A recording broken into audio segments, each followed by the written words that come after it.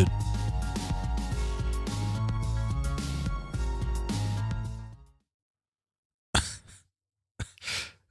Why did... Why is everything breaking on me? Hello. I'm messing around with another model. Hello. Hello, I'm back. Hello. Hello. Hello, Professor. Last, no funny words from me. Shame. Drunk because I'm missing Vriska like a motherfucker. Not really. It's a pretty dead day here at my work, too. At least it won't be a dull day with the professor here. Yes, yes. The double F is important. The double F is important in the name. Oh, now he's blonde. Yes.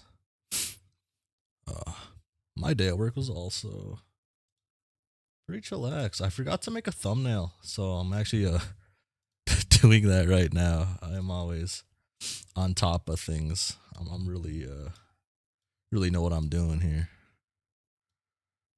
Ah.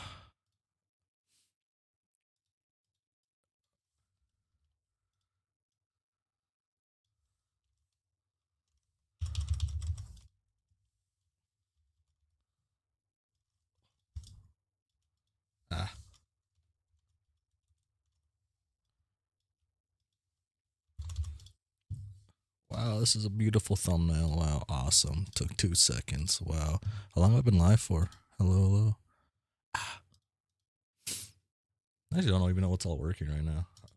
JPEG, export. Call this one A.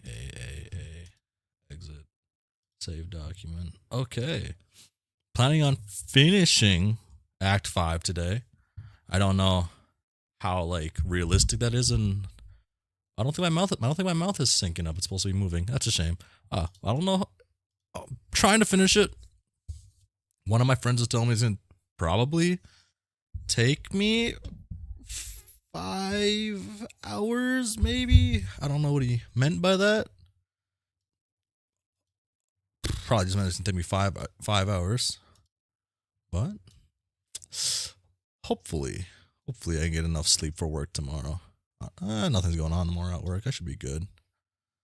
Can I add a thumbnail while I'm live? Can I do that?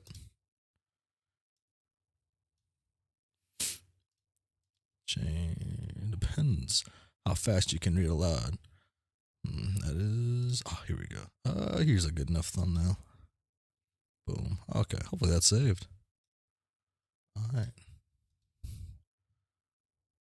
Oh.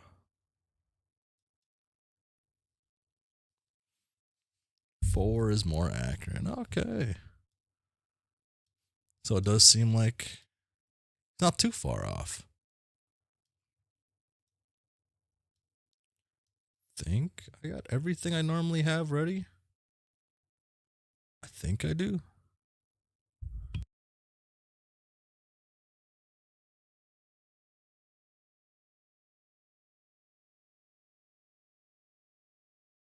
Okay.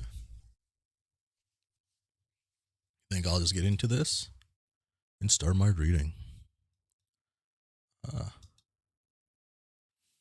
In some between discussions, not too far away from an S page that broke several sites. Ooh. I mean, it was like, it was 2011. Breaking several sites isn't that impressive. Boom. Oh, this is new then. AC.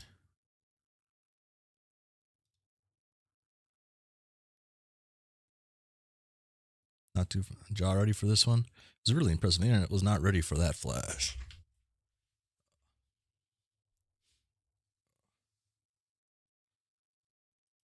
Oh, all these are new then, right?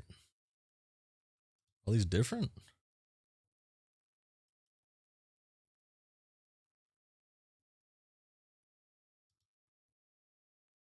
Oh, what's the gimmick here?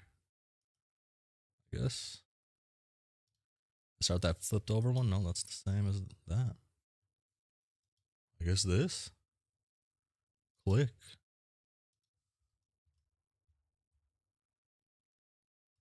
The gimmick is pick one. Oz.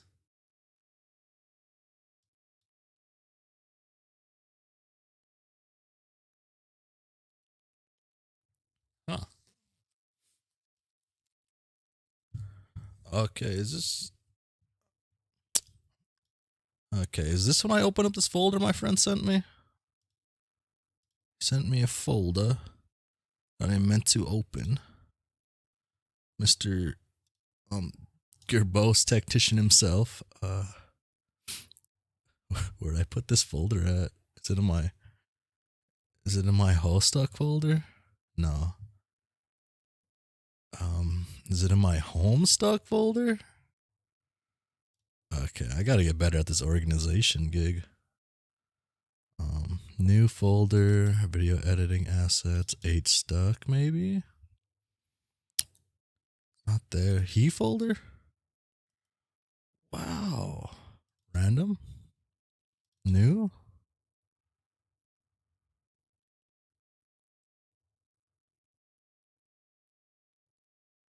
Didn't you actually go to the second set of panels? I did actually go to the second set of panels, but I believe I went back to the normal ones, right?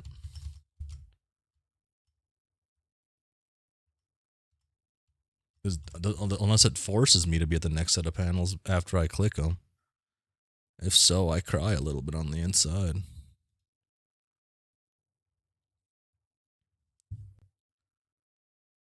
Boom. Interesting. I lost his folder. Oh no. I could re-download it. Oh, no, it's in my music folder. Haha, I found it. It's in, right? No. Homestuck. They be different pages. Okay.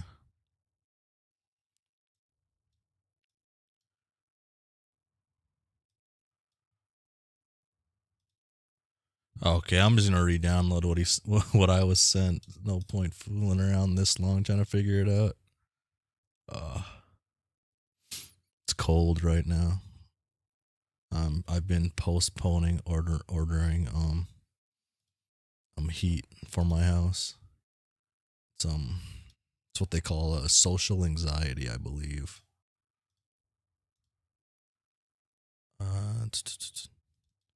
7-zip file, Homestuck, part 2. Put that in my music folder. Okay.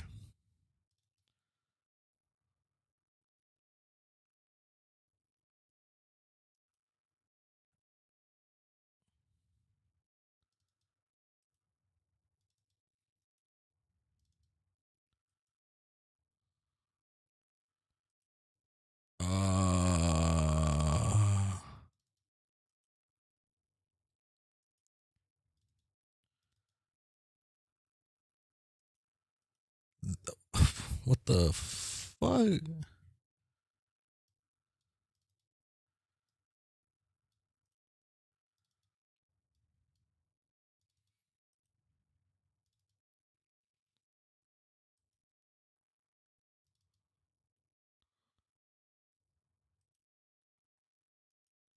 I mean, once the NY neural bait is due over any minute now, yes. How to.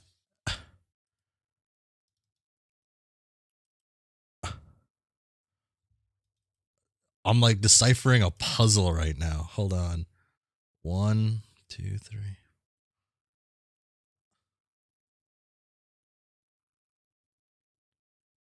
Huh?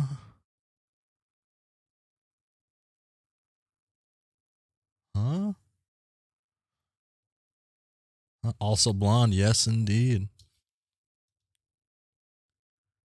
Yeah, that is correct. Yeah, without the E. Oh, I'm just. Yeah, I figured this. Okay. So I'm trying to decipher code so for the video for the audio files. My buddy's not able to join reading, but I don't know what the fuck these mean. I think this is what I'm supposed to do. That maybe not. Maybe I clicked the wrong one, and I'm just confusing myself. Um, I'm about to just call this guy. Yeah, I'll call him. Yeah, I'll call him. Oh, wait, I gotta make sure he's muted. Boom, boom. He's muted. I'm not. I don't want to read this without his recording. He put a lot of time into it. He put his own time into this stuff. It would be doing a disservice to my guy. But let's do this one. I assume they're not going to be in this one. Okay, they seen me try to call. Ooh.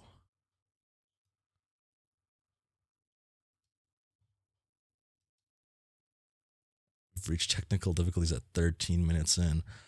It's a shame too. I tried not to have technical difficulties. Oh shit, it's my little dude. Pick.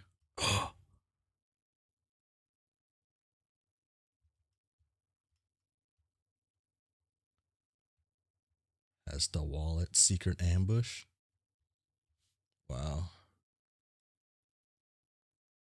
Oblivious. Okay.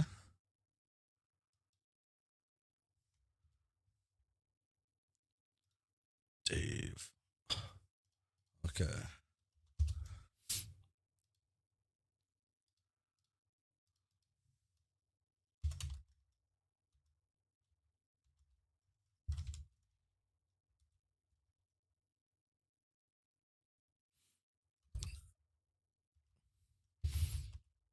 If you think I should save this for last, that might just mean I should save this for now. Oh, I gotta call. Not muted yet. Not muted yet. Not muted yet. Not muted yet. Not muted yet. You're muted. Now.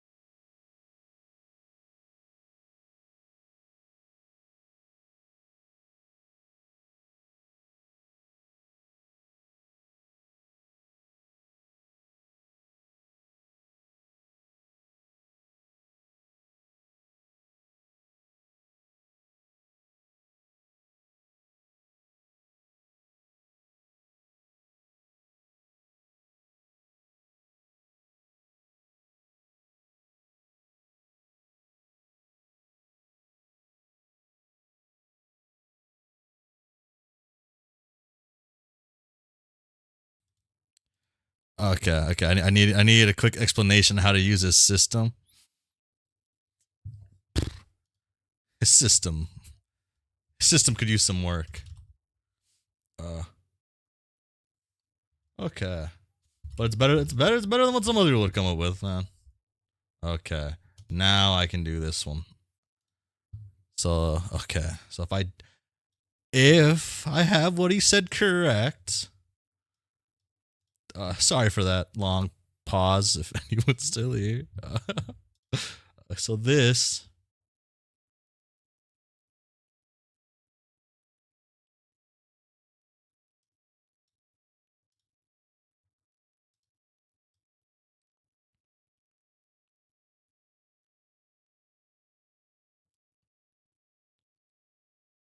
I'm always talking to no one in my head, but this don't line up, do it?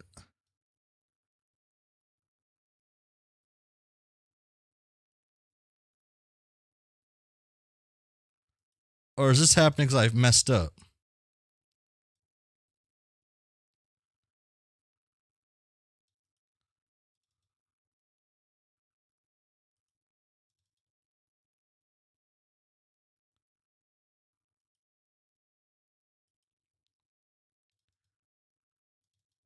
I'm a ghost on the stream.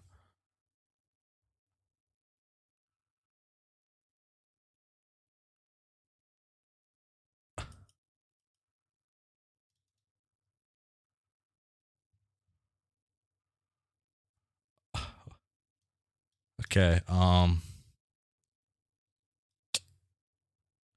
Dave next. Ooh. Feel free to do them.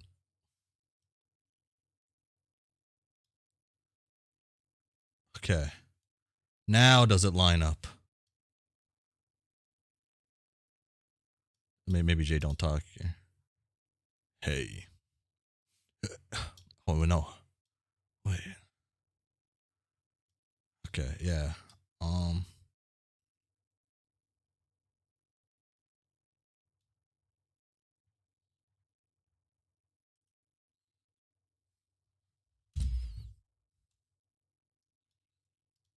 Oh wait, I'm trying to use this thing, but it's not lining up like he told me it would. It's been 40 days from this.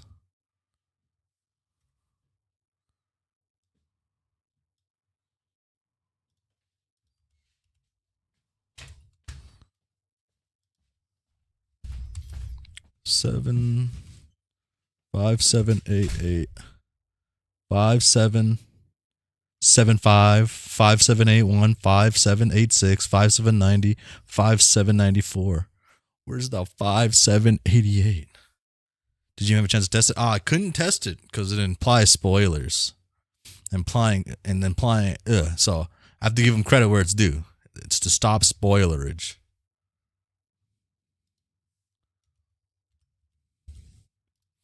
So I guess I just go until pages start lining up. I think that's the play here. I think I just go until pages line up and I see it makes sense. I think that's the only thing that makes sense to me right now to do. So that's what I'm going to do. Ooh. And to start, we need my boy on the screen.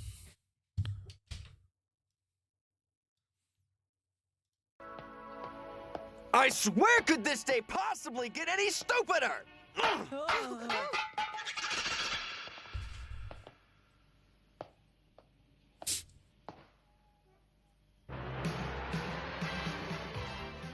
You're a meshy.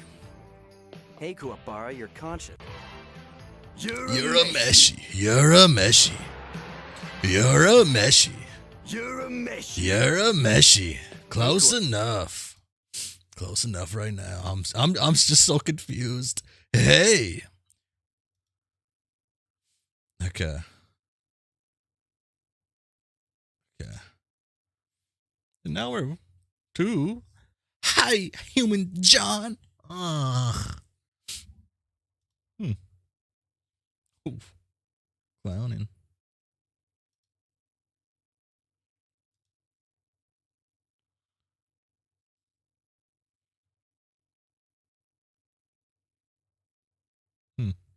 I guess I just go with it. Anything different up here? Doesn't seem like it.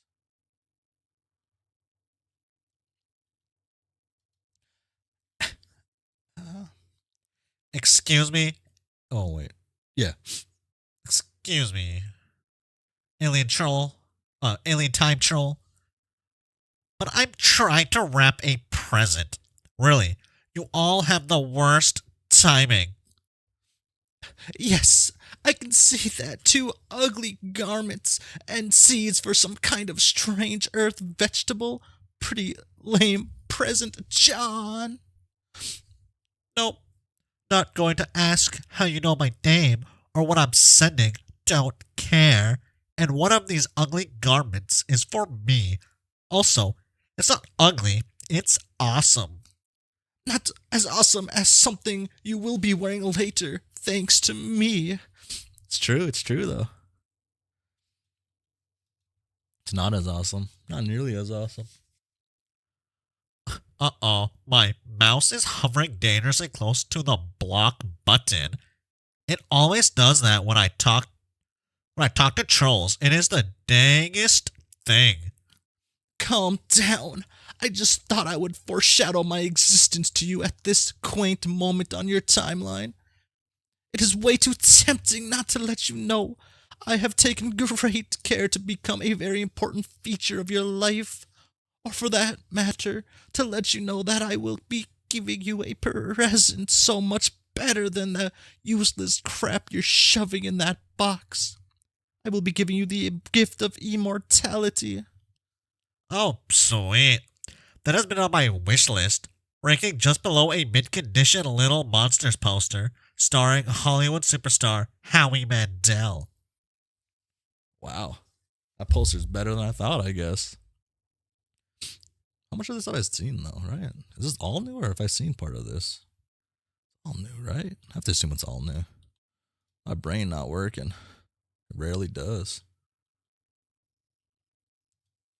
Can I expect it to arrive on my next birthday? Yes, as a matter of fact, nice guess. It will come at a cost, though. The Mandel poster or immortality? The latter, jackass. In order for you to claim it, you will have to be quite gullible and allow me to arrange your murder. I see.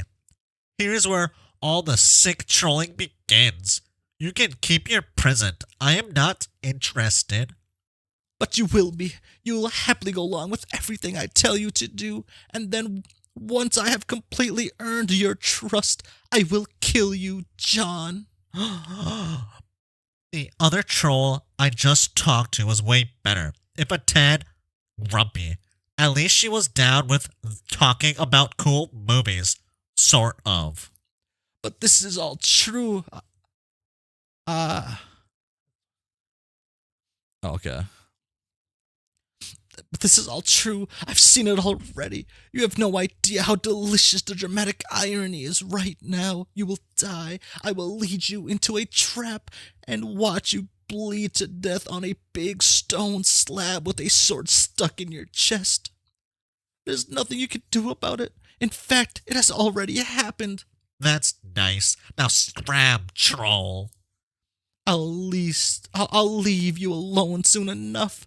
I was just feeling pretty pleased with myself about all the brilliant plans I made for you and your friends. Stopping by in your past to mess with your head is really just a courtesy, because I like to think we're pretty good friends by the time I get around to killing you. Okay, you got me. My feathers are all ruffled, and I can no longer tell my ass apart from a big orange earth vegetable. Now, can you leave me alone? I guess so, but my inevitable grisly murder of your notwithstanding, you're a pretty... Oh, okay, I got messages. Okay.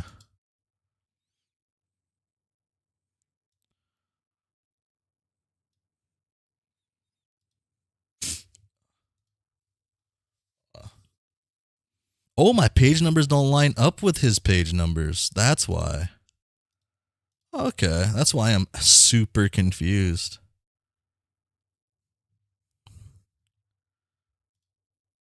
Oh, that's sad. That's sad they don't match up. I think there are notes that let you tell you when the conversation repeats, but I may be wrong.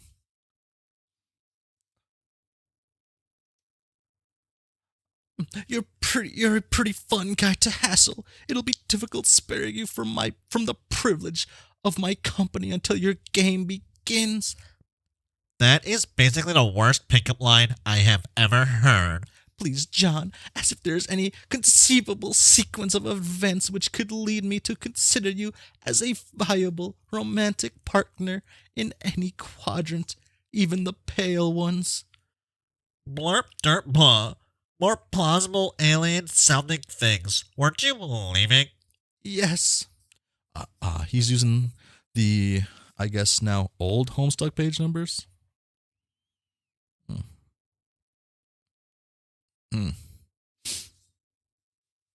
Which page numbers am I using, actually?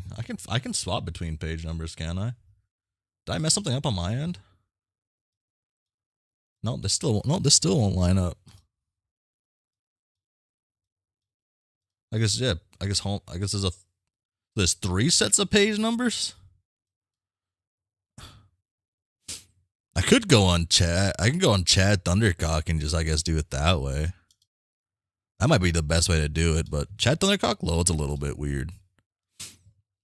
I'll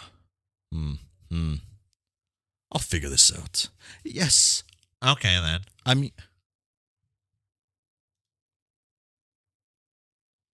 my pages are right. Fuck you. Wow, this guy's getting aggressive.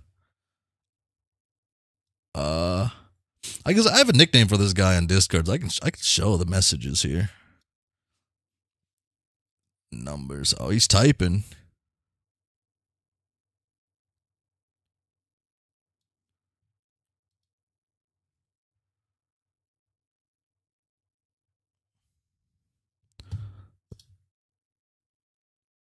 Not where the voice was. Oh my god, this guy is so cringe with it all. Oh, this is okay. Start of said choice. Okay. My bad. I guess I misunderstood him when he told me what to do. He said line up the page number with the voice that's going, but I guess he meant before the voice. My bad. I'm a something. These 3 words combined. Yes. Okay then. I mean, I was going to, but now I guess I'm not. Oh, why? Because this isn't really happening. It isn't? It did once, but now it's just a memory. I guess I must be dead. Boom. Damn.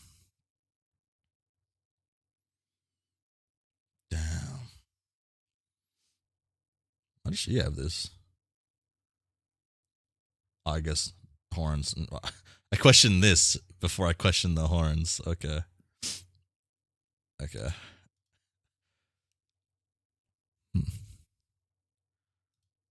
Dude, he does this such an awkward way. Okay, is this conversation over now? Can I keep packing my present? The conversation as it went before is already over. I said goodbye and you blocked me. Don't you remember? Well, I was going to block you, but then I didn't for some reason. Exactly, because we've already been through this. You're either asleep or dead like me. Man, I can't believe I let her trick me like that. Such an amateur mistake. I guess I am feeling something like deja vu, maybe. I still don't think I believe you, though. Hey, do you have any recollection at all of the last message I sent you before I died? I don't even know who you are.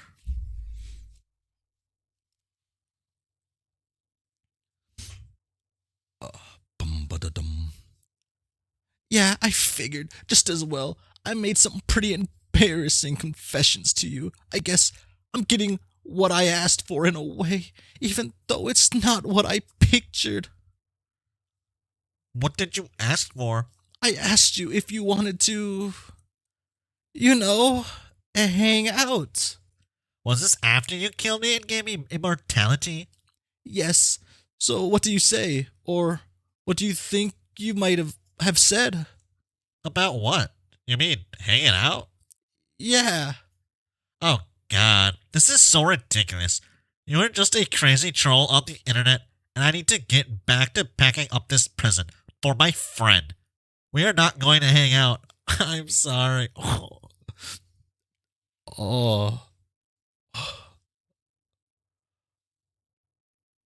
It hurts me a little bit there. Be real. John, there is no present. You are not in your hive and you don't have anything to send. She received it a long time ago. None of this matters anymore. If you don't believe me, you are free to look out your window. What will that accomplish? It might help you remember, and you will be able to see me if you want. John can be pretty blunt. It was...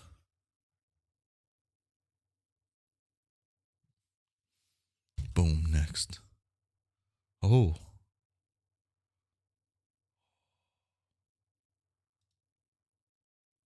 Oh, shit. Damn.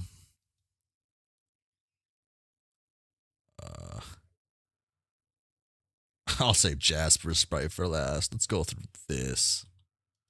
Boom. You're a meshy. Here's one for you. It's a whopper. Are you ready? For what? This huge motherfucking whopper I'm about to just say. You mean a Connard of bohemic embezzlement? Embellishment? Ah. What? Or was your resolve finally dismantled by the siren song of all that flame-broiled beef? Oh, no. Okay, first, do you even have a Burger King?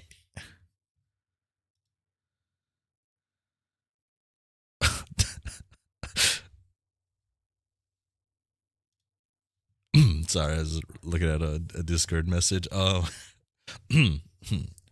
No, okay. First, do you even have Burger Kings out in the fucking woods? Why do you reference things that obviously aren't in the woods? Like terrible burgers. You know, I'm gonna say something. The Whopper is better than the Big Mac. I think by quite a bit, actually. I'm just gonna throw that out there. Real swift. I'll limit my embellishments of reference to lumber mills and sugar shanties from now on. Also, there's a Burger King less than 40 minutes from my house.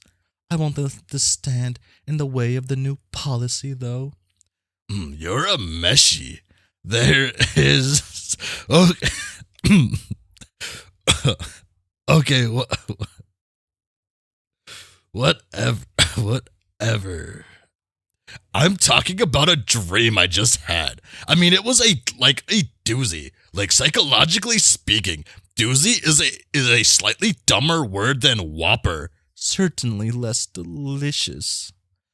It was absurdly heavy-handed. My subconscious was really slathering on it. Like, whatever tangy sludge the king himself squirts on his bargain patties. It's possible that I dreamt it ironically. I don't know. I figured you'd be interested in hearing about it. It's every bit as thick and juicy as half-pound of sizzling grade A premium. Okay, this is stupid. We've got to get this get burgers out of this conversation. Are you busy? Yes. Cool. Listen to this.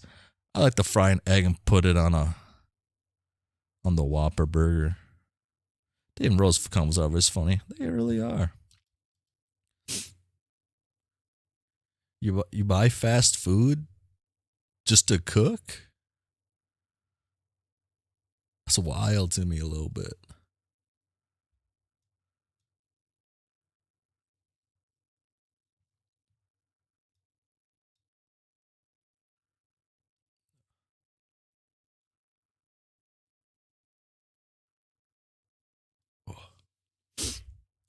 I thought you didn't.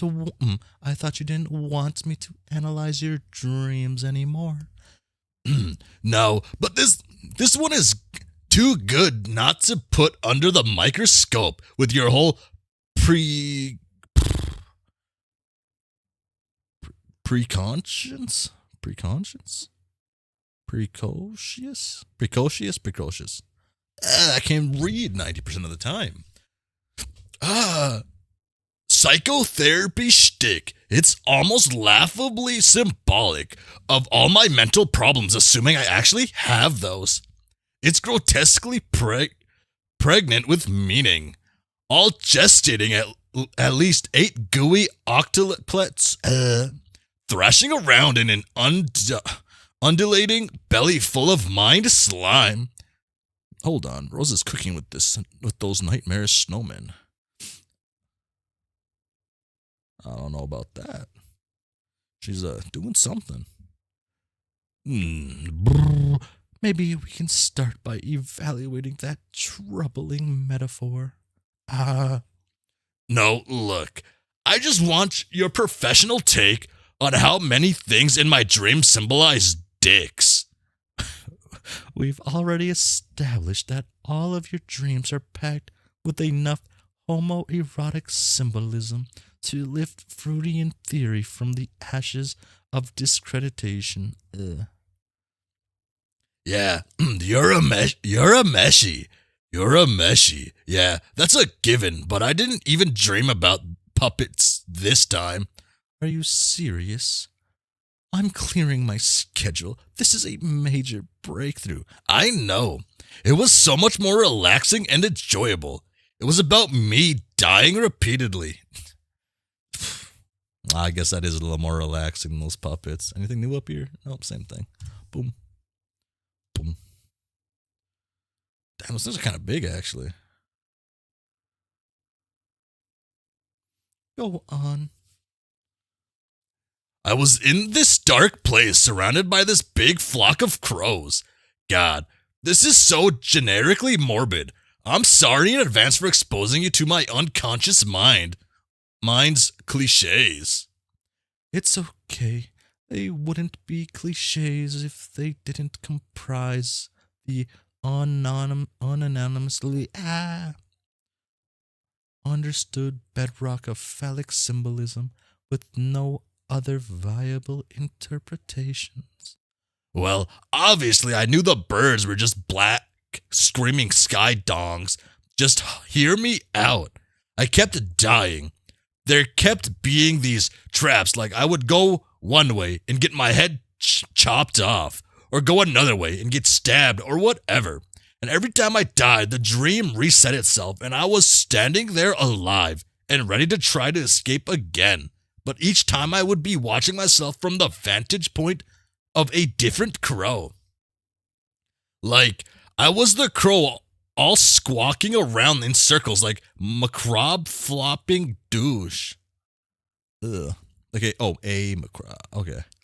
And I would always watch myself try to do something different to dodge the traps, but I always ended up dead. I know what you are, Dave. Rose, definitely. Well, if I learned anything from my extensive skimming over the Wikipedia articles of dream analysis, it's that this dream is very unlikely to have any literal significance whatsoever. It's probably not about dying at all. You mean maybe it's about anxiety over maintaining my blogs, or that my beats might not be ill enough? Yes, in fact, if you were on my couch, that would have been my next question as a licensed professional. Mr. Strider, have you considered that what you actually dread is to have your urban rhythms exposed for what they truly are, which is, clinically speaking, just shy of the bomb. Oh, my bad.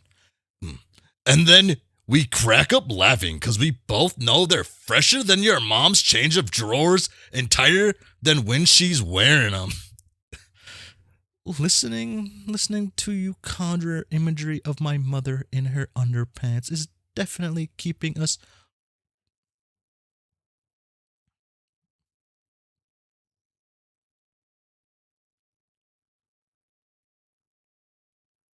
I. Why? I'm actually gonna look this one up because I feel defeated by this one. Normally I don't feel defeated by the words, but this one feels like it defeated me. Is it just buoyed or something? It is just buoyed. Okay, wow. I need like a brick to throw at myself. Us buoyed high above this swirling Freudian hellhole. Well done. Please. It's not like she's my mom. I can visualize her choice ass all I want without it getting much more than moderately uncomfortable for everyone involved. What if you're wrong? About what? Her not being your mother. Don't worry, you're probably safe. Luckily, I can think of no literary or historical precedents for that sort of folly whatsoever.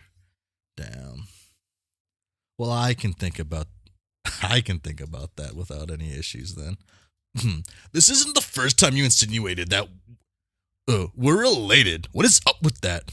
Isn't it? No. I mean, I'm not sure. You're a Meshi. I feel like you've brought it up before, which is kind of weird. But now I don't know.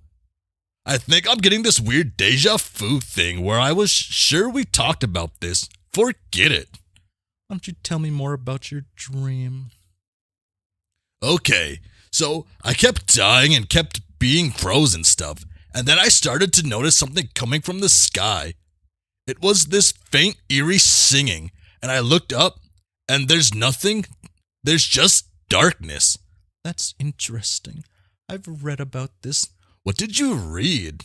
Certain texts say singing from the unknowable void carries a message that its recipient has been selected for a mission of supreme cosmic importance that will result in your death and that of billions more, but one that is essential to the perpetuation of existence itself.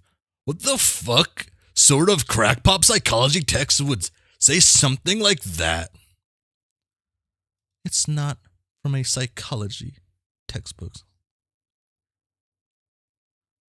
Also, no, I did not forget that. But what I was saying was, Rose's mom is not my mom, so I can think of what. I don't know what this GIF is from. Sorry, I'm still getting Discord message.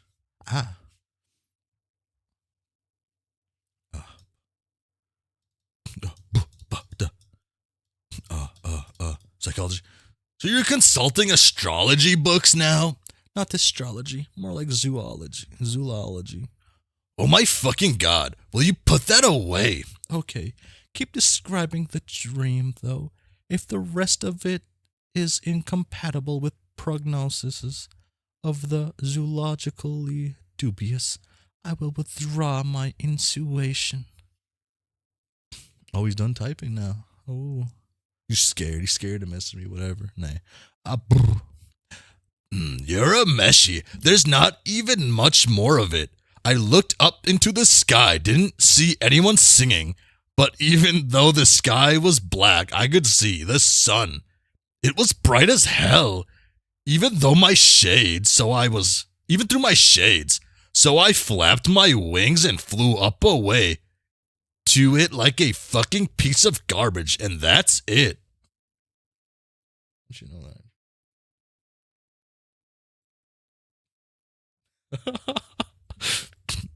Oh my god, this guy is my My bro is endangering himself and other people trying to prove himself correct. This madman.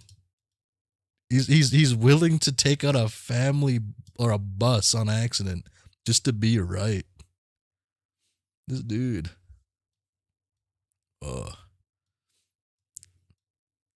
I need that kind of determination in my life, though. I guess.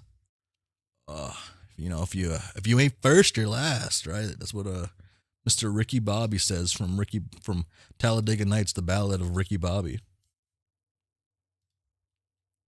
This doesn't strike you as an impulse of self-destruction?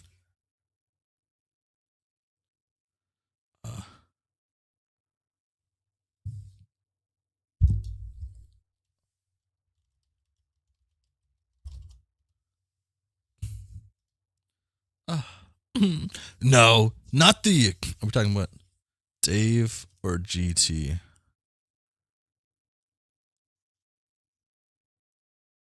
Well, I was talking to my friend about wanting to win. Gerbose.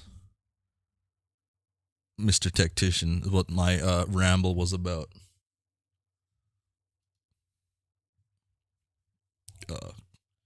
Nah, not in the sense that it was a dark sacrificial zoology mission. It was more like somewhere to go besides watching myself die a lot from the vantage of a feathery murder of dumb shitty birds. So if hypothetically you were to accept such a mission or even insist upon one, it wouldn't be the spirit of genuine sacrifice but of escape. What the fuck are you talking about? Okay, something's wrong. This whole conversation is falling apart. This isn't how it originally went at all. We were making good progress too. Why did you have to go and remember? This happened months ago. Does this mean I'm dead? Oh, damn. Completely normal convo. Damn. Oh, the snow stayed. Oh, there's the sword. That's weaker than his other sword, though, he said, right? Durst. What do you think? Stop it. You're a meshy. This is so sick. You using the dream bubble bullshit to pick apart my psyche. Am I dead or asleep? If you're starting to remember, you should be able to tell me. God damn it. Maybe I'm just as confused as you about it. Yeah, right. Am I dead or asleep, Dave? I don't know. Try to remember. I don't know, you just got Jasper. And Nepeta?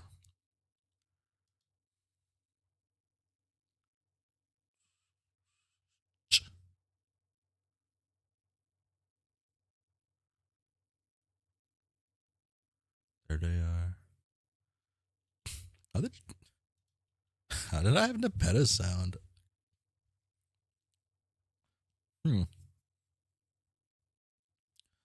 Did I push Jasper spread on anybody else? I don't think I did I?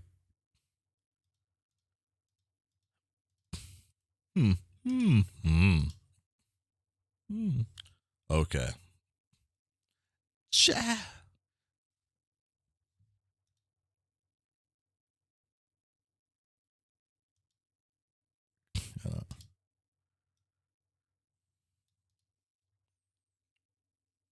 Oh. I'll pick up maybe. I got work tomorrow. Jasper. Jaspers. I guess I should say farewell to you now. Why, Nepeta? Because this is the end of your timeline, and I don't know what cat puns to do to you after this. I mean, happens to you after this. That one was kind of obtuse. Sorry. What's a timeline? Close enough. That's a hard question. Okay, imagine a long, tempting strand of yarn. Yes, yes. Oh, this is great. Now imagine instead of being made of wiggly, enticing stuff, it's made of what lets you exist. And you are right at the twitching tip of it. Don't you see? Look at the sky. Meow. Yes, I see. I see the sky and can tell that indeed something is going on. But aside from that, I don't really understand what you said about being a cat and all. That's fine. You don't have to try too hard.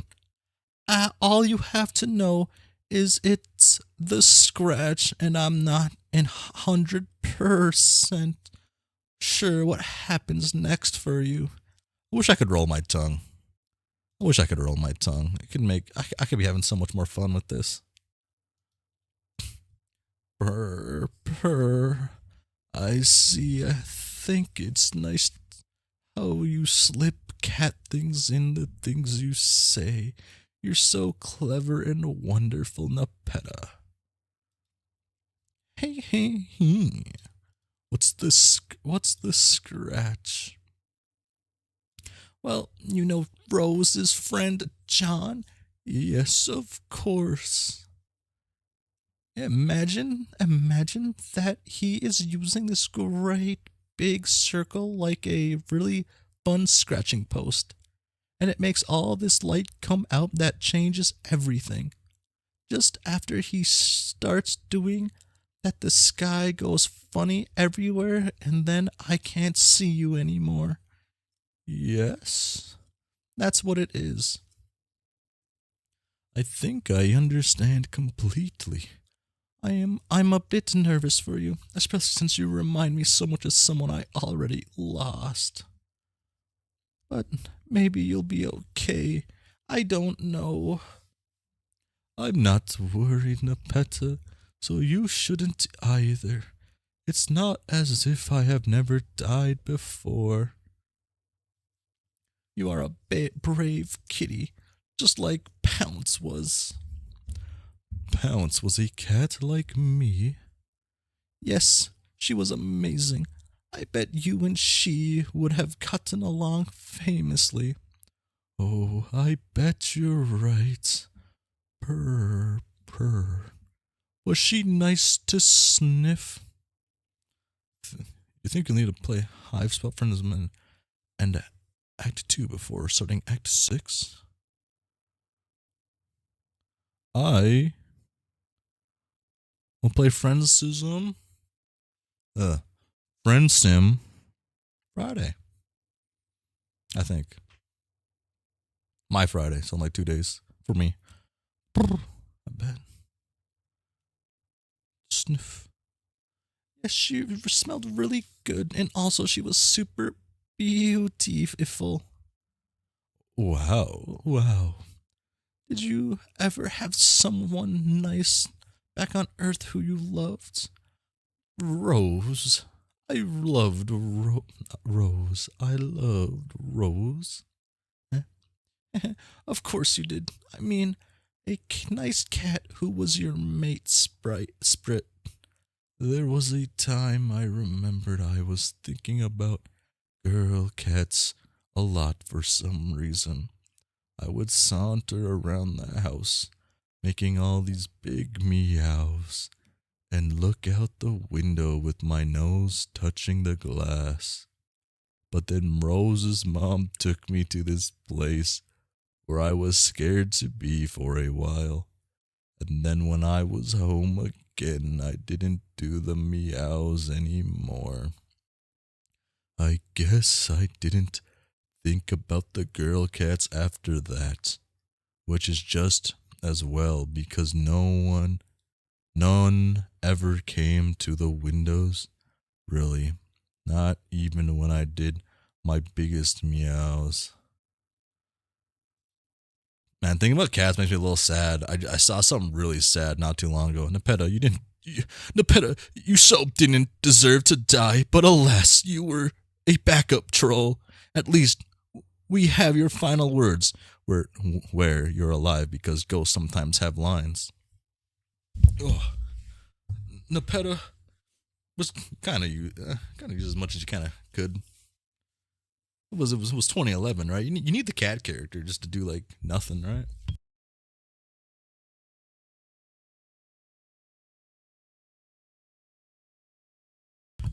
Oh man, I got like.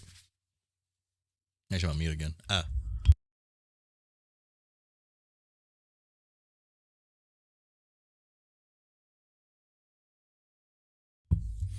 Oh, I don't have my hand tracking on. I forgot to turn that on.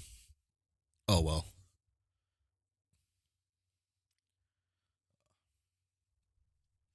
Ugh. If only. Wait. Oh, I was here. Ugh. It was sad seeing the Peta's head just chilling on that desk.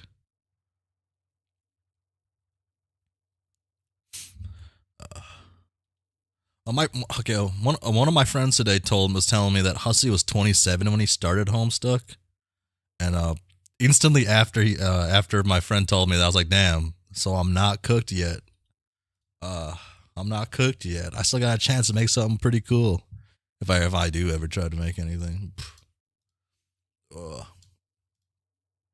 Okay. I got all of my windows proper. Okay. Okay, that's too bad. But I bet lots of girl cats would have loved to be with you if only there had been some around to hear your lovely meows. You're really nice. You're really nice to say. You're really nice to say so. Nepeta, what about you though? Me? Yes. Oh. Oh. Well, I have never told anyone about this. Not even my Moirail. He's actually the last guy I might tell. So he wouldn't approve it. But yes, I have liked somebody for quite some time. But alas, he doesn't know. Somehow he doesn't know. What don't you what don't you tell him? Maybe you can win his affection by rubbing your cheeks against him. That's what I would do. Oh, no. I'm too shy even for that. And he is so adorably grumpy all the time. It probably wouldn't go over well. It's hard to explain. Maybe cats think differently. But trolls tend to be pretty cautious about expressing their feelings when it comes to the flushed quadrants. What's a quadrant? It is, okay. It has romantic application, but it is also something more general than that. A quadrant is, how do I say this? A quadrant is a thing in a group of things that consists of four similar things. Like paws? Exactly like paws. I see. That's really easy to get. I think you should tell him that you liked him. You like him. You might not get the chance if you don't. For instance, I think instead of me meowing at windows, I should have just scurried out a door before it could close. Then I might have found a girl cat to sniff. Oh well. I know, but it's just not that simple. I can make someone else jealous, I think. And what if he doesn't feel the same way? And it's so complicated. Oh, complicated. My bad. Maybe I just need to let it go of the silly infatuation. I think it's never going to happen, honestly. You shouldn't lose hope. I have another story that might give you hope, even though it should be noted again that I'm only a cat. Oh? Wait, this wasn't the one. Okay. Yes, one time I was with Rose, and I was sitting there dressed up in my suit with her as happy as can be. But then she disappeared. The whole place disappeared, and I was in another place. There was no Rose, there was someone else. I guess I loved her too, in time, but never as much as Rose. It just wasn't the same. I kept waiting to see Rose again, but never did, and finally I lost hope that I would, and then I died. Hmm. But then I became alive again, and I got to see her, and I was so happy. Purr, purr, purr, purr, purr. That's my story, and that's why I think there's always hope, even if you die. So you're saying that maybe I will have to die to get to be with him? Yes, maybe. I hope that's not the case, but I guess you just have a different way of looking at things. Thank you for the advice, Jaspers. Purr. Ah, so there's so Hussie's saying there's still a chance. There's still a chance, Hussie's saying. Hello, hello. Hussie's still saying, telling me there's a chance. Okay, and that's like, that was everything, right? Boom, on this page, click the panels. Yeah, that was everything. Try to make sense of this mess yourself.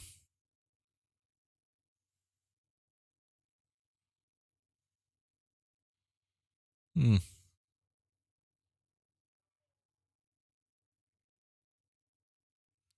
Netcat still possible? Carpetta?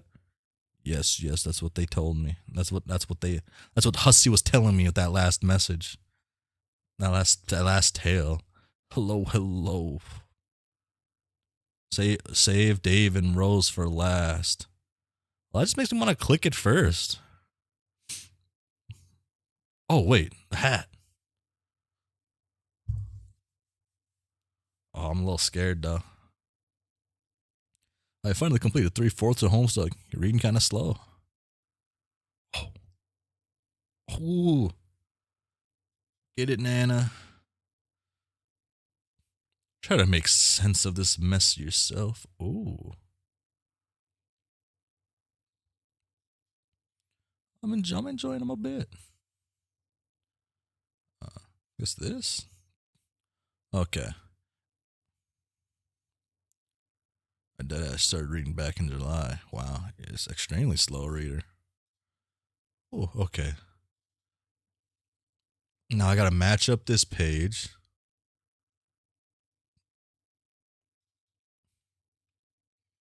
Which is this. Oh. And then I have to set this as voice meter into no, not voice meter into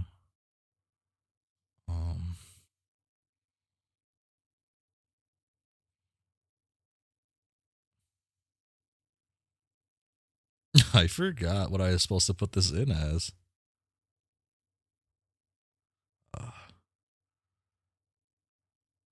I saw you did some streams of just listening to the music albums, and I loved that. I still got a lot of music to go through. A lot of good music. The music goes by really fast. Actually, I feel like it feels way quicker than it really is. Like I'm drawing a blank on cable input. Was it just cable? It's just cable input. I'm a nincompoop. Oh, it's just right here. Hello, hello. This like brightens and echoes, and this lets me go. Hello, hello, everybody. Sorry for that. And then this should send it to B3, and B3 should be this. Yeah, that should be B3, and then I reopen this, and I need this open still, actually, for stuff. Okay. Oh, I never turned Gearbolts off. He's just been there. Oh, wait, I turned him on earlier. Never mind. Oh, okay. And then we turn this up loud, and I go like this. Are you okay? Okay. Been better. What happened to you? What happened to you? I died in my dream and came back as a dog. Oh. You're a meshy. Oh. I turned into a bird and got into a fight. Huh?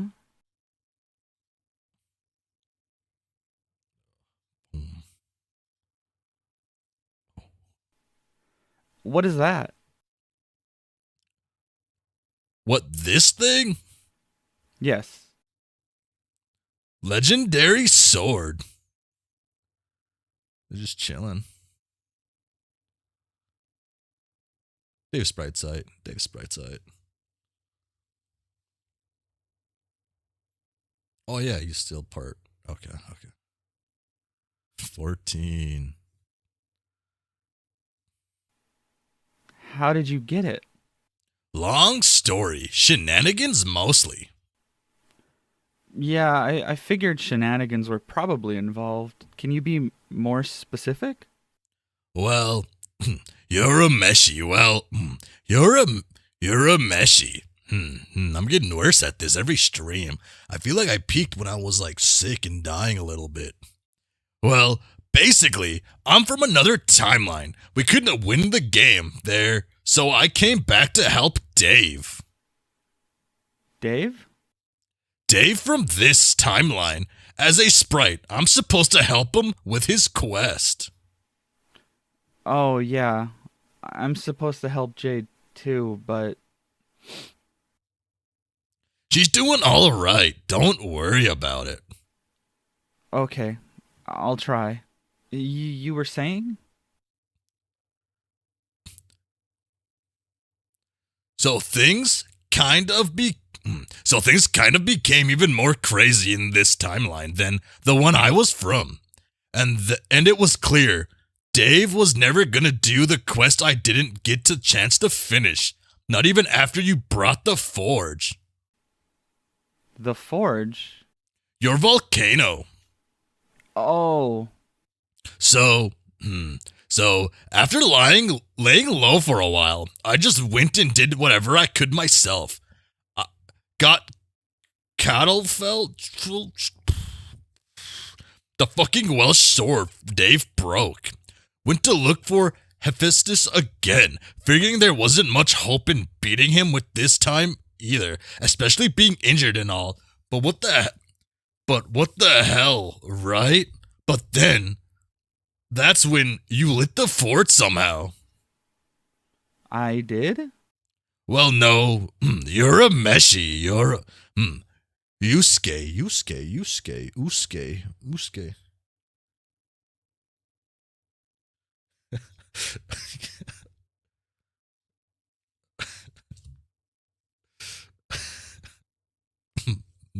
Sorry, Discord message. Yusuke.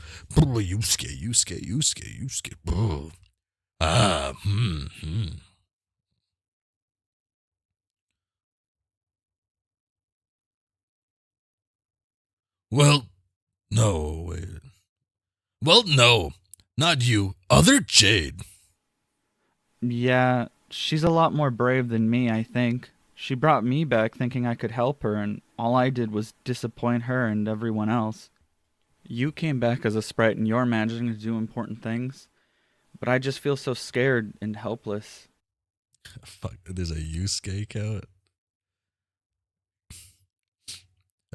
Sounds like you came back because Jade made the decision for you. I made the decision to come back myself. Maybe it'd be different if you had the same chance. I don't know if I would have if I had the chance, but I'd like to not feel so useless to everybody. I think everyone's on top of this. There's not much for us to do anymore. What about your sword? Isn't it important? I guess so, but not really for me since I'm not the real Dave anymore. I'm still not sure how you got it. Oh, my bad. I need to do that. Okay. What does it have to do with my volcano? That's a bit complicated. See, it turns out I had no idea how the denizens worked at all. Try to make sense of this mess yourself. Okay. Let's go back to my boys. My boys. Boom. Oh. Get 'em, live. Pick again. Remove. Put back. Escape. Total success. Try to make sense of this yourself. Interesting. Boom, boom, bum, ba, boom, ba, boom, boom, ba, ba, boom. What's all in? I'll be nice. I'll do that one last. Boom, ba-dum, ba-dum, ba-dum, boom, ba-ba. Damn. Damn, you know that. She looks. She's the only one that looks wrong with like different, like without her pupils. Or eye patch. So, it seems that you are in fact an alien with horns and everything. Huh? Yes, John, horns and all. That totally proves I'm an alien beyond a shadow of a doubt. Now, what? Now, what do you make of these blank white eyes of mine? What do you think that could mean? I don't know. Aliens usually have big spooky eyes, don't they? Humans have literally the dumbest extraterrestrial lore. Weren't those supposed to be aliens on your posters? For some reason, I think it might be the snow. Maybe, I hit the back button. Ah!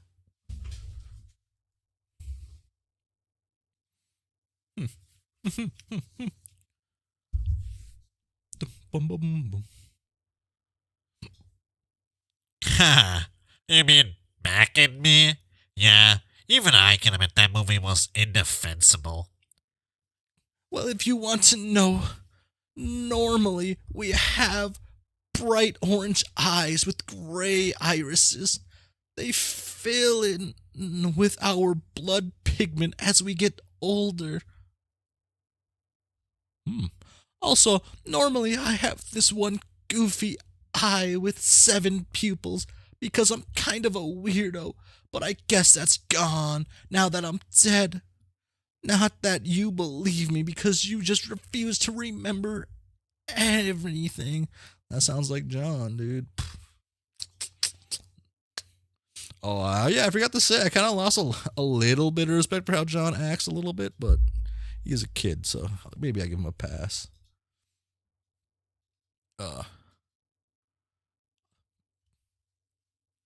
I can accept that you are an alien, but come on.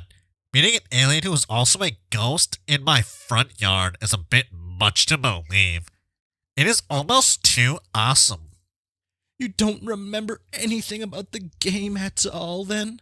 The destruction of your planet, bringing your ancestor back to life as a clown woman, putting a huge flaming ocean out with your magical wind, Jack Noir, dying, resurrecting, and possibly dying again? Is any of this tickling your sponge? Huh. Nope. Sounds cool, though. Fuck. I cannot believe how cold it is on this planet. How can any species possibly be able to survive somewhere like this? Yeah, I lost. I thought you looked pretty cold out here, so I brought you this jacket. Not for this conversation. This is more like just standard John things. John just kind of being John and never being more than just John, kind of. Like, you know, I love John. I was loving him a lot, but he's like,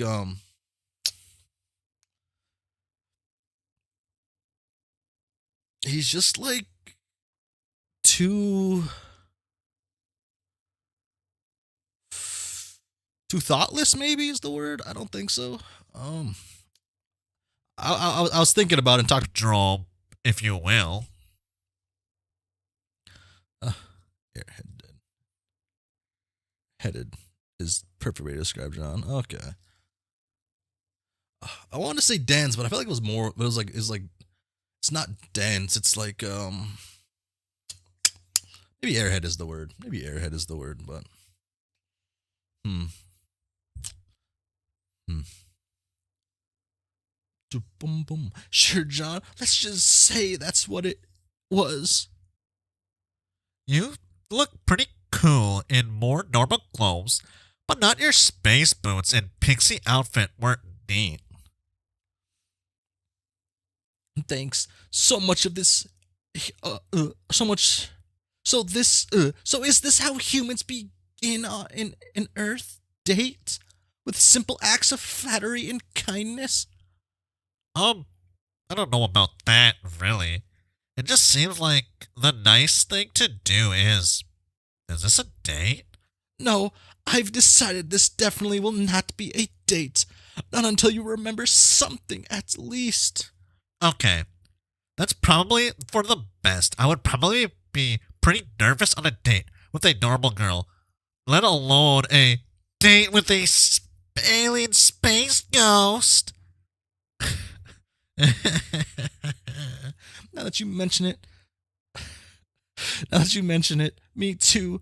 Probably your goofy awkwardness is a bit contagious, frankly. So, now what do we do? Well, since I'm presuming you are new to the planet, I can show you around the place. Oh, shit. Damn, she's not amused, dude. That's like the coolest fucking thing in his yard. This is my grave slide ghost pogo ride in all its glory. In my childhood, it was hours of fun and hundreds of painful injuries. Hey, this thing isn't slimy at all. What the hell? Nope. I've noticed humans don't seem to keep any slime around the hive, and yet you are strangely cavalier about your open display of certain receptacles. John, instead of motherfucker saying my child as a 13-year-old. Fuck, man. I was the type of guy to say my child as a 2-year-old, so I can't blame him for that. Uh, what's the deal with that? Is it that you're just that ashamed of your secretions as you're just the species? Not really. Humans just don't really have much use for slime, I guess.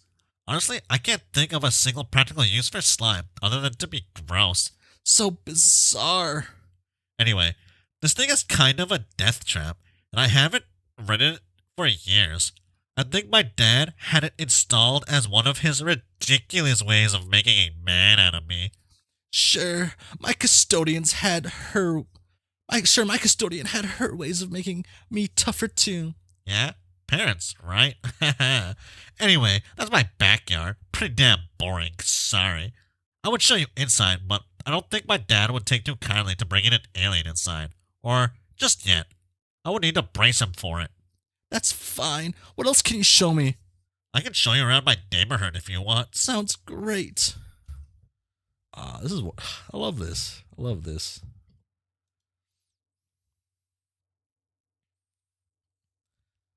These are my neighbors who live in the same looking houses as mine.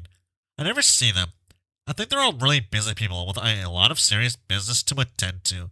Hey, look, the snow is melted over here. It's really warm suddenly. Weird.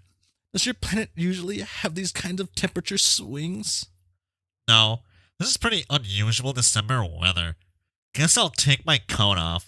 I can take yours back if you want. No thanks. I think I'll keep it on. Oh.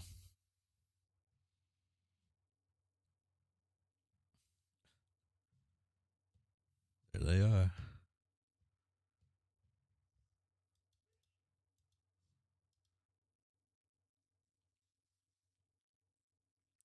There's not really much to see in this town, but there are these lakes.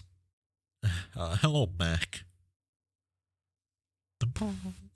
This lake here did not used to be a lake. A long time ago, before I was born, there was a factory here. My dad says there was a huge explosion. He was walking by with my nana when he saw it. Then a little later, my nana died. My dad never told me how, except it involved a big joke book. I never knew her, which is too bad. She sounded nice. I know what happened. I saw it. You did? Yes. Do you want to know? It might jostle your memory. Okay. I believe this lake is where Jade landed. You landed a little ways over there, about where your hive is now. You clobbered your nana to death with the aforementioned joke book. But it wasn't your fault. You were both just a little wigglers riding meteors from the future. You created yourself, your nana, Jade, her grandpa, not to mention Dave and Rose and their guardians, all in a lab using paradox slime, and sent them back in time as the silly grubs with arms and legs you call babies. And here you were doubting the usefulness of slime. Wow, really? Yes, absolutely. I paid close attention to all this because I thought it might give me some clues about us and our ancestors who were made the same. Any of this familiar? Huh. That sounds incredible if true, but Has my head been doing that? How'd my head do that? How'd it do that? Oh. That all sounds incredible if true, but I don't even have the foggiest memory of that happening. Yeah, I figured as much. Since you seem bent on staying in your dream bubble, Coma, why don't I continue the tour? The tour? Of Earth? Sort of. Whoa, your neck broke. Upside down head? What the heck just happened? Okay. Whoa. Okay, so that hasn't happened. Okay. Oh, wait, let me turn Mr. Bose off right now. What's happening? We are going on an adventure. Oh, where? Through your memories, through mine too. This would be a really fun thing to do on a date, I think. If we actually were on a date, which we're not. Boom. Ooh.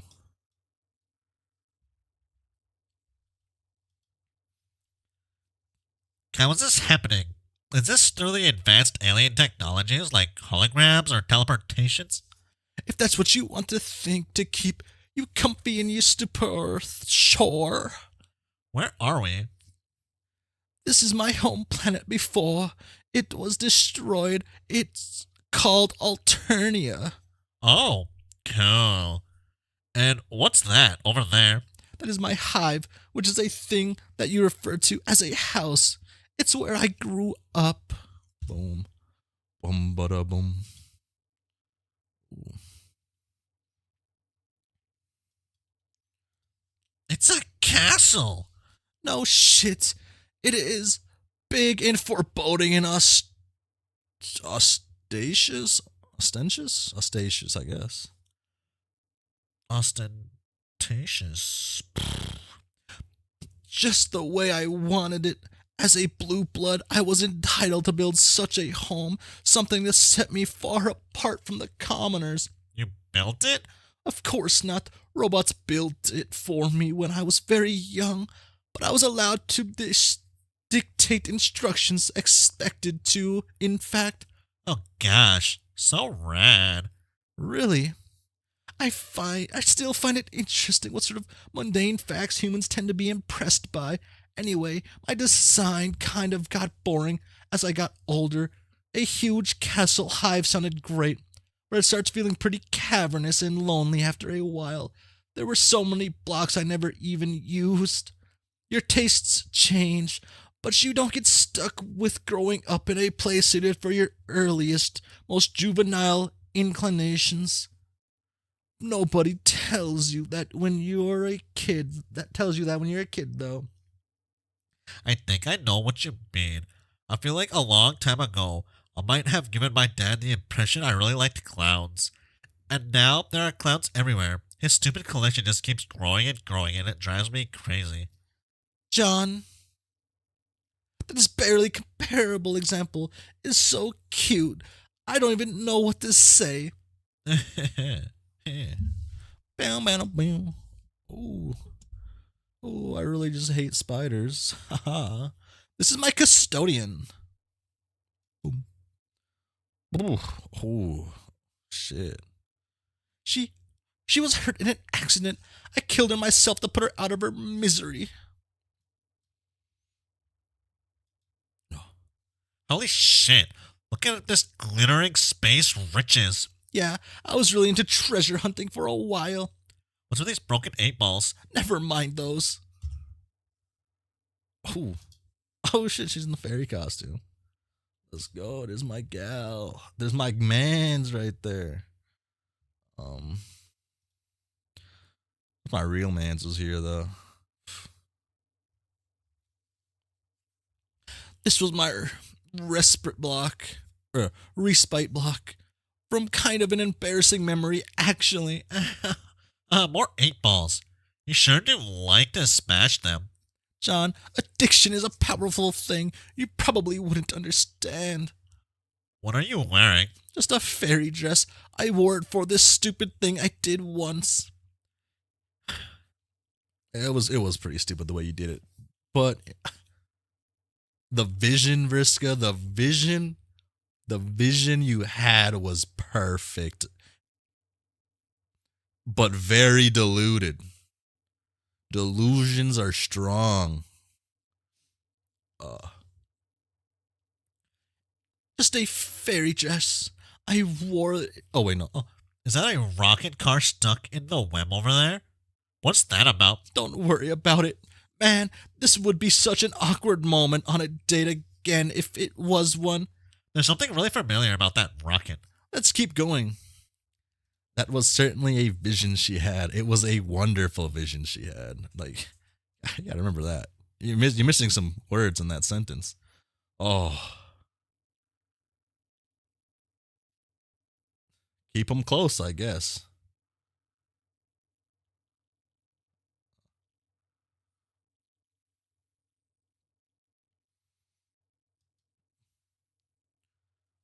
What's happening? Are we back on Earth? You tell me. It's my house again. Why are we here? I was having fun seeing your planet. I don't know, John. They're your memories. Boom.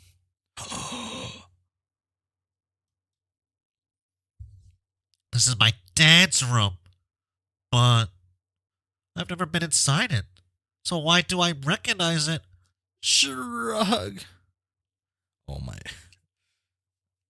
Man. I think there were some birthday presents for me in there, but I can't recall which birthday that was. It was your 13th. But I'm 12. Oh my gosh. Oh yeah, I remember this. There were these apes all over my house acting all rambunctious, but why? It's all so hazy. Where's my dad? Sounds like some things are coming back to you. Any chance you remember me yet? No, sorry. Oh. It's a mix. Cool little mix of both. Oh yeah, it is. Okay. Boom, bada, boom, bada, boom, boom, boom, boom. Hey, look! That's my dad! What's he doing here? Boom.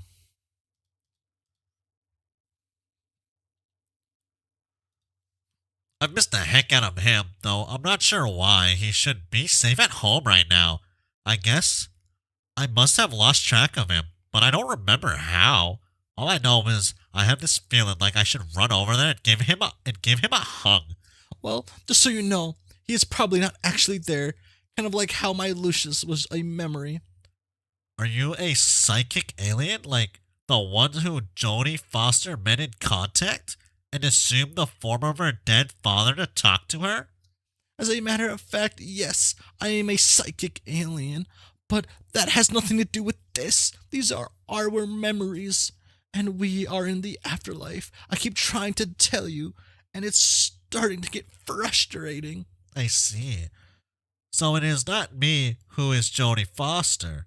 It is more like you are Jodie because nobody believed her when she came home and had amazing tales to tell, except Matthew McConaughey. But it's okay. I will be your Matt McConaughey. Does that mean you'll believe me now? I guess I always did, sort of. I think I've been in denial about what's happening here. It's nice that you're believing me, but that doesn't mean you remember yet. So, if this isn't my dad, then where is he? He died too. You saw his body, don't you at least remember that? No, not at all. I am remembering a bunch of things, but not that. Then what? Do you remember me yet? No, I only remember when you contacted me and said you'd kill me a little earlier. But that was months ago. I do remember talking to some other trolls like you and playing this game. It was not on my 13th birthday. It was on my 13th birthday, and I was really looking forward to playing it, but it was late in the mail. I got some presents from my dad, like this big weird clown doll that I didn't like much, and some fruit gushers. Oh yeah, I also realized gushers were made by Benny Crocker. That freaked me the fuck out. Did you realize Benny Crocker makes gushers? This comes as news to me. Well, she does. Her villainy knows no bounds. Oh, he also gave me this suit, which I remember wearing for a while. But it didn't look quite like this. It had a black tie and no ghost, so I improved it. Actually, I remember dying in a suit. You do? You do? Oh, I got a message.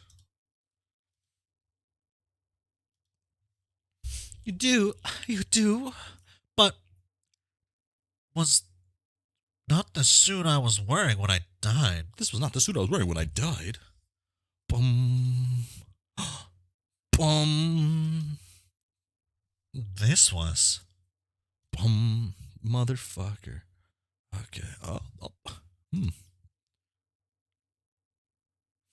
And now we realize this isn't our John. This is when John from Terezi killed him. Yeah. Terezi killed a lot of people. And things weren't adding up.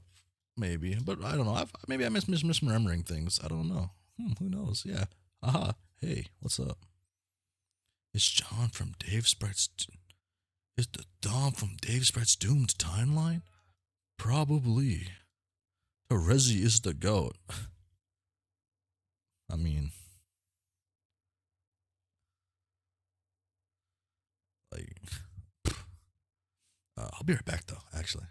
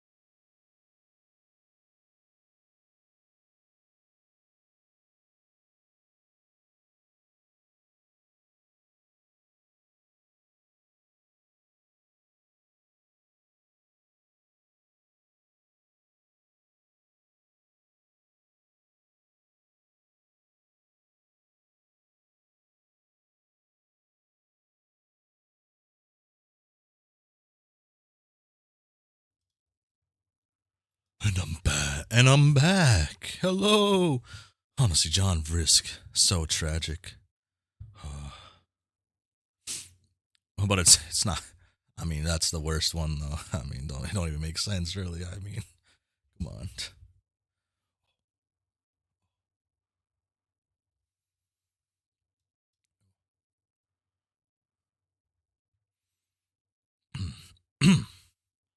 Boom, boom, boom, boom.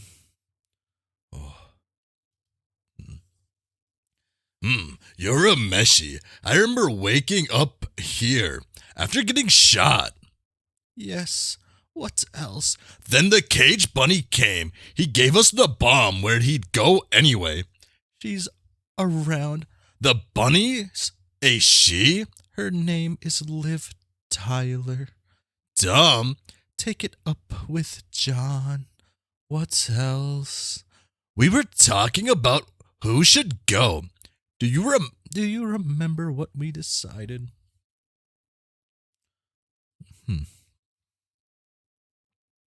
Liv Tyler, the creator. That's a boo. That's a boo.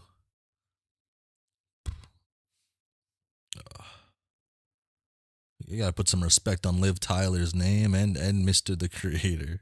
I haven't listened to Tyler, the Creator, in a long time. I do listen to Tyler still, actually, but I haven't listened to his new album. His newer albums, I guess. Shit, last thing I listened was... Fuck, man. When I was in high school, I think the last album I listened to from Tyler was Flower Boy. What's Your November? Yeah. Flower Boy. Fuck, Flower Boy is such a good album. I remember listening to that one when I was mowing my grandfather's lawn. God, he has a big ass fucking yard, and it was a hot ass day. Oh. Boom, boom, boom. You're a meshy. No, wait. I wasn't going to. It's that what happened? Did I go and now I'm dead? Not quite. What's not quite? That I didn't go or that I'm not dead? Do you remember anything else? No. What about why you went to fight Jack? Sure, I did that because I wanted to, and because I was supposed to. Are you sure? Yeah, I saw my future self fighting him, so obviously that had to happen, or else I'd be dead anyway, without even getting the satisfaction of standing up to him. So your decision so was your decision a result of desire or obligation? Hard to tell. With all the time shit going on, I don't try to understand your light shit, do I? I don't know much about the light shit, to be honest. I may have missed my chance to figure it out. Haven't we had this conversation already? Mostly. I'm doing what I can to jog your memory. It's jogging, I guess. Its man boobs are jiggling a little. Nice. So what about Jade? What?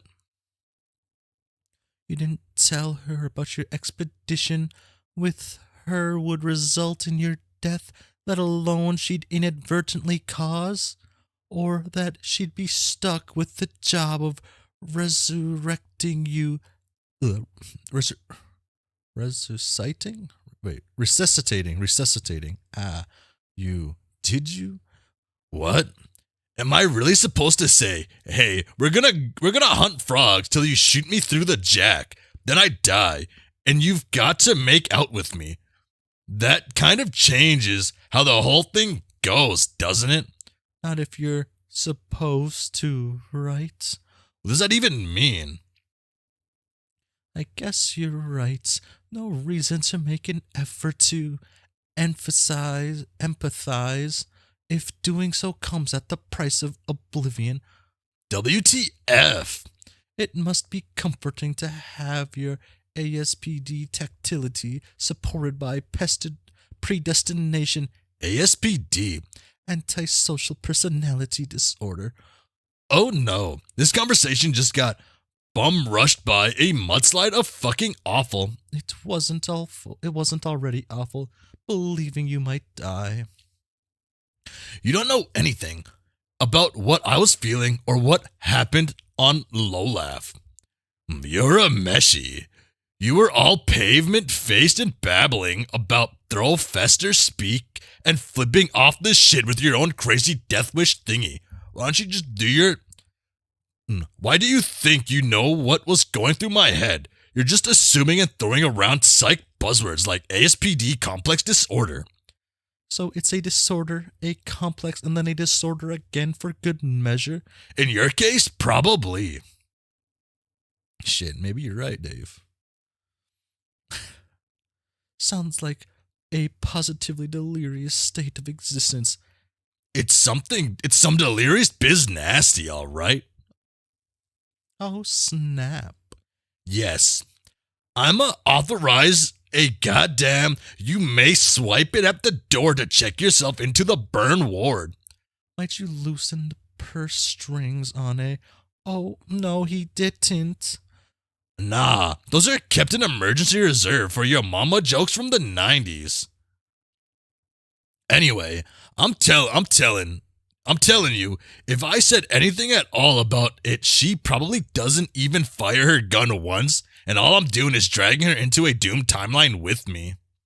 I guess I'm learning to be impressed by your sense of obligation to inevitable misfortune. It's a strange case of inspiration through futility. None of this is a big deal. I just mentioned the basis to her that I'd stop time traveling soon, break out of the loops, not have to wonder all the time if I was taking a wrong turn and dooming everybody. I was never that cool with this. With what, exactly? You know, how you turned out to be this incredible shitty seer of light and basically failed at that in every way imaginable. Hey. Well, maybe I never wanted to be the Knight of Time. Maybe I'd rather just be like the Dave of Guy. You know, just some dude. These really do not sound like the words of someone ready to face his own death. The kind you don't wake up from, I mean. I guess not. Guess I failed my quest then. So I'm like, now what, bitches? To nobody in particular, I guess. The unseen bitches callously conspiring to expect greatness from you? Yes, those exact bitches. If that's how you feel, then why don't you insist on going on the mission to deliver fucking the tumor? Blackened and whitened for giant yin yang bomb boom boom boom boom. Dim. Yeah, live. Oh yeah, I remember that now. Then I guess that's what happened. I delivered the bomb and now I must be dead. Are you sure? Is that wrong? Maybe you should try to answer the question. Why did you want to go? Because I made the map, so I know how to get there better. But it seems simple enough. A set of bearings to follow. See, the application pilots the moon. Change course when necessary. Anyone else can do it, really.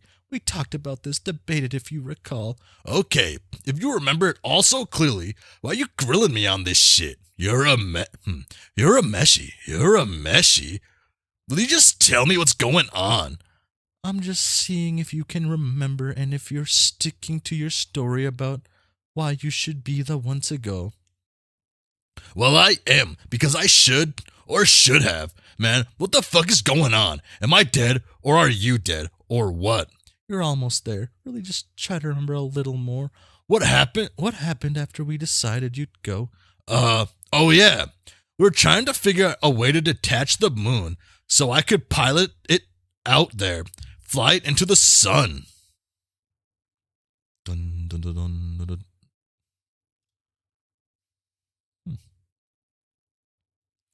But the chain was huge. Couldn't think of how to break it. Then out of nowhere, this sword appeared in the thing. So I'm thinking, obviously, I have to break the sword somehow. because that's all I fucking do is break swords. Boom. Boom.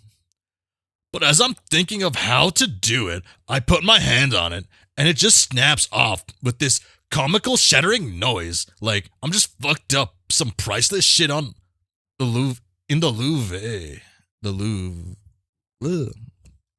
Yeah. Didn't that place just get robbed?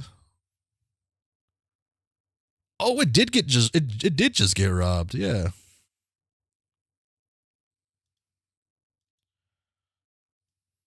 Yeah.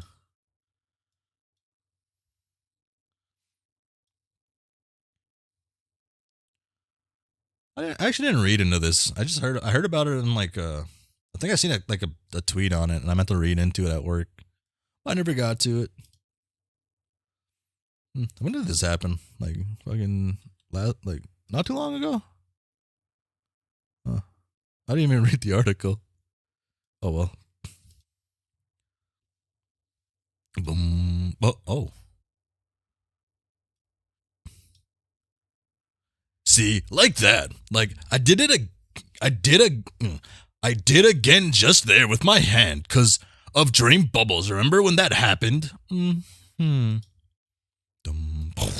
Sheesh. Then I took it and sliced the chain like this. Damn. It still cuts like it's plowing through a shaft of boneless zombie meat. Careful.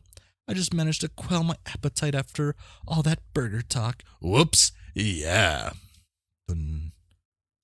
Huh.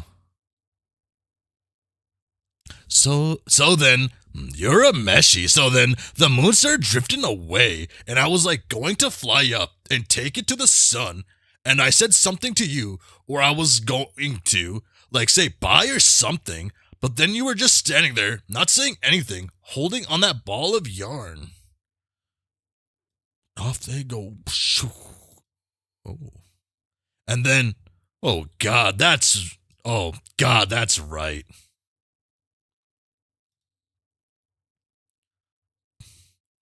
Come on, knocking me out so you can steal the suicide mission. God damn it. This is so trite. I'm really sorry for that. Like, it's like, here's how bad this is. We were basically Bruce Willis and Ben Affleck from John's shitty, crappy movie. You made this even more Armageddon than it already was. Stealing me in the airlock. So, like, fucking, I was wondering why Liv Tyler was there for this fucking joke. I guess they brought the thing, but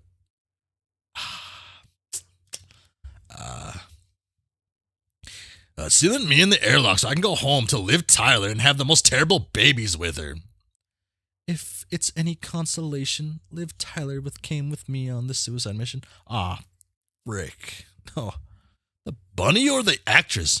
Which would make you feel better? You not knocking me out with a ball of fucking yarn is fucking what?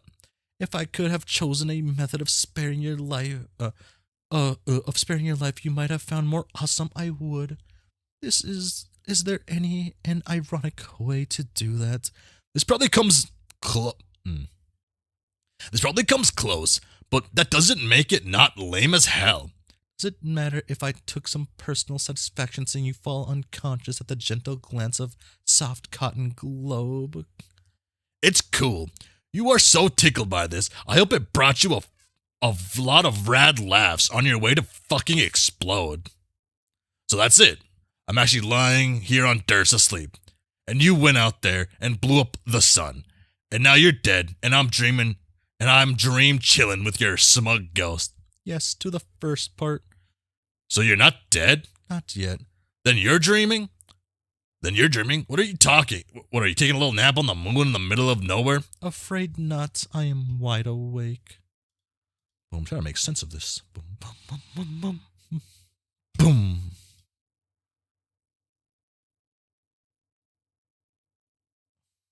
Ooh. Okay. Bang, bang, bang, bang, bang. Actually, what was different between... Oh. Okay, he just disappeared. Okay. Bang, bang, bang. It seems while she was acting out again, sort of these clippings will have to wait. While I settle her down, I apologize profusely. Maybe I'll click on these before I finish reading that statement.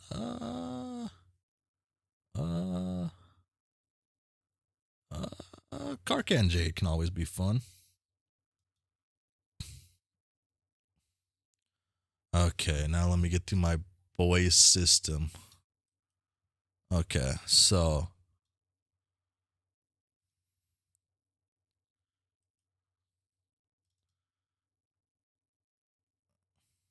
okay.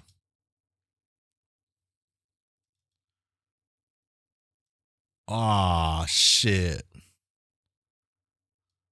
What does that mean?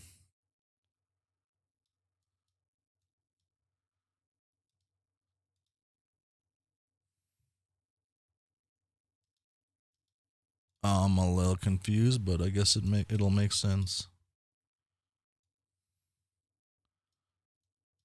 Oh, no, he just messed up. Okay. Hmm.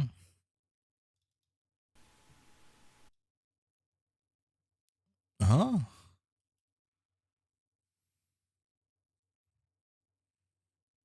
Huh?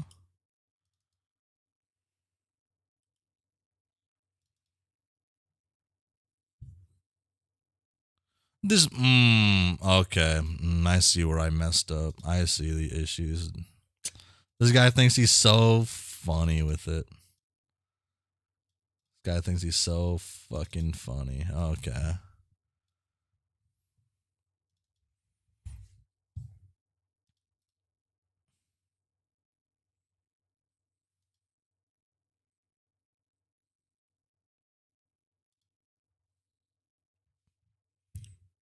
We'll check this. Listen, fuck ass. Okay, this one's right. Okay. Okay.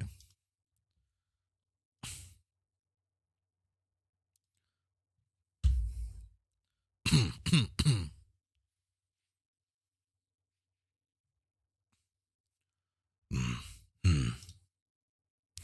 bada boom. What the hell are you doing now? Seriously. Seriously. Why did you go back to see her? You didn't mention this last time. Password. Listen, fuck ass. I'm going to need a password before we continue. Please? Oh. Right, okay. Let's see if I can remember. It was pretty elaborate if I recall. Here it go. Oh, okay, here goes. I'm a disgusting, worthless bile build sack on the gargantuan teat of a laboring leprous muscle beast. My self-esteem is so small, its existence is a matter of conjecture among theoretical physicists. I smell so bad, the stench cannot be expressed with even the most eloquent, florid language. The odor my body makes has made poets cry. I've won special awards for discovering new places to touch myself erotically while farting. I unfairly pulverized the competition in asshole pageants, and I have received a lifetime ban from ugly contests by President Shitface himself. My blood is not fit to flow through a sewer, and my sign is a pictographic symbol that lousy translates as, please hike up these pants. Please hike these pants up to this guy's armpits, chain him to a flogging jud, and make a fucking example out of this sorry sack of shit. When I look in a mirror, my reflection slowly shakes his head while I wet myself. What? Was that it? Wasn't it? How's that not fucking it? Did I forget an apostrophe somewhere? No, Carcat. That was not quite the password, but you were on the right track. Can we just talk? Do you even remember the right password? Something along the lines of gratuitous self-deprecation forced into my mouth, involving reference to some kind of weird human coupling ritual. You're being deliberately dumb. It was If I hate myself so much, then why don't I hate Mary myself? Remember?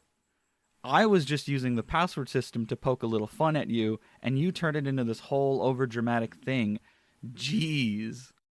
Haha, can we get down to fucking business again? You know what? Carcod's better than I thought. Ooh, sheesh. I like all the red shoes in this.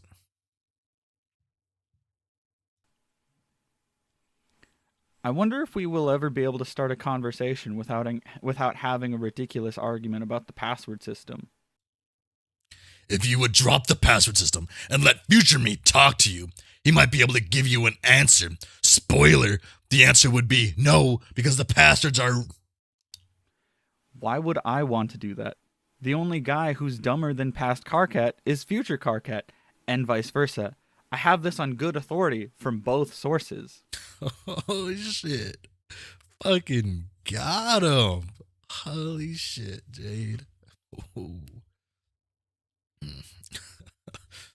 I still think your use of the terms is kind of asinine.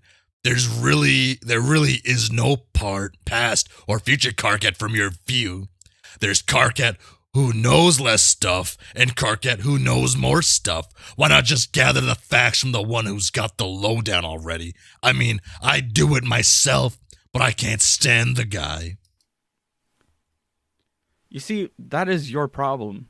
Okay, one of your many, many problems. You have no patience to do things the right way. You're always looking for the shortcut, even if doing so has brought you nothing but trouble 100 times before. It is sort of funny that the only thing standing in your way is one of your other problems, your preposterous self-loathing. So you can't even trust your future self to help you cheat. It's like you have so many problems, they cancel each other out. That's not the only thing standing in my way. Your stupid passwords are also standing in my way. If not for that, I could be fast-tracking this to Solution City for us both. Exactly. Okay, whatever. Let's just get on with this linear conversation, okay? Okay. So, give me that silly password. Oh, wait, sorry. So you gave me that silly password, and we ended our conversations a few minutes ago from my end, and I scanned ahead looking for a good moment on your timeline to pick it up again, and I noticed you went back to see her again for some reason. Yes. So, I'm just wondering why. What happened to the frog breeding? I thought we were on a roll with that. Yes, we still are. This little detour was related to that task. We should be nearly done. What was she even saying to you? I can't understand a word of that horrifying gibberish. I can understand her just fine. I still don't really get it. Why my denizens was such a nightmare while yours apparently gives you guttural pep talks in some Byzantine monster language. We already talked about this. Echidna and I have an understanding now. Oh, vague bullshit. It's the exact fucking thing I can't get enough of. Well, maybe if you weren't in such a grumpy hurry all the time, you wouldn't have killed your denizen so quickly. You might have actually learned something. Huge, ugly monsters are for killing, period. Did you ever talk to Kanaya about it? I don't remember. Maybe. I'm a busy guy. Jade, I talk to a lot of people about a lot of stuff, including myself. Her situation was very similar to mine. I thought she killed her denizen to light the forge or something. It doesn't sound like you got the whole story, or maybe you just weren't listening to her. Well, I sure don't think it was whatever you did. And in any case, I thought all that was over with. Why are you back? What does this have to do with frog breeding? This was Kanaya's suggestion. Kanaya's still helping you? Yes, I'm talking to her right now, actually. Oh, I see her across the room. She's not talking to anyone on a computer now. Of course not. She's from a different time than you, genius. Which time? A few hours in your future?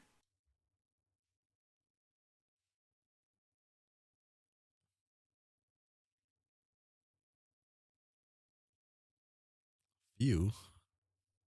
Ah, I see how it is.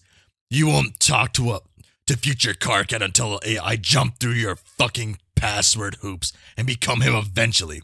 But you'll talk to future Kanaya, just like that. Double standards, anybody. Will Gerbol's tactician be for the end of Act 5?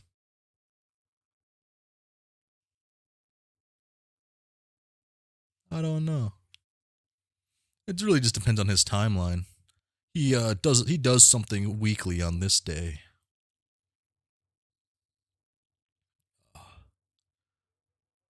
I'll jump through. Wait, I read that part, so I'm at this then. You are so ridiculous. I have Kanaya using the same password system as you. She's just a little further ahead on my timeline is all. It would be pretty hard to keep you both synced up.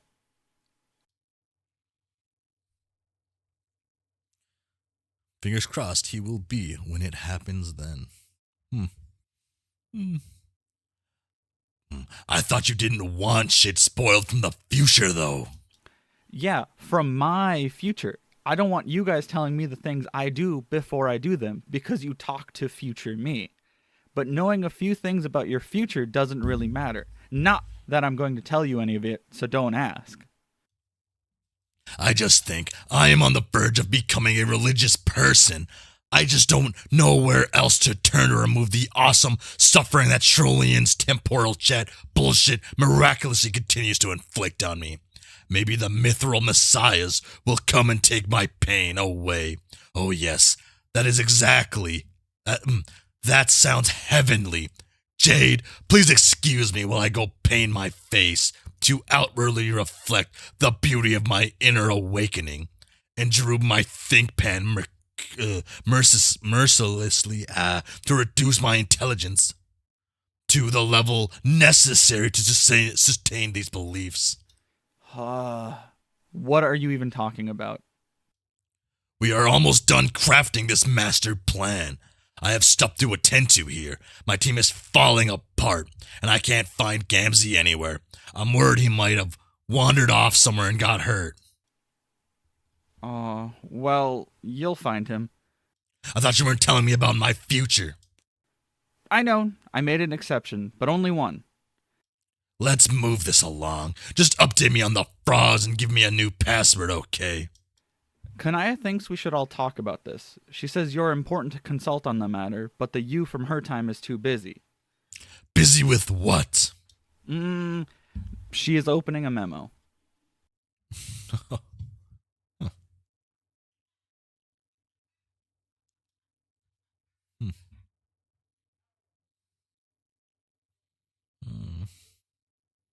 Save the best for last. Let's go with Nana.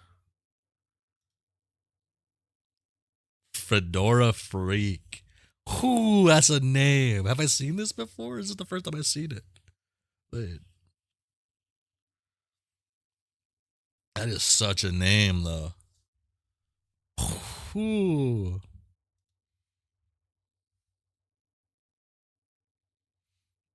Fuck, okay.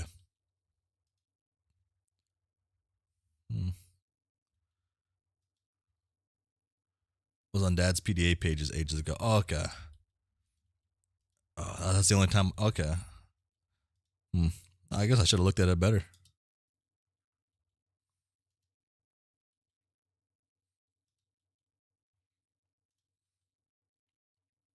Okay. Eureka. Stand by for clarification. Re-enthusiastic outburst. Yes. It is as hoped for beyond hope. Fedora Freak is one of his dad's fellow business acquaintance, perhaps.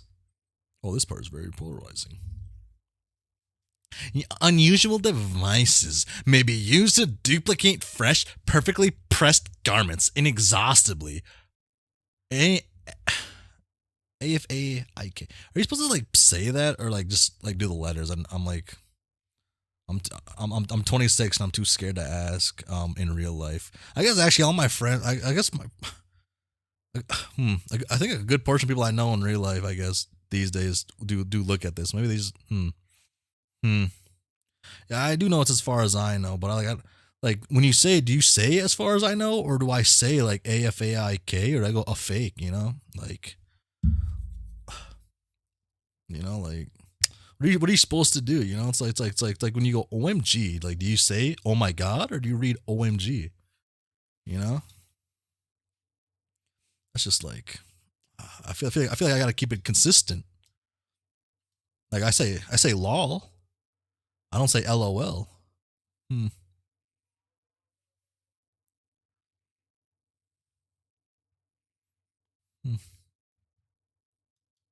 Oh, let me get back.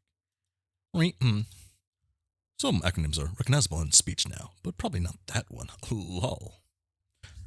Reconstructing complete professional ensemble now held. Please to repeat restoration of dapper visage. Ooh.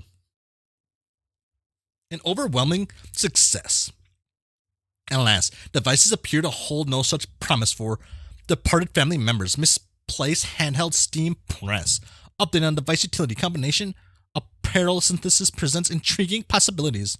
Some acronyms are I'd say it out fully. There's very few chat speak words like lol you pronounce. But that's not one of them. Now combining expensive leather pipe tobacco sleeve with handsome gray fedora to document results shortly.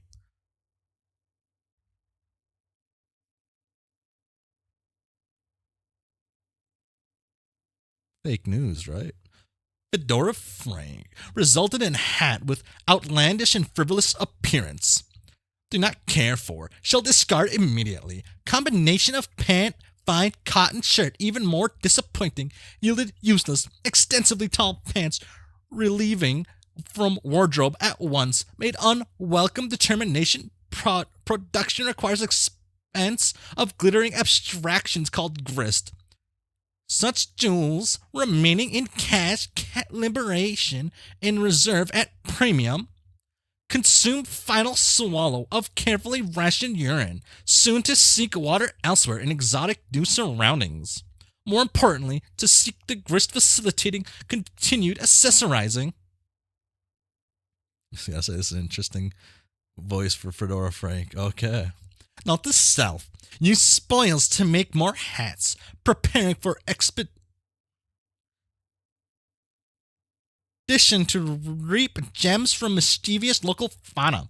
Crafted sturdy bludgeoning instrument out of uprooted mailbox. Tall pant, perhaps adaptable as defensive garment. Pardon while donning tall pants. Donned tall pant. Confidence in material. Prowess perplexing swells.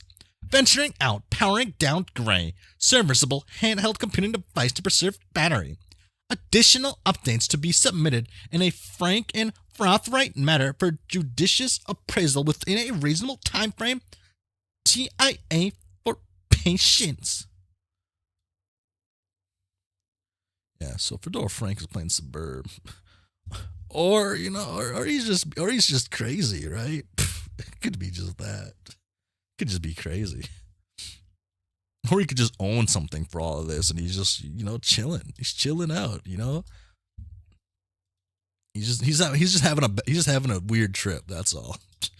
Turning on handheld device for brain report.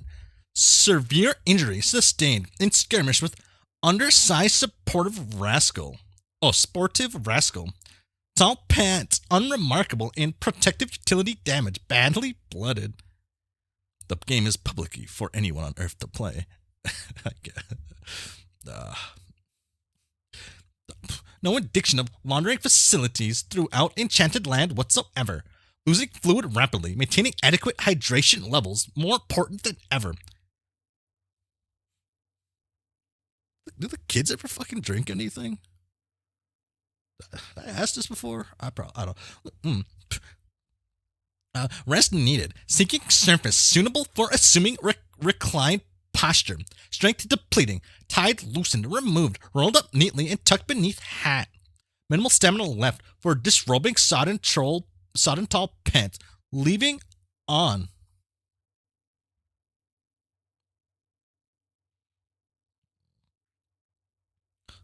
Tall pants. Dave drank that apple juice. Yeah. Okay, where was I at? Minimal encounter rest surface horizontal slab exhibiting unidentified iconography, which may have not been apple juice. A tall post at each corner, mysteriously inviting, mounting slab, exhaustion tanking. Pipe fan, pie.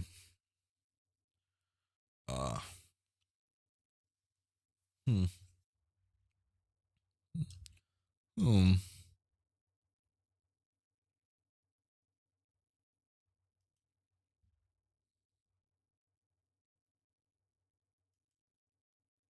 I have to assume that. I guess pipe fan is the dad's name then, right? Right. The following matters have been submitted for free. Right.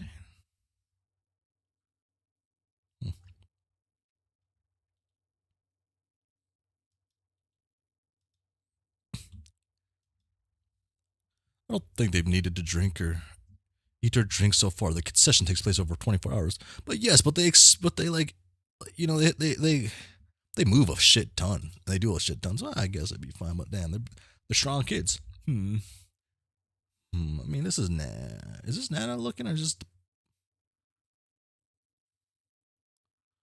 It's blue, so it has to be Nana. How have I been doing this before? I think I just read it in the normal voice. I think. No, I'll read it like Nana. Yeah. Excuse me. Wait, how did Nana sound? Excuse me, sir. Pipe fan pie or 413. The internet is not limited to sessions specifically. The kids have internet even outside of Earth, for example. Friend. Yeah, Kirka says the reckoning lasts 24 hours. Yeah, but I mean, they move so much. They go through so much. I mean, a lot of like moving. Like you're like burning calories. You're doing so much. You can't just not like do things if you're burning so much, right? But especially when you're like a young kid, they're like probably half my size, dude. Well, maybe that's yeah. Hey, that's the second person in chat to have 413 in their name.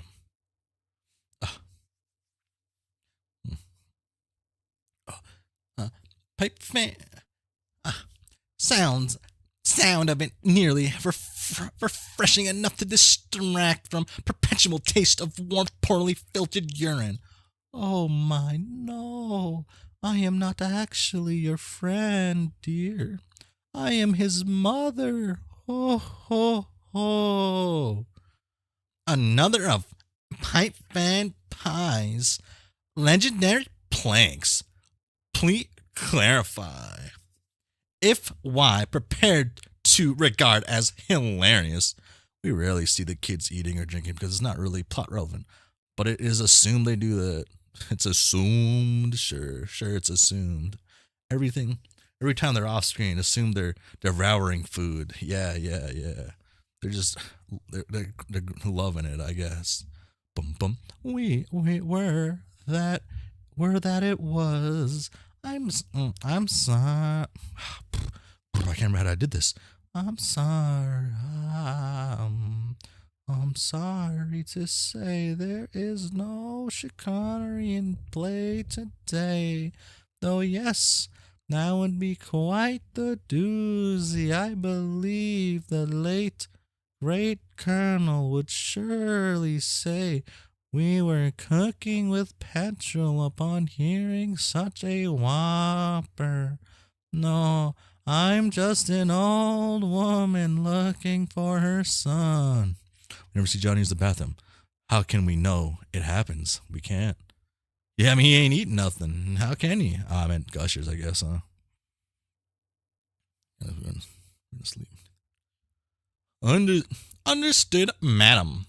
You remind me of him so.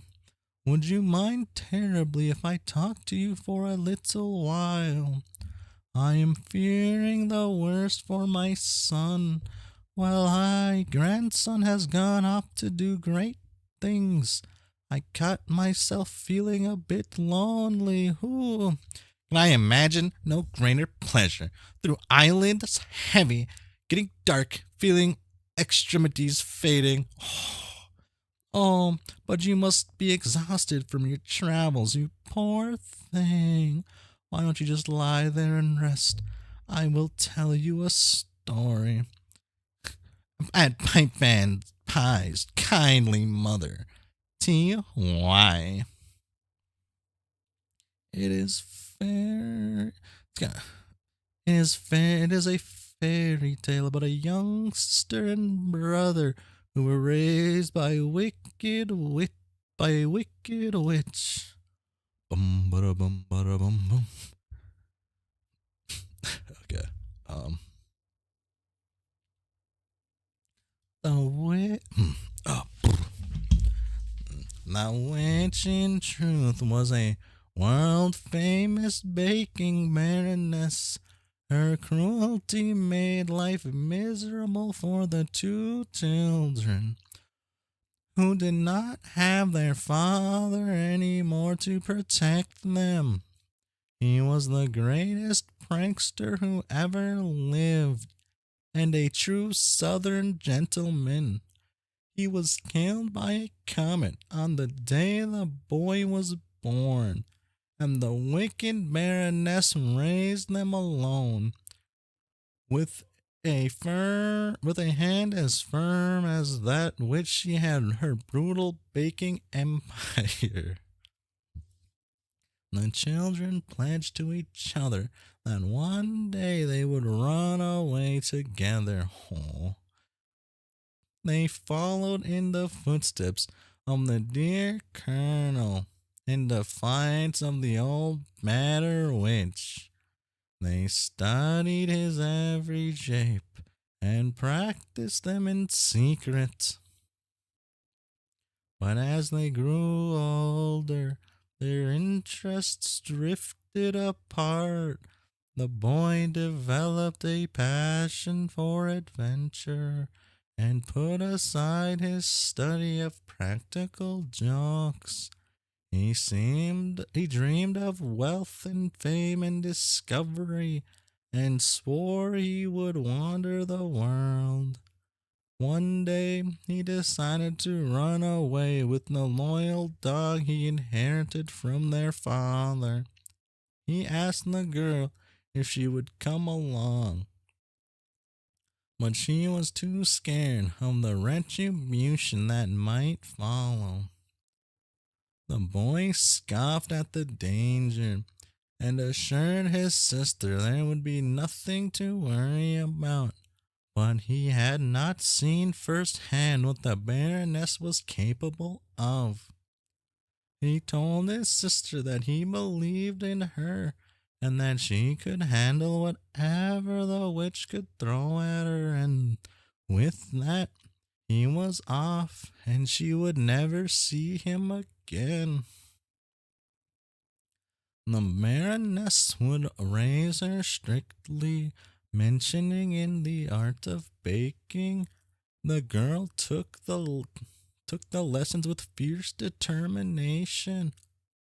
Her only act of defiance left was to one day surpass the Baroness in skill and beat her at her own game. It was all she could do, for the Baroness made sure she knew there could be no escape. The girl surely missed her brother, and soon enough he achieved fame for his exploits. She followed him in the newspaper, the tales of his remarkable discoveries, inventions, and riches. How she wished she could rejoin him and be free from toiling for the pasty hag. One day the girl was able to gather enough bravery to mention her brother to the Baroness, and her desire to see him again. With contempt, she guaranteed that this could never happen. When the girl asked why, and is when the Baroness began to reveal to her more than just her baking secrets. She mentioned that like in many fairy tales there was more to the children's past than they know. The colonel was not their father, nor was the Baroness their mother. They in fact had no father or mother at all, nor were they ever actually born. They had both fallen from the sky. They were not actually brother and sister as they had been told either. Again, like in many fairy tales, the truth was that they were always destined to become married one day. They were to have 2 children, a son and daughter, and these children were meant to save the world.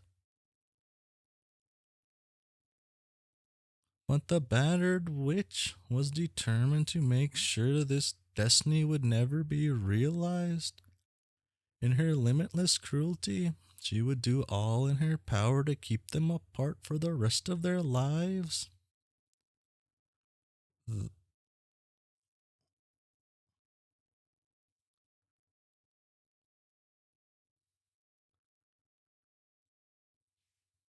That no, all right. Hmm.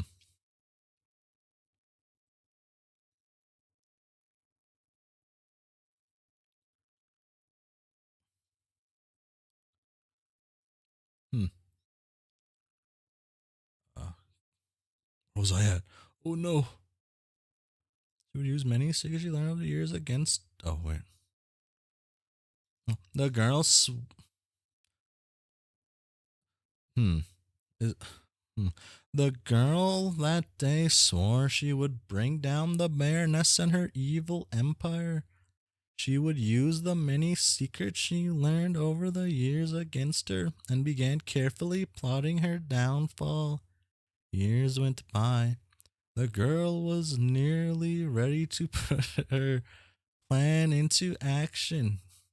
ADHD moment. But then, just like that, the Baroness disappeared. She was never seen or heard from again. The girl was finally free from a strange turn of events, but not without a final jab from the witch. It turned out in her will she had left the entire company to the boy. The boy, now a grown man, was already very wealthy in his own rights, but he had no particular need for the baking empire. But he assumed control nonetheless. Oops, my bad. And integrated the company into his extensive collection of enterprises. The girl, instead of seeing this as more misfortune, took the news as a relief. She just as soon to have nothing to do with the witch's empire, and far preferred to pursue her original passion for practical japery. Oh ho ho! She considered a reunion with her estranged brother and once destined husband to be. But the days of longing for a future with him seemed to be from another lifetime. The chance had come and gone. She was content to let him live his increasingly elaborate life, while she sought a simpler one. Besides, now was not the time to revisit a destiny with an old star-crossed lover. She had recently become betrothed to a fine, upstanding gentleman. Soon she would start a family. No, not one meant for heroism as foretold, but one that would make her happy nonetheless. In following years, she was left to ponder all that might be. What might have been if there had been no Baroness to keep the girl and boy apart? What might have been if the Baroness had not disappeared and she had the opportunity to use her secrets against her? For you see, the girl had uncovered so many dirty secrets about the terrible battered witch, including the most troubling one of all. Of course, no one would have believed her, but she knew the Baroness was not human. Oh, dun dun dun. Her gray head circles, handheld communication device battery died. Oh. Wonder. Oh. Wonderful. Bang, bang, bang, bang. Can I click anything in the leaves? I haven't tried that yet, have I? Okay. That. Go to Liv Tyler. Oh. Is that just one? Oh, that's one. They're combined. Oh, I guess because they meet each other, yeah. They have to get there. Yeah, that makes sense. Oh. I'm piloting the moon through the furthest ring right now. At the moment it's passing through a dream bubble, I'm visiting your dream in person. Or you are the one visiting me as I travel in your sleep, if you'd rather look at it that way. You're a meshy. Okay, so all those questions you asked me, getting me to remember, you were just stalling me, weren't you? So I wouldn't wake up and try to stop you. Not entirely. This sucks. Could you just please turn the thing around and come back? Why? I'm already out here. Might as well go through with it. Well, they're not combined. The click region is just wrong. Oh, okay.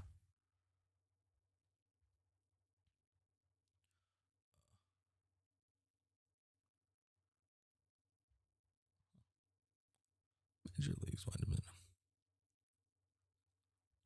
Please pretend. We'd agreed I'd do it through, though. Or at least you pretended to agree, just before going into a major league windup with your Napa yarn. A major league windup? Sports. Oh, wait, the, I'm reading Homestuck, you guys. I shouldn't be talking about baseball. It's always been pretty sad that I seem to know more about sports than you, which is really saying something. All I'm saying is, no one likes a basketball hog. It's probably just ball hog. Damn. Dave's losing points again. Dave's losing points, dude. Oh, I keep hitting the back button on my mouse. Okay. Dave's losing points, though. He's losing points with this term right here. Basketball hog. I just think you should know that in the athletic arena of competitive achievement, it's a widely known fact that cherry-picking posers get showered in nothing but booze. You don't even gank The Rock and steal the big mean thunders on his raucous drive to the hole. Oh, Lord. Is that the sort of ignominy you want? I want to info dump about the Nana conversation so bad. Yeah, I don't know. The only thing I could think about when I was reading the Nana conversation, though, was like, I don't know, I guess. All I was thinking about was like Hive Swap, kind of. But I'm just thinking about Hive Swap all the time, a little bit. I'm close to getting the Hive Swap Act 2. Then I guess it was confirmed that Act 3 and 4 at least confirmed to come out. But yeah.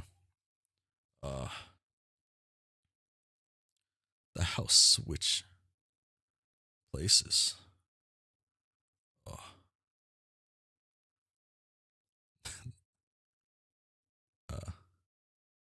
Is very plot relevant. Interesting. Is that an ignominy you want to say? You see, didn't you consider sports? You never considered the sports.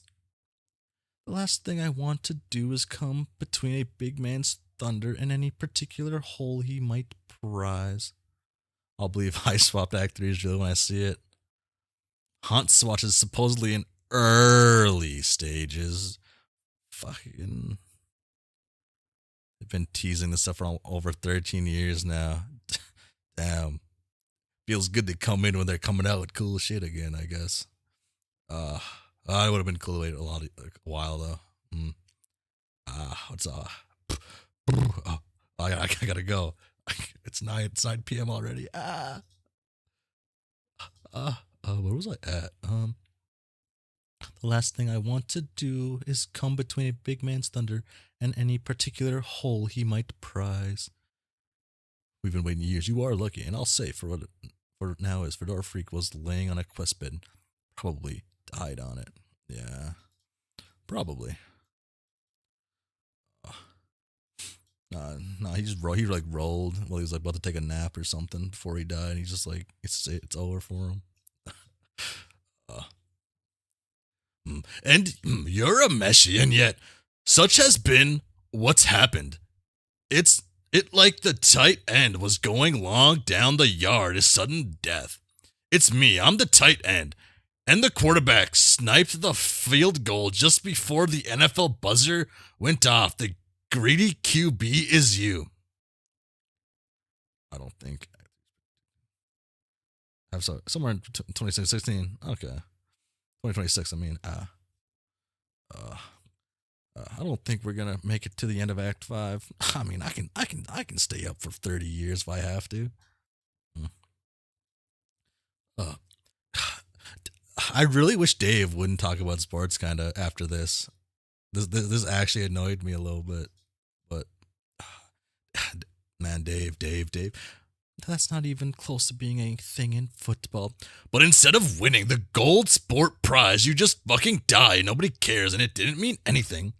Which prize is that? The football prize. You mean the most vaunted accolade associated with the gridiron known as Stanley's Cup? No, come on. It's called the Bruce Bombardi Trophy or something.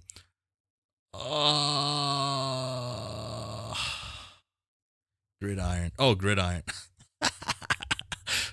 Sorry. Oh my god.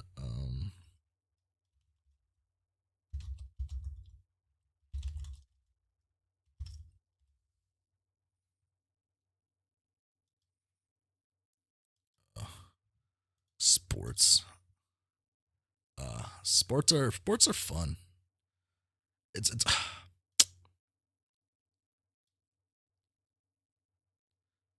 He's a nerdy rapper, not a sports ball guy. I respect Dave more if he played basketball. Is all I'm saying. Is that all I'm saying? Honestly, Rose is such a jock. Gosh, No, come on. oh, when I read the part, I'll take your word for it. And even though you're dead, all these fat millionaires in helmets just leap on your corpse anyways and pile up, and I mean way up. How high do they even have to be? The sport pile doesn't stop from getting taller. Does the officiator have a means of measurement on hand? I wouldn't want to be crushed by non-regulation sports pile. What do you care? Oh. Oof. Be dead like the mission thieving poser you are. Poser? So not cool. Nah, that boy's all legs, so he'd be a runner. He's young. He's young. He just got to train for more explosive movement. Like, he has to get in there. I believe in Dave. I mean, his brother seemed pretty tall, so I mean, I guess. Yeah, yeah. Well, I mean, he's part of them, I guess. Huh? Yeah, so yeah, he'll be good. Yeah, you're a Meshi. Yeah, poser, it should be my torso getting pulverized by that avalanche of overpaid beefcakes, and you know it. I forget what we were doing exactly. We were pursuing the Hackenade. Hackenade? Debate over who has the best claim to self-sacrifice, or seeing who can out-dumbass the other with obtuse sports lingo. I love Dave knows nothing about sports, and that there's so many memes in this convo. You know, Hackneyed? Pretty sure Headcount Bro is at least just over 6. Damn. A little short, maybe. A little short for ball.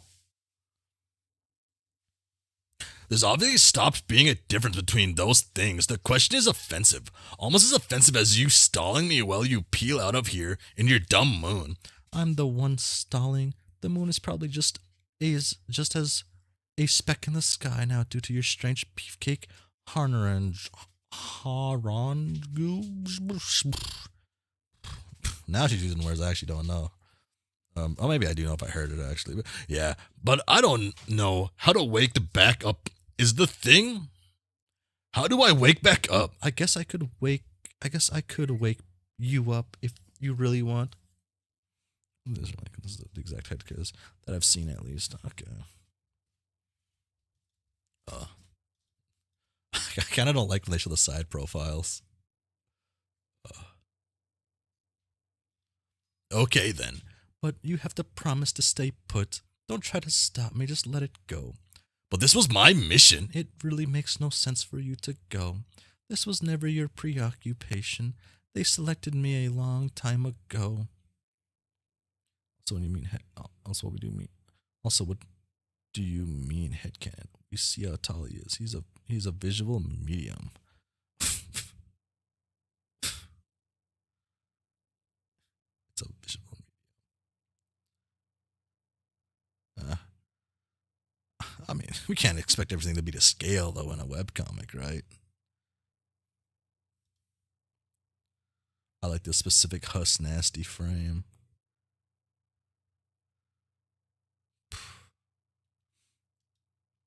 This panel scares me. I don't. These characters scare me how they look in the side view. I'm sorry.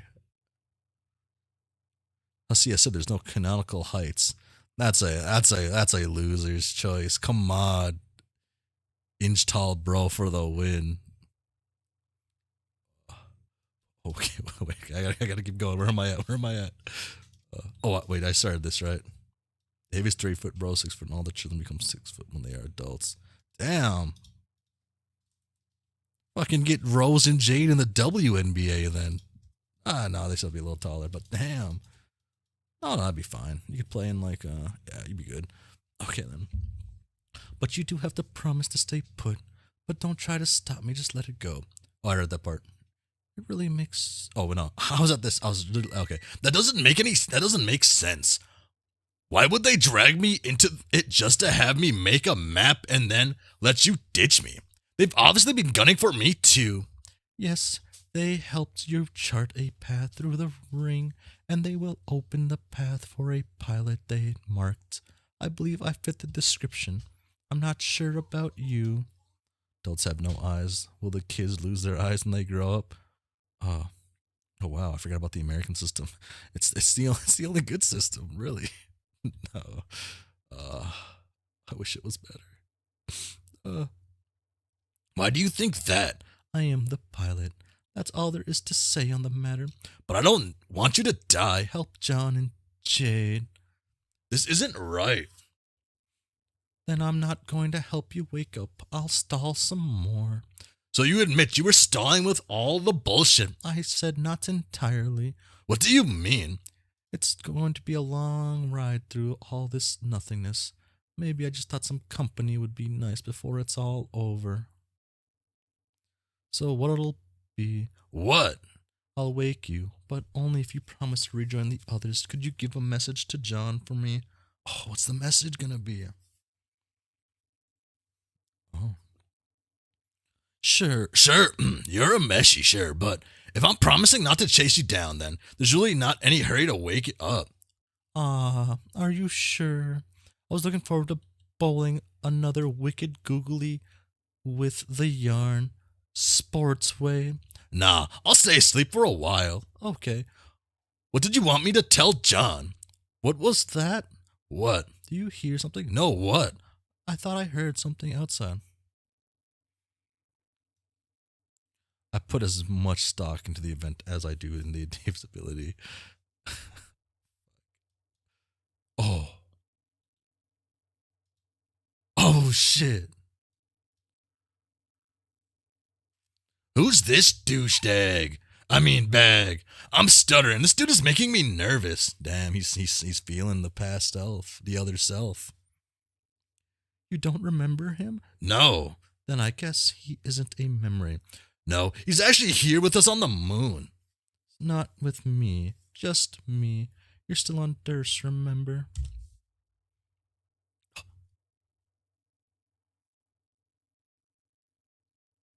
Damn.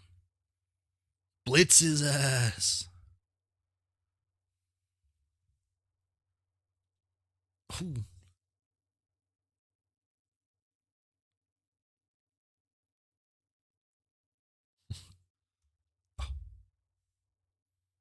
Uh-oh. Oh. Cool little video.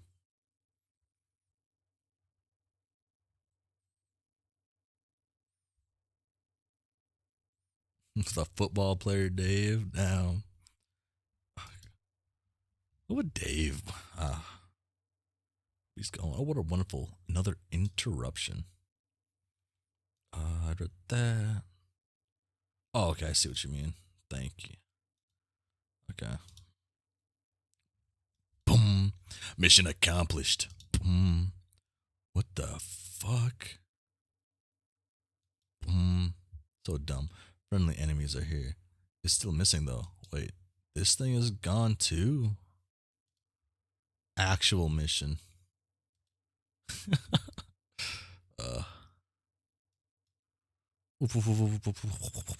Damn, barking his ass.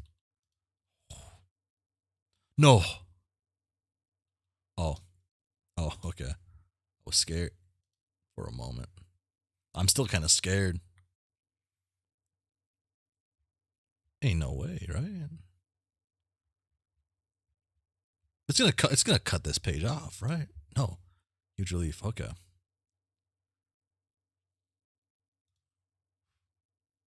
Notice.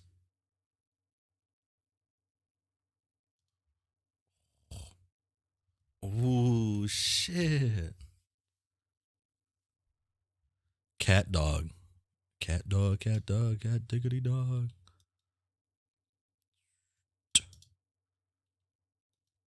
He's just standing there. Menacingly. Boom. Ooh.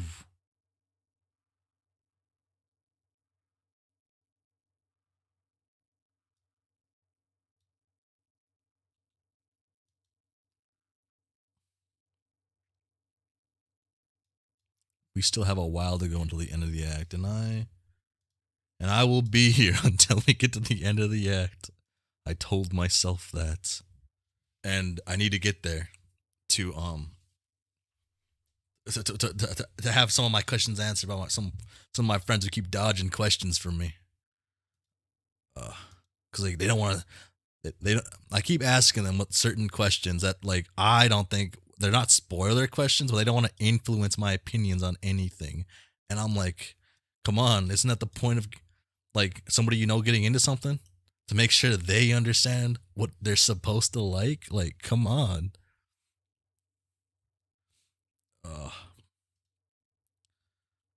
Otherwise the title will be a lie. That is true. Okay. This is the first page, right? Yeah. It's actually the 14th anniversary of the ending this Saturday. So it's perfect timing. Yeah. This Saturday is. I was gonna stream on Saturday, but I figured there's no point to ruin actual Homestuck streams. The big ones. We have to get there factual. You're damn right. You're right. Time flies. Time always flies. This one is Jade. Page 5844. Ooh, we got it there. First try. Okay.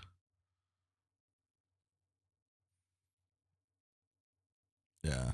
Yeah, because I was going to move my Friday one too, but I'll just do my normal Friday one. Yeah.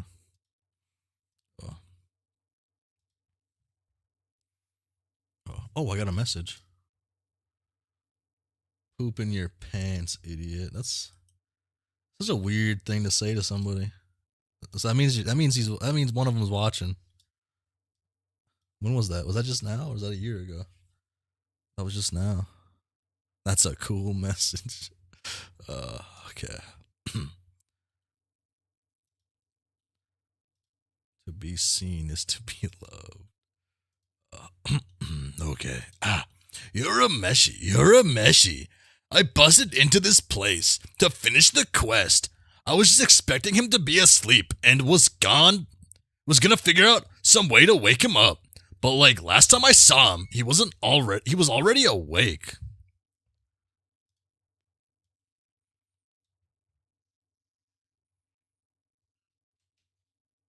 This is not it. Oh, yeah, I'm an idiot.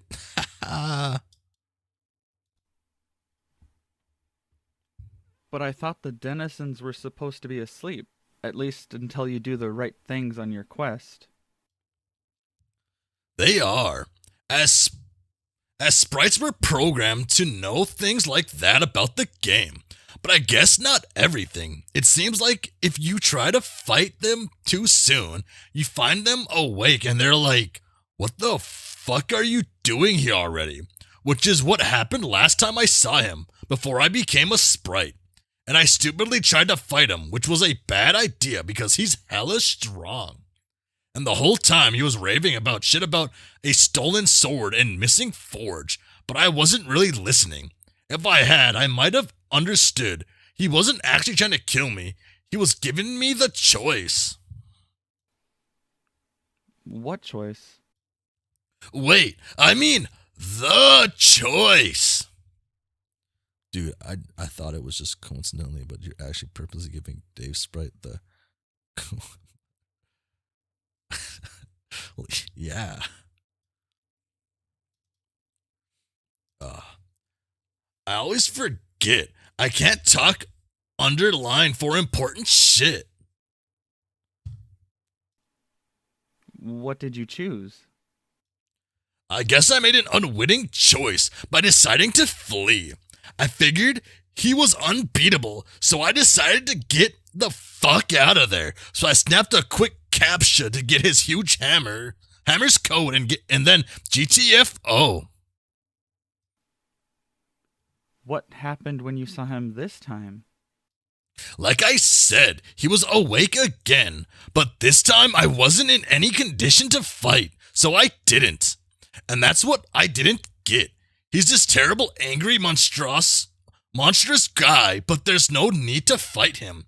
So he looked me up and down all hard, saw the broken sword, and like before, gave me the choice. You mean choice. Oh, oops. Yeah. So it was the same choice? No. Oh, shit. Wait. It was different. I think it must be always different, depending on the circumstance. I don't know what the choice is when you face him the way you're supposed to, but I'm showing up as this bleeding bird sprite holding his broken sword. So that's pretty odd situation. Then what did he make you decide? He sees I got his sword and it's busted and you can tell he's pissed. But like before it's like restrained anger. Like he's always about to just fucking flip but still keeps it together.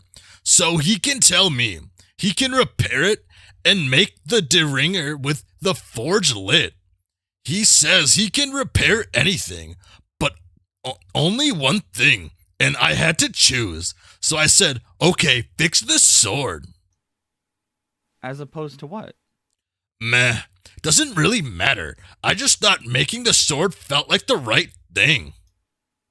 Oh, So I gave him the sword. But, ooh, boo, boo, da, boo. So I gave him the sword, but it still wasn't all that simple. When we needed lava from the forge to make it, which means Echidna had to be awake. Our denizen had to have some kind of truce to make it happen. See what I mean? About it being complicated. yeah. So, I forgot to turn my guy on. Oh my gosh, I gotta set this up proper.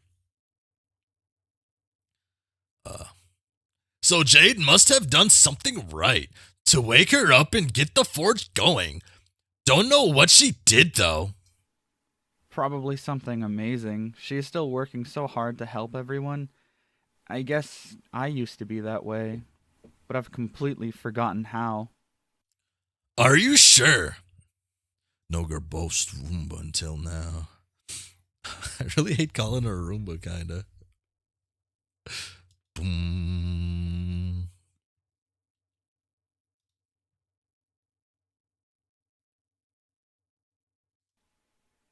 What's happening? Tumbler Homestucks, Nun Pizza with left beef turned 18 recently. Reckoning. It's getting close to the end. You're a meshy. More meteors are getting to the portals. The battlefield will probably be wiped out soon. Can we do something to stop it? Would there be a point? I don't know. I like it here though. I felt like I was drawn to come here when I wasn't sure where to go. Yeah, me too. The meteors and all the fire, it reminds me of when I died and I was trying to wake John up. I wasn't scared then too, but I didn't let the fear stop me from trying to save him. How did that happen, by the way? How did you end up with a room before an avatar? The webcomic or the meme?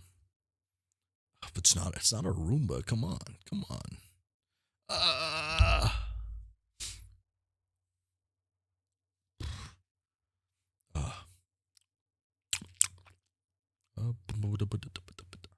Hmm. Wait. Oh yeah. What would you want to do if you weren't scared? I have no idea. I guess try to help? What is there to do? Well, I was going to bring this sword to Dave. Oh no, does that mean you're going to leave? No, I was gonna say I'm not in any shape for more adventuring, so I figured this is probably my last stop. Oh, But maybe this is a way you can help. you mean that I should give him the sword? If you want.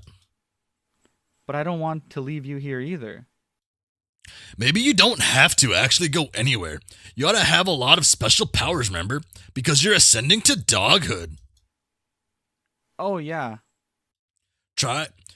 You're a meshy. Try doing your spacey thing. I mean, not to be sound condescending or anything, but it's got to be like borderline omnipotence pretty much. Just put your mind to it. All right. I'll try. Dun. Boom. Boom. Shit, she cooked them. Okay. Boom. Goodbye. No. Get Casey out of your capture log.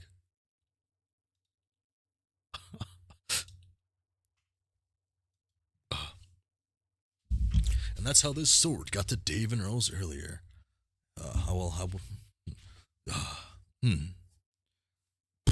Okay. I remember now. I was tricked by a troll into flying up into the last game using this rocket. She said I could take a shortcut and go kill my denizen while he was sleeping. It did not work out that way. I guess Typhus killed Casey too. Asshole. Fuck. That sounds like Terezi's handiwork. I don't know. She didn't tell me her name. She was a blind troll. She made this incredibly shitty map for me to follow. Yep, that's her. I guess she got both of us then. Unbelievable. She tricked you too? Yes, well, not tricked, so much as made a pointless coin flip and stabbed me in the back. Every single coin flip she's made is pointless. Wow, that's pretty cold-blooded. That's what I said, John. Maybe in my mind's eye or something. I say mind's eye or something, and every time I say it, I'm like referencing like Scott Pilgrim's versus the World. Michael Cera gives Todd Ingram the coffee with the half and half. I really like Scott Pilgrim. I really like Edgar Wright. Edgar Wright's dope.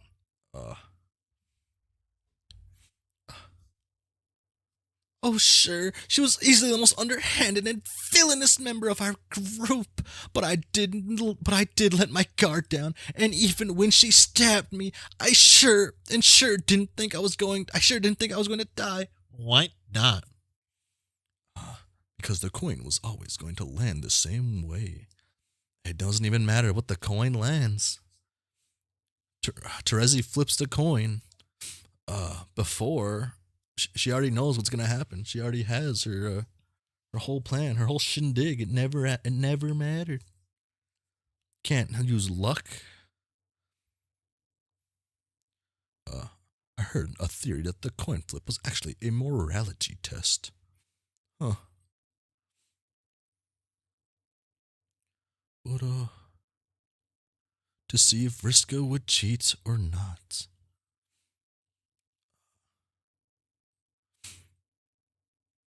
I could see that. But I feel like the whole point of the coin test was just to be a hey, I got you. This is easy, GG. Because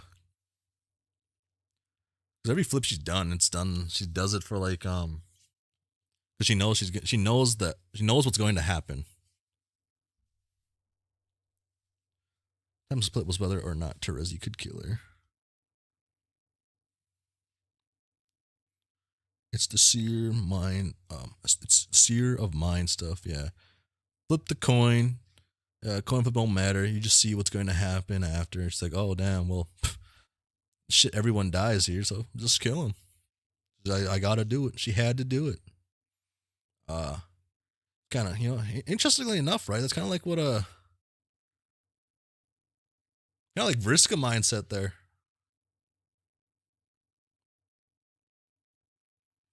Both of them knew. Yeah, both did know. I really like that moment. I wanted to.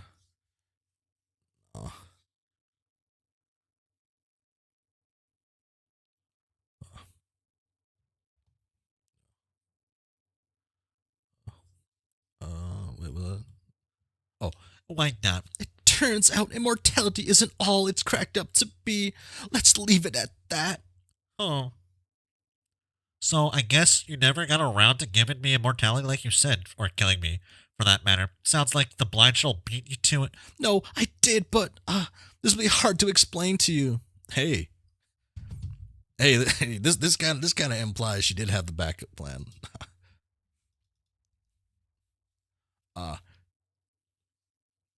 So there was more to it. There was more to it. Maybe it was just like a test Vriska was given to Terezi to see if she could like do what she needed to do to get the outcome she wanted for Terezi to win, to make her strong or something, right? Duh. I was here. Explain what? I guess in her own sick way, she actually set us up on this date together. Maybe I should thank her for whenever she falls asleep or dies, God forbid. Oh, my bad. Terezi's the ultimate wingman. Oh my god. Terezi's too many steps ahead. And that's why she stabbed Tavros in the chest to make him strong.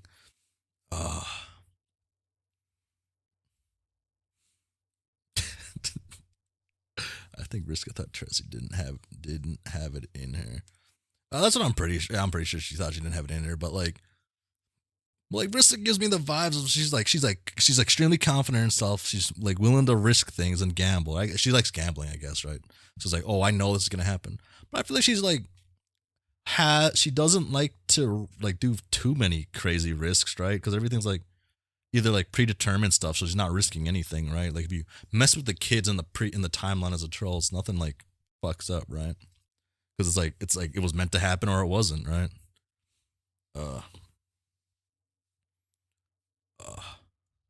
I keep getting lost where I'm at. Yeah, but Terezi, ultimate. Oh, the Terizler. I don't. Oh, I don't know about that one. So, now, it is a date? I don't know. I said it wouldn't be unless you remembered, and now you remember, but you still don't remember me, do you? Nope. Because of the whole Scourge sister bond. Really, Briska only died because she was too weak to kill to kill Terezi. Damn, she's too weak. If only she really did what she needed to do to win. We gotta reach the end. God, I love Briska and Terezi. No. Yeah, I thought so. This version of you died before I started messaging with you. Not that I expect you to understand what that means. No, I get it. If I had to decide not to take the shortcut, I would have lived, and then you would have talked to me a lot. Yes, I guess that's right. I guess I should have learned to give you more credit by now. Well, I might not have figured that out, if not for some things that happened. Terezi and Vriska should kiss instead of fight. Whoa, whoa, whoa. Whoa. That is incorrect. That's an incorrect statement.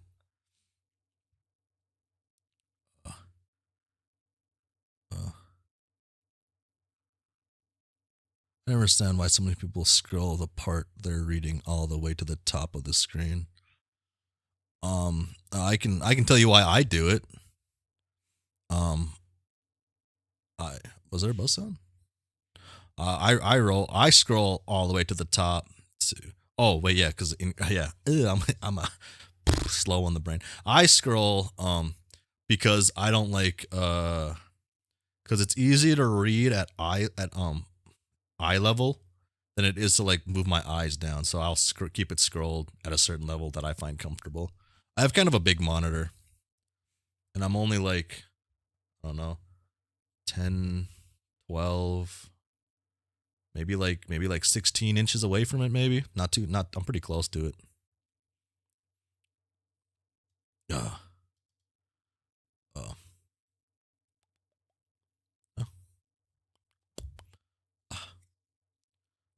Now I forgot where I was at. But no, I get that. Yeah. Is that right? I should have. If I had decided not to take shortcut, I would have lived, and then you would have talked to me too. Oh, this is such an interesting conversation now. Oh, now this is such an interesting conversation a little bit. Yes, that's right. I guess I should have learned to give you more credit by now. Well, I might not have figured it out if not for some things that. Oh, I read that part. Yeah. Toy, right? Yeah. I still can't believe I'm meeting a version of you that doesn't remember a thing about me. None of my great exploits or any of the ways I helped you. Only that one stupid time I taunted you. It's vaguely frustrating. It's a vaguely frustrating feeling. Sorry, I'm not sure what to tell you. So you remember literally nothing I told you about myself? Not even the compromising stuff? The opposite would happen for me, far off and all. So one thing I was gonna try out doing was this is kind of dumb. So I was gonna use a ruler, so I'd stop getting confused. Maybe I do just use this. Your species would think so, but I guess it doesn't matter anymore. I guess not. But who's to say we can't get to know each other again? You wouldn't find that boring? No way. Not if you wouldn't. You said the name of the blind troll who killed that. Oh, wait. Oh, yeah. But you have not told me yours yet. I haven't. No. It's Vriska. Vriska. Nice to meet you, Friska. I am John, even though you know that. Yes. So what do we do now aside from being dead for probably ever? Man, I don't know. Maybe you could tell me about how you died. What were the things that just happened you were talking about? Someone get through this if they haven't. Okay. Oh, shit. Get this ruler out of here. I need to see this. Well, yeah, this. Like, oh, shit. I didn't realize I needed this. Shit.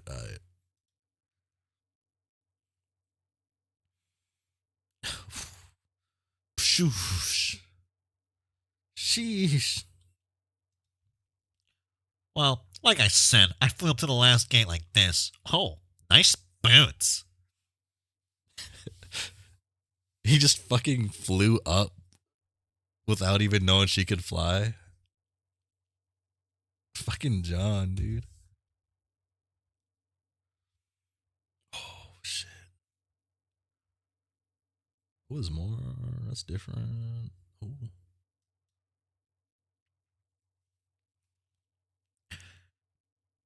It brought me inside the place. It was huge, and it took a long time to explore. It was eerily empty too. I had that weird feeling of getting to know a place in a video game you were not supposed to be yet because you don't have the right power-ups and such. You know what I mean? Not really. I'm used to taking shortcuts whenever I play. Oh, okay. So I started getting crazy nervous the longer I was down here, and I was starting to wonder if my silly iron pongo hammer would even do any damage against the monster. What? Against a Edison, of course that piece of shit isn't going to do anything. If I were you, I would have chucked it into the forge.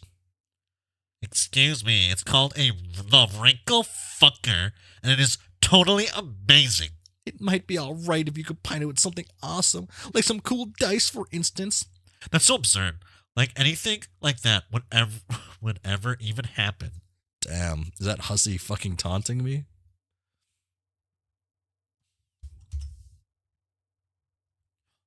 Oh. Play, John, play! Or Vriska. When's it play?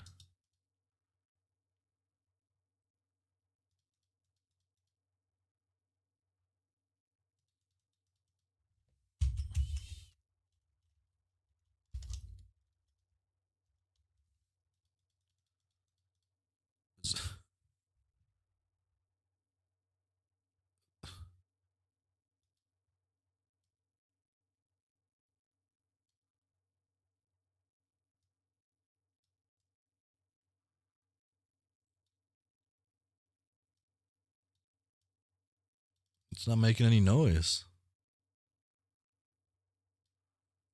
Not registering anything at this moment. Oh. Your volume seems low. Yeah.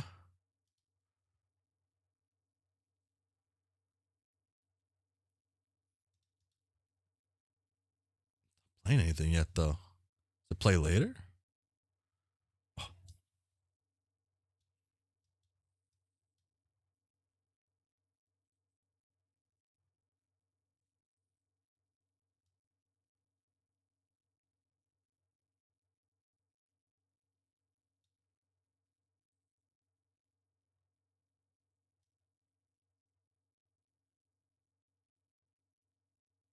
It's playing now.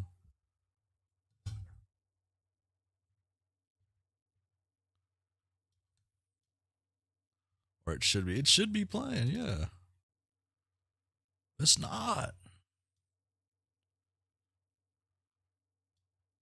I guess I don't get the cool music. Okay, let me adjust up to how it was before so I don't blow out my eardrums. Okay. I hope that's the right spot. If it's even a tad loud, it might kill me. Okay.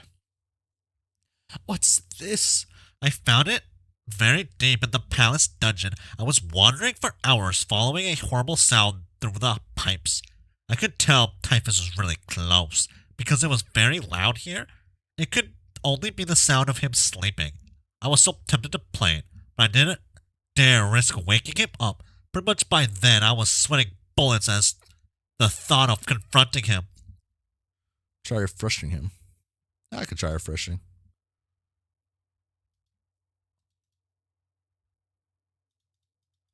Maybe the next page plays it and this one just doesn't or something, but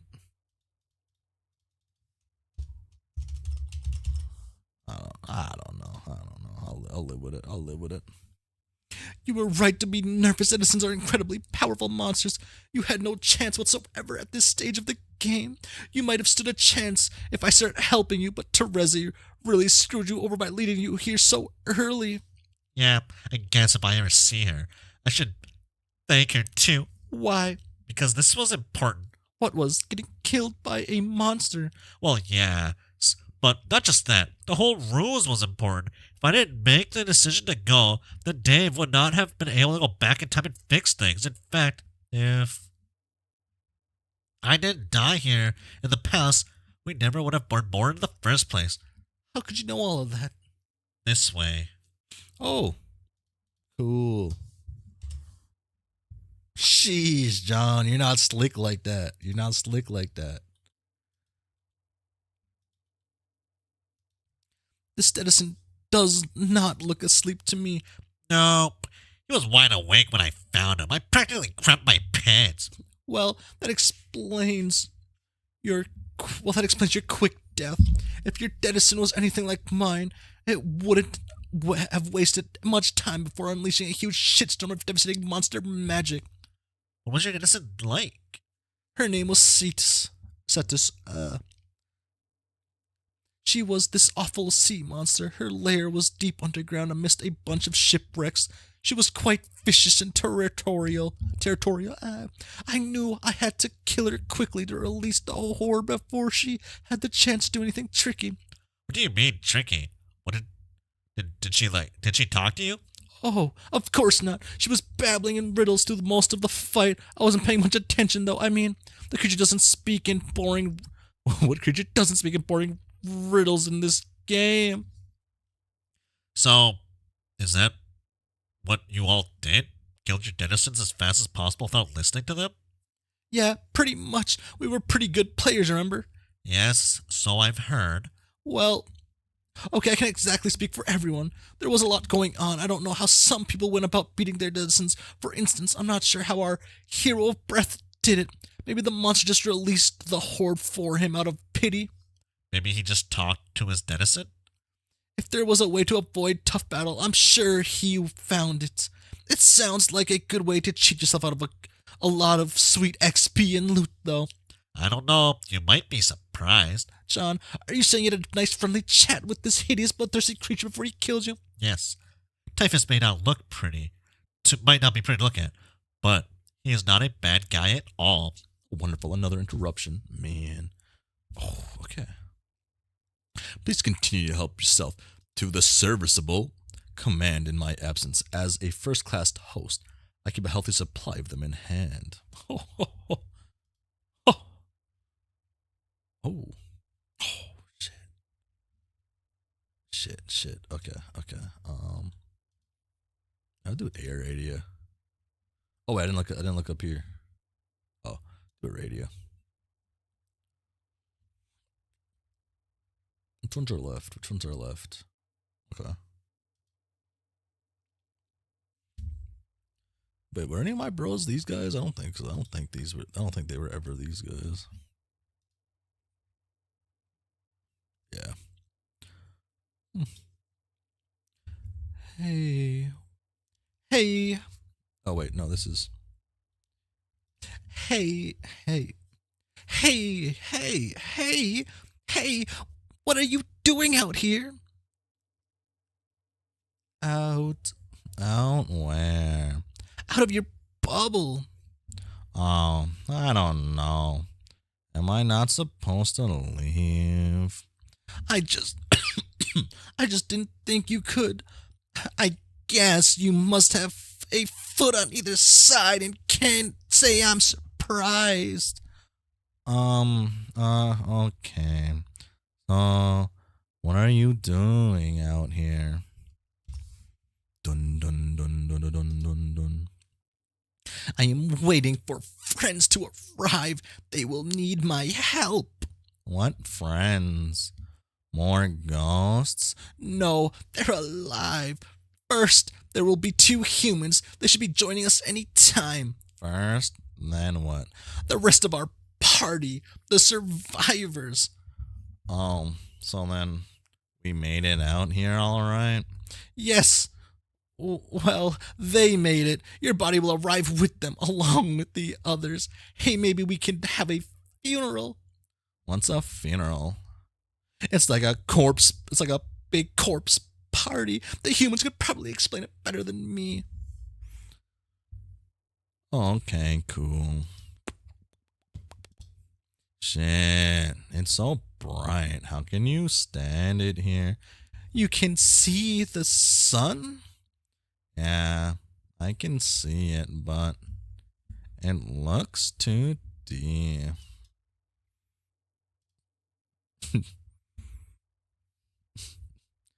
Fuck.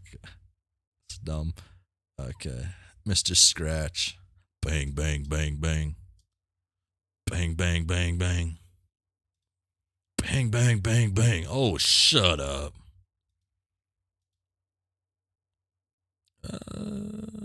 This one. Boom. Boom.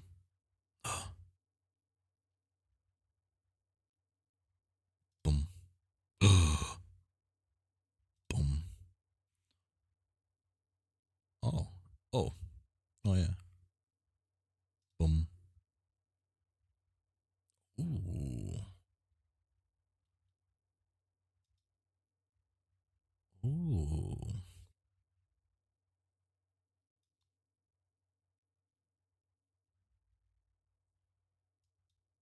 Ooh. Jade. Bum ba dun dun dun dun dun dun dun dun dun dun dun dun dun dun.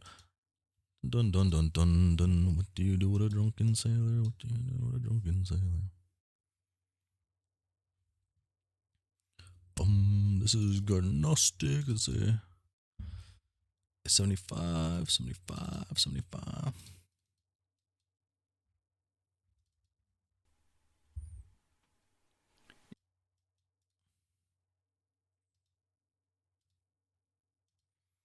Okay. Okay. Oh, I still have him on. I keep forgetting to turn my guy off. Gosh, I'm forgetful. Jack stepping on that frog. Oh my god. They hate him. Oh.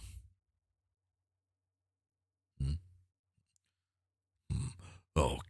Oh god, he's still following you. That is so messed up.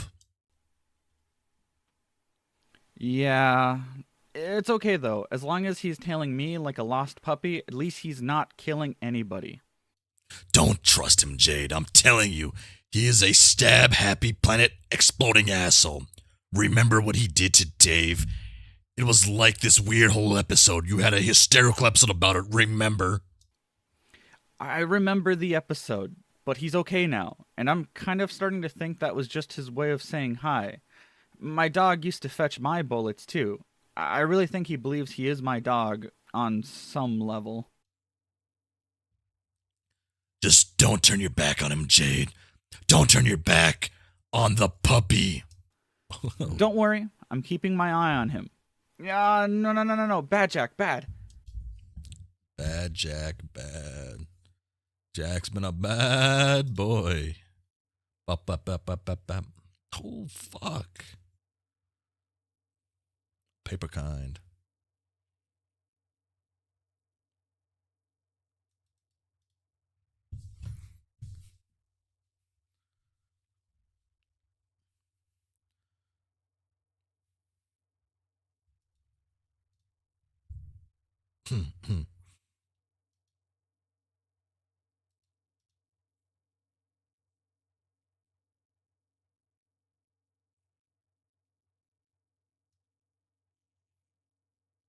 Oh, okay. I gotta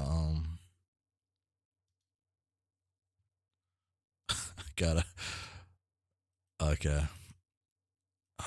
Okay. I haven't heard this one of my boys do something, so I'm kind of curious on what he did. Oh no, wait, no, I think he did. No, I think I remember. Okay, so okay.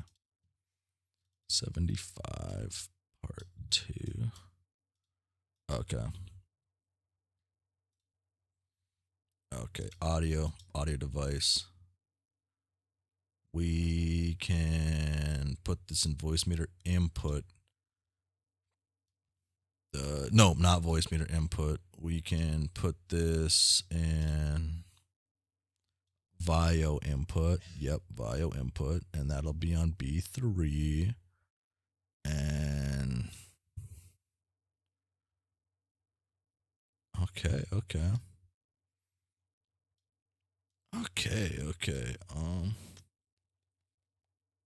He you can't see it.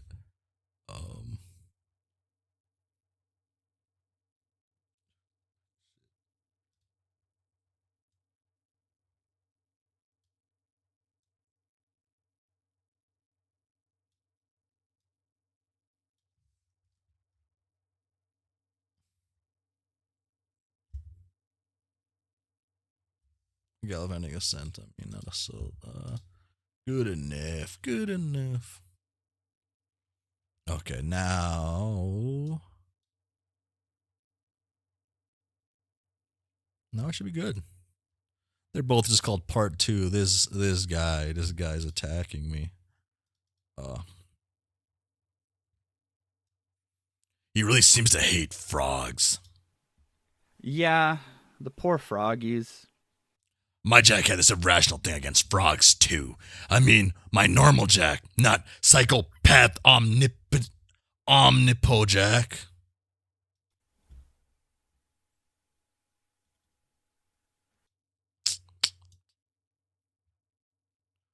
Did I do this wrong? Durst agents are heavily I didn't do it wrong. predisposed towards the murder and I'm interrupting him. destruction of amphibious life forms and their iconography, respectively. Frequently, I had to That's quiet, right? That's too quiet. expose toward the murder and Yeah, so, okay, so that's too quiet. I gotta, like, boost this up, right? desecration Yeah. Oh, we're gonna hear some shit on it. of amphibious life forms and their iconography, respectively. That's all right. I need to add compression and EQ on that. E3.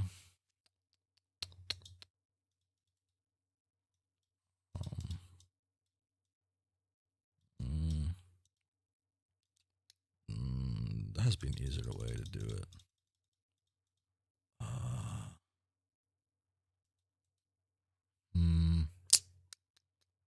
EQ could do it, but I don't know what I would need to do in that right now. I know what else could do it. I could add I could add this. And this should at least help it for stream. I won't be able to hear this though, so if it does sound bad, it would be nice if someone told me how awful it sounds if people are there, I guess. Yeah, let me just restart his piece. Desecration of amphibious life forms and their iconography, respectively. Frequently, I had to thwart assassination attempts from the kingdom. Or extermination attempts is probably better to say. Bad. Oh, it's a bit. Yeah, it's a quiet. Yeah, like it.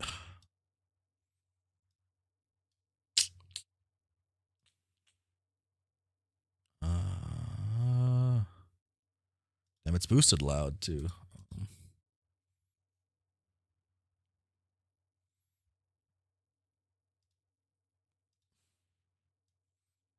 Let's add some extra gain to this bitch. Okay. Okay, that's some extra gain. How's that sound? Dog. Or Okay, that should be like decent right there. Might be a little loud. I can't fully tell. But I'm about to go back and forth for two characters. Maybe I just turn this guy down. Okay. Yeah, that's the play. A little loud, yeah. So I'll have to turn this guy down then, and okay. Hopefully I figured this out now. You're probably right. They really seem to drive him crazy. This is not the first time I've had to reprimand him. Wait, did he just follow you into the palace just now? Is that what you were yelling at? He was growling at Echidna, and I had to tell him he was being very bad. He destroyed some of her really nice statues, too. Keeping him in line really makes me miss Beck. He was such a good dog. Not to mention a best friend. Jack is just... Attempts from the kingdom. Huh? Oh, I messed it up. Yeah, because I forgot. I meant to let it play out longer. Bad dog. Worst enemy. Yeah, it's turn. Yeah, that's as good as I can get it, maybe. Exactly. I don't like this a fucking bit. It makes me really nervous. You just chilling with an unspeakable powerful mass murderer with the brain of a wild animal who's about to hop sessions and try to kill all of us in a few hours. And what were you even doing there again? You still haven't told me. Huh? The palace. Dun dun dun dun. I recommended she return to her denizen for advice. About what? The location of the final frog required to complete the gene sequence. One whose song should remove the last traces of dissonance from the waveform. The creature is quite elusive, remember? Oh yeah, you were searching for weeks. Yes. And you never found it. I had a good lead. But you decided there was not enough time left to bother with it. The reckoning had started. We had to kill the king. Understood. But this was a matter that really did require your attention. Yeah, I know, but maybe I was sick to fucking death of muddling around with frogs and their cacophonous goddamn ribbits and mixing their slime and shit. I'm not an ecto-scientist, no matter how many grubs you turn out to be. Us in the game made me actually, me accidentally make. Ugh. But you are a programmer, aren't you? That is at least kind of like being a scientist, having some technical savvy. I was a shitty programmer, and anyway, I only programmed viruses. Shitty viruses. I shouldn't have to be a slime tactician or a frog farmer or a mystical fucking croak decoder. I'm a warrior and a leader and a cold-blooded killer. We know you are clearly very good at being all of those things, but now we need your help with frog science. Can you help us?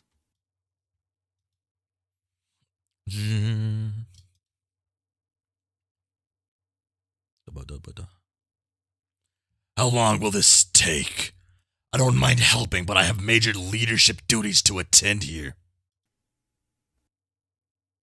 Yes, I know the team is falling apart and everything, but doing this was your duty too.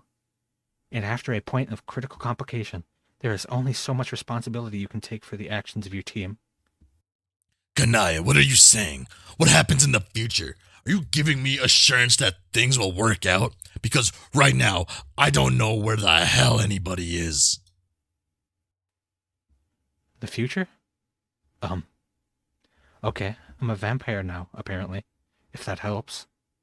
What the fuck is a vampire? Shh! Shush! No future talk. Let's stay on topic. Oh my god. Can I get a straight fucking answer to the thing? It's a simple question. Kanaya means she is a very pretty girl with pointy fangs who has a bright, sunny complexion and wears fancy dresses. Thanks. That cleared everything. just right the hell up.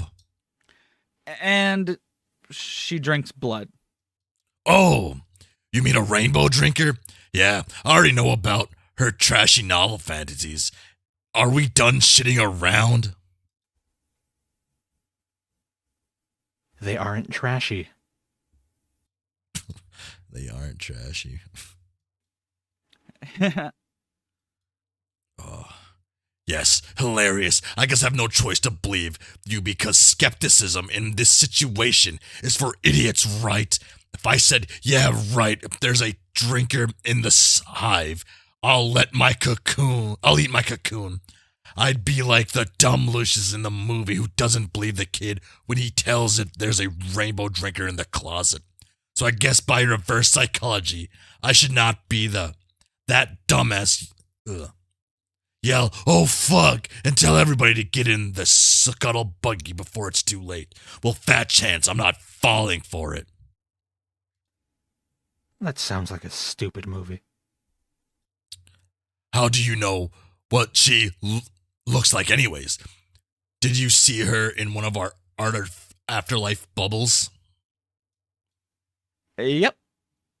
Why? When? Carcat. That information qualifies as future stuff. I don't know anymore. She's just getting away from me. The more time goes by without word from Gamzee, the more I worry, and the more I feel like something terrible has happened, or will happen. I should go. No, wait. Just please listen a little longer. Yes, staying would be better. Trust me, that this was and still is a very important thing for you to have done and still do. Maybe even the most important. Fine, but let's move it along. Did Echidna tell you where to find this frog?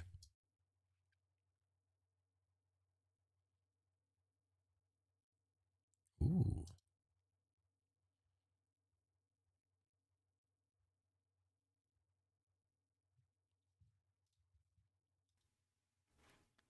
Not exactly. She just helped me remember.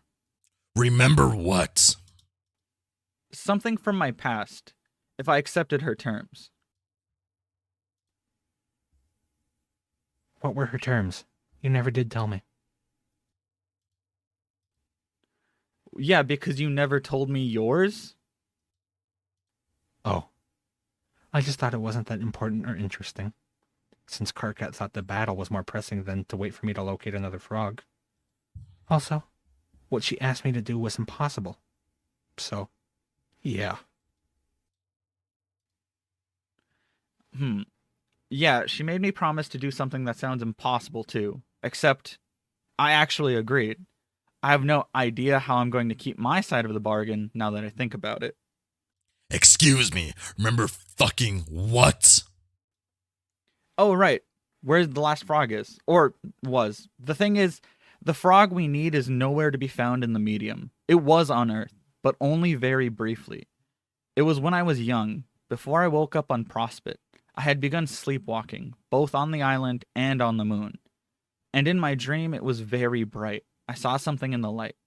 I couldn't tell what it was, so I got closer. Ooh.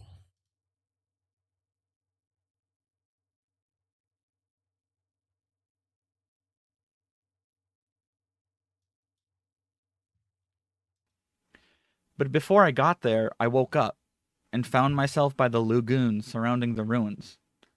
I was about to walk home when I saw something appear on a lily pad. It was a frog. An amazing, shiny frog. Not like any other I've seen in the lagoon. Oh, fuck's a big ass frog. It hopped over to me and I picked it up. But then, just like that, Oh. Oh, yeah. it died.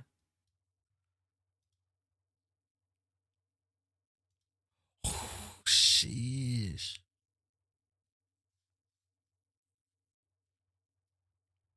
Damn. Betty Crocker's better than I thought at this shit. Later, my grandpa made a robot for me to help me with my sleepwalking. It could do all the walking while I stayed safe in bed. It could also record my dreams. I'm sure he always knew my dreams were going to be special. I suspect he knew it before I was even born. Okay, great. It's there on the monitor. Problem solved. You just to purify its ghost imprint, mix it with your current evolution's paradox slime, smooth out the genetic waveform, tadpolify bilious slick, and you're done. Hopefully. So you don't remember seeing this frog when you were a kid at all? No, it completely slipped my mind. How did she get you to remember? I mean, what did she make you agree to? Well, like it was before. The choices she gives you seem to have to do with facing more mortality, and making it clear if you choose one path over another, it will lead to your death, and that your death may even be necessary to accomplish a goal. Yes, I've inferred that their automata are all personalized variations on the presentation of such dilemmas. Yeah, but that is not really what made this hard. I mean, nobody wants to die, of course. But at least that is a clear thing. You either do, you don't. You know? You said what she asked was impossible. So do you have all the Jade lines So so my friend was going to who was reading for me read some lines for me, has recorded like pretty much all the lines when they're not able to come live and be part of the fun. Like they do like a little league play type thing for something in person. They do that every Wednesday. And yeah. So and the other guy, he's new. I don't know what the plan is for that. And I got these mixed up. Oh, this is Jade, never mind. Okay. I thought else. Okay. Yeah. So a lot of them are recorded, and that's why so there's a few versions of the little image underneath the names there. Some of them, and when I don't have and when they're not here in person, I put the CD player down as the icon to signify that these are recorded and being played. Yeah, and that's why the CD player is there. If it's not that obvious, It might be. What were her demands?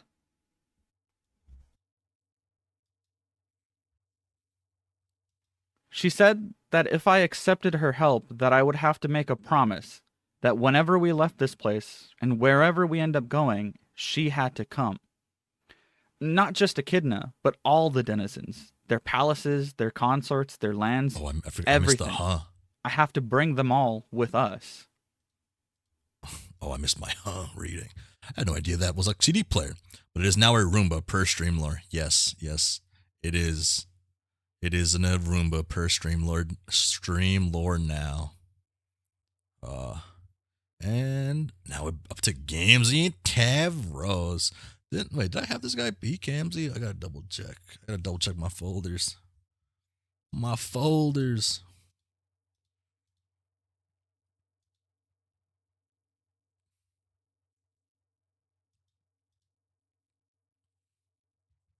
I did not.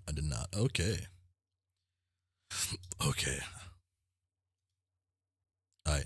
I'll be right back. I'm going to do something. I shall be right back. Yeah. Another hour. Finally, the worst drop off in Paradox space. Holy shit! I didn't think. Oh my god! I didn't even think about that. Fuck! I'm glad I saved it then. Oh my god! Oh fuck! I thought I was gonna hate Hussie for life. Oh my god! Maybe Hussie's all right in my book now. Oh shit! But I will be back though. I will be back. I have to step away for a second.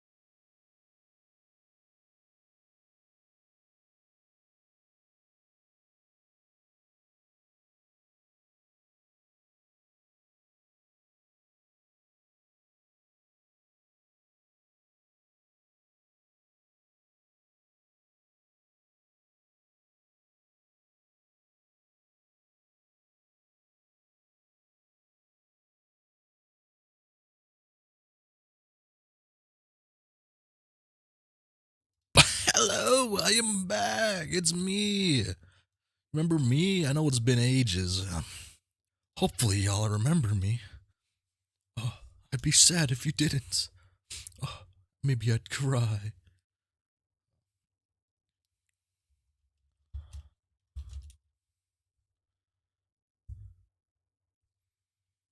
Oh, who is this guy speaking?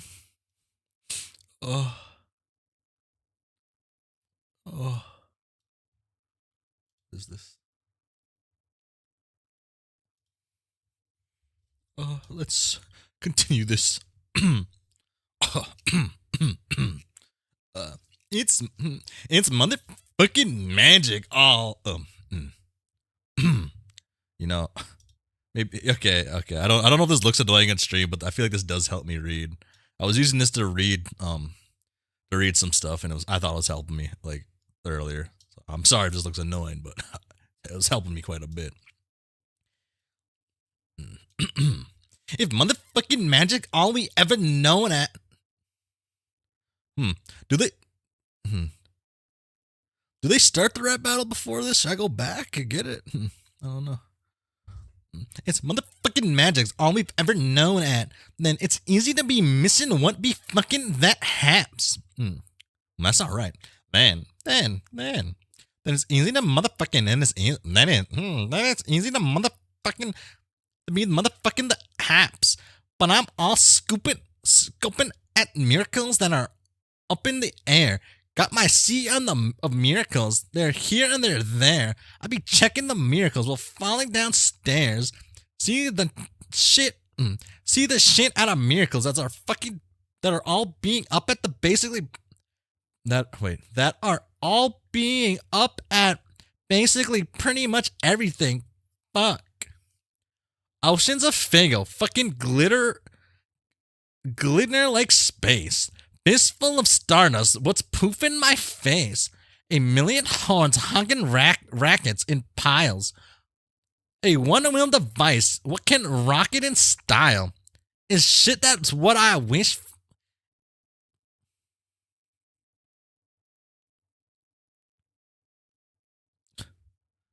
Cam's just it's a pro, I guess. Jeez. Is the shit that what I wish for? Because motherfucking chorus, bro. I'm all a firm believer in the miracles. You have time for my miracles, brother? Oh wait. Oh shit. I almost forgot. I'm a firm believer at them. Me. I clicked the wrong thing. Miracles.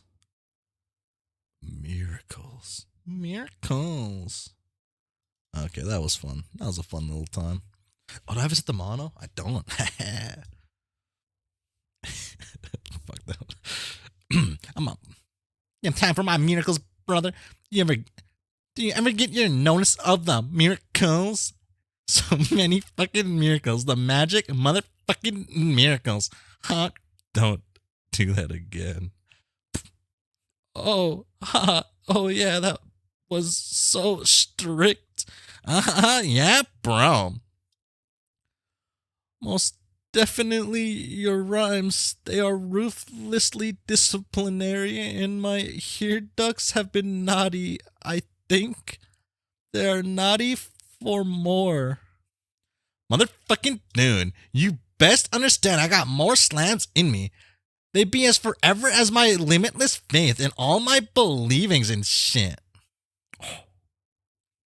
What I motherfucking need, my brother, aside from plowing nose fucking first in a bitch's pan of temptations mucilin. Wait.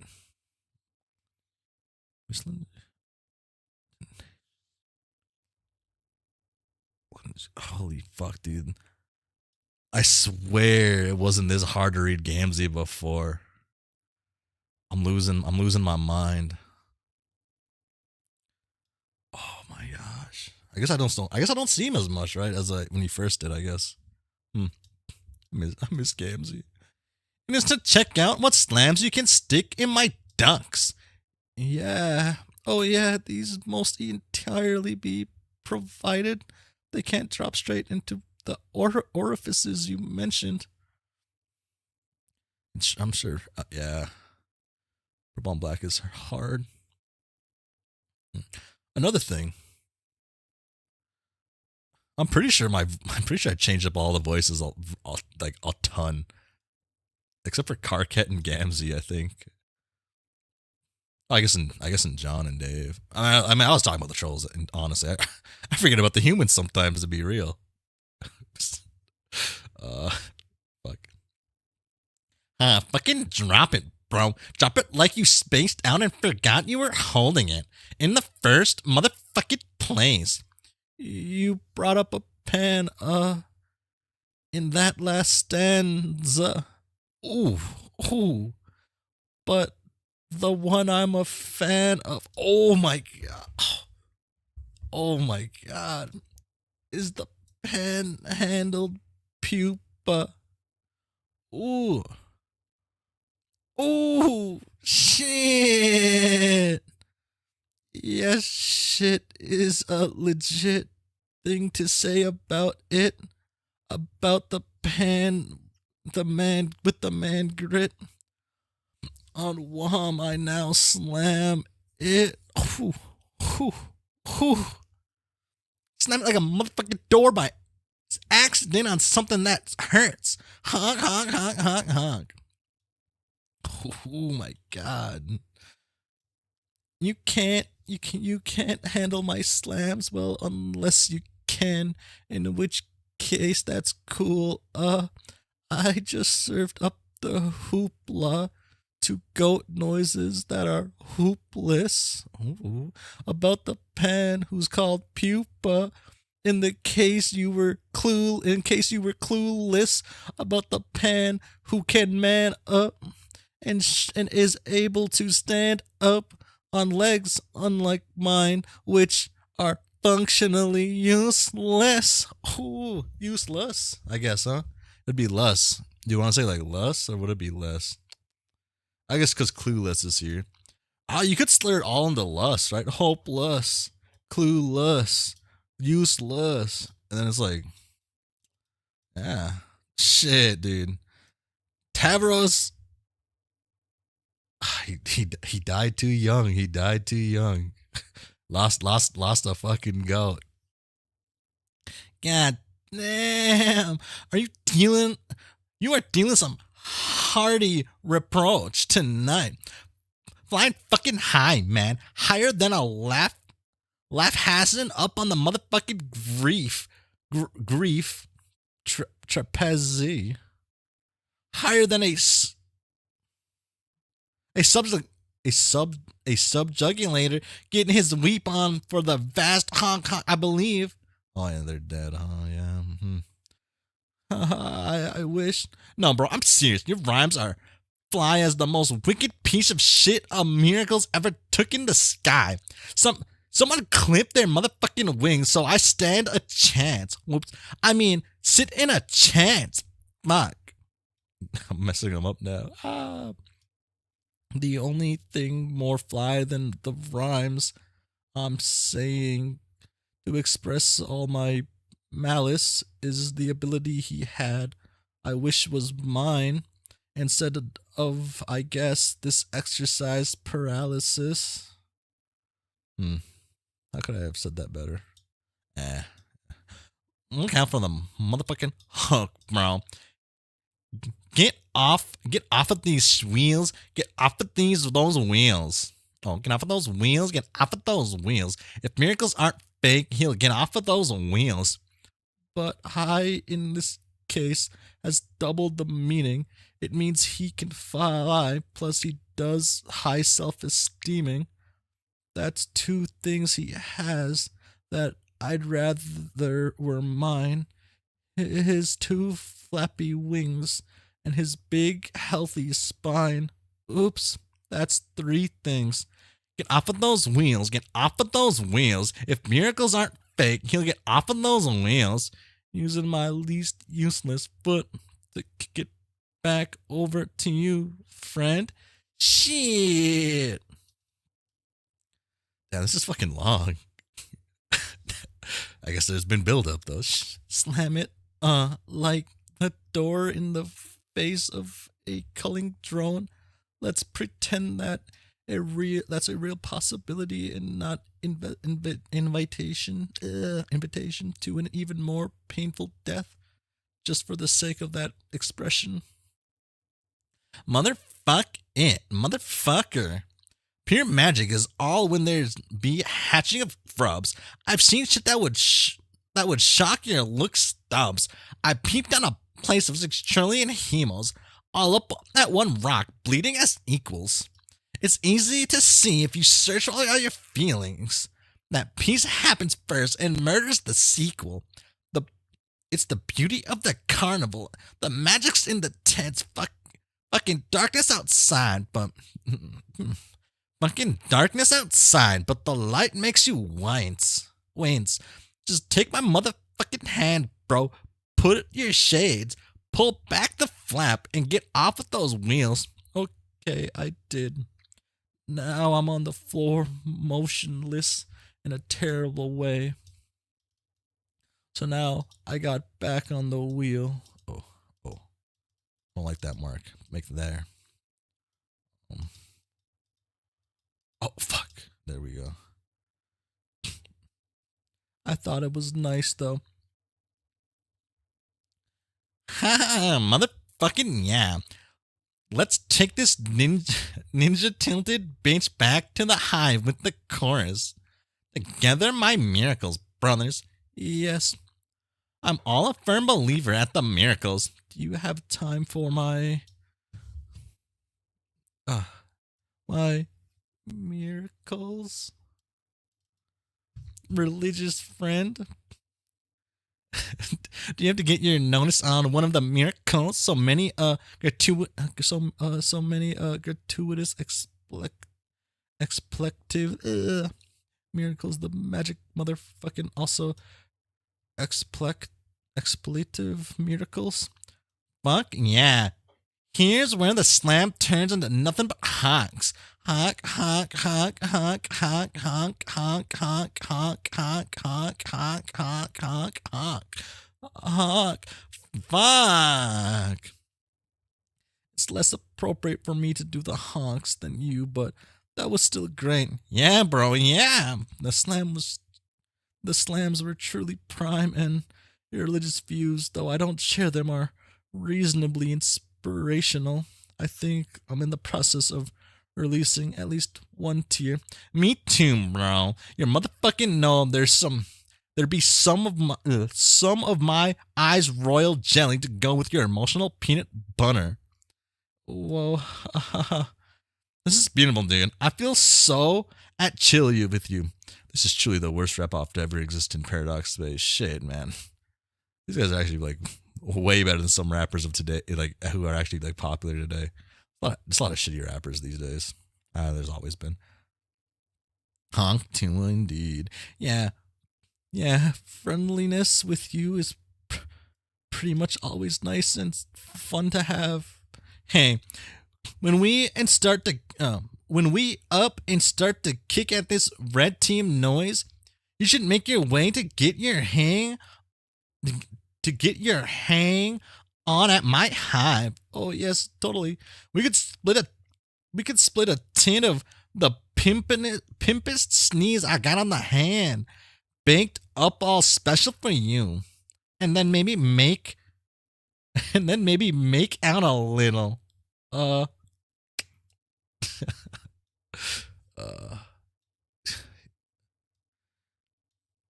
fucking love Gamzee and Tavros.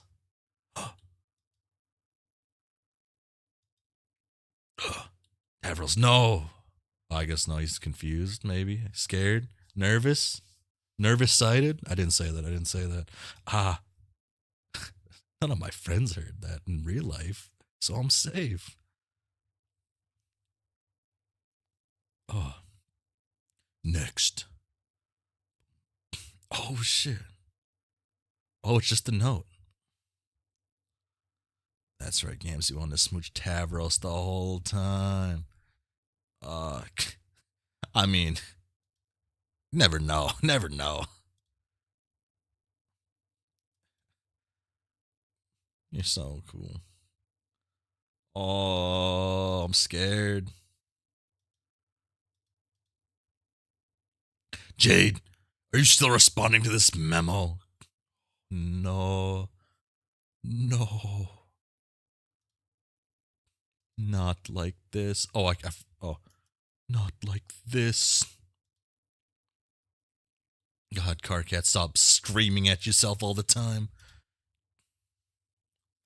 I guess I don't have much energy left to argue about passwords. I didn't even get a password last time.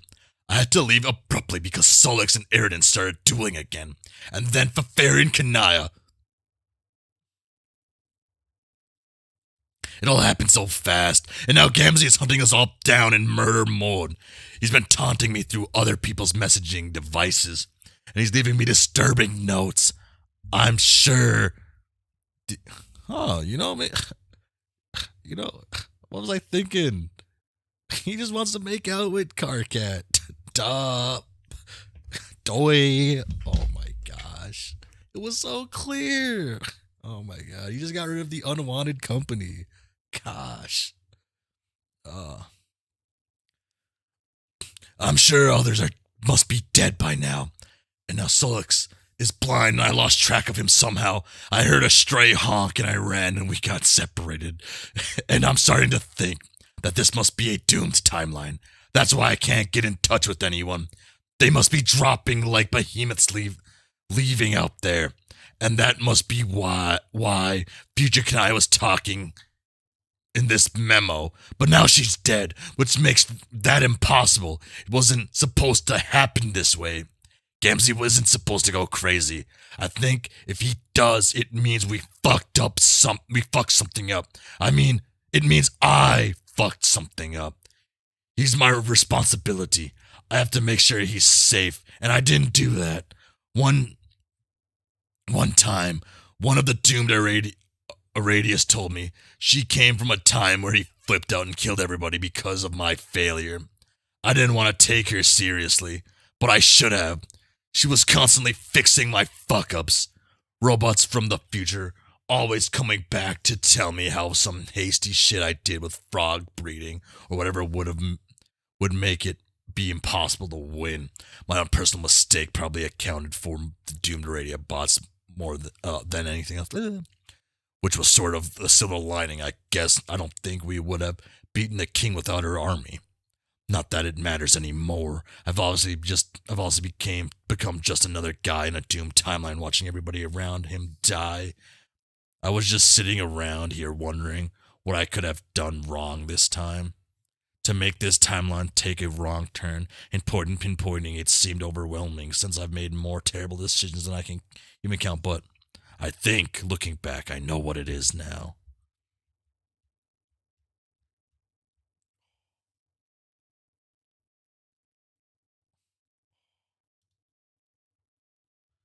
It was before we got trapped on this meteor, before Jack showed up, before we beat the king, and I wanted to let you know, Jade, no matter what I said, I think the final frog must be important, and Kanaya, if you're reading this somewhere in the past, maybe, I'm sorry. You were right. I was always in such a hurry to win, I didn't take the time to do what was necessary. Bilious Slick needed the genes of that frog, and because I half-assed this, so everyone is going to die. See, I was thinking about Jack, and how he can't stand frogs. I think I finally understand what's going on.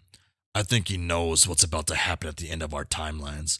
I think I know what the critical moment is, and it's completely my fault. Ectobiology is a touchy thing. Ooh. Especially when you're building genetic code for an entire universe. Our Genesis frog needed the genes from that final frog. But because I was in too much of a hurry to do the job right, He's missing a critical sequence in his DNA.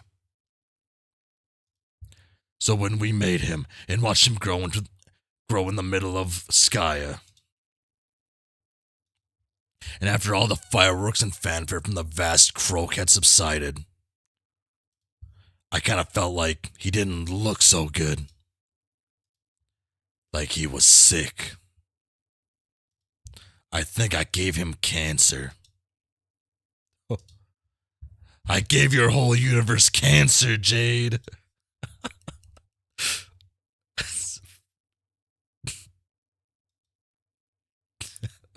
Oh?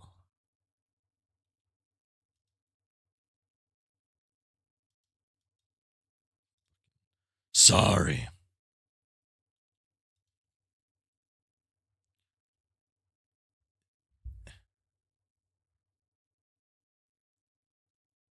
Still changing? I can't tell.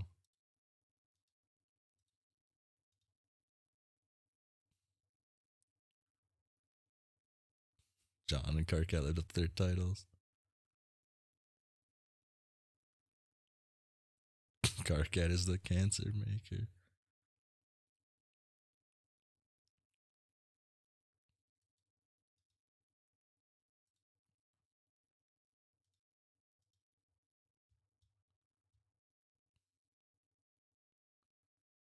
Fuck, bro. It's like Hypnotoad a little bit.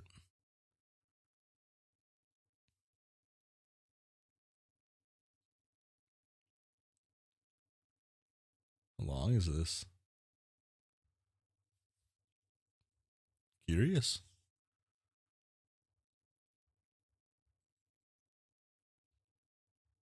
Oddly, like a little beautiful little frog here. I guess big frog to them. Yeah.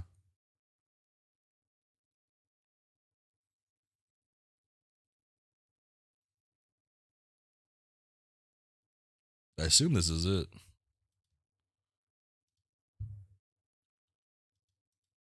But I have loop turned off.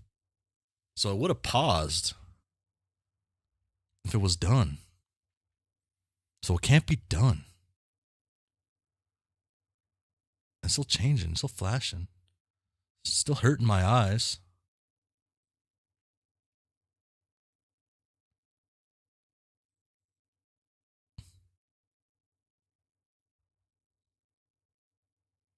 How long am I intended to stare at this thing? Probably not this long. The great mystery of SWF files. It's done. Wild. Yeah.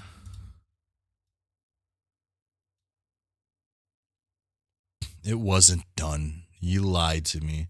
I hit the forward button. Wow.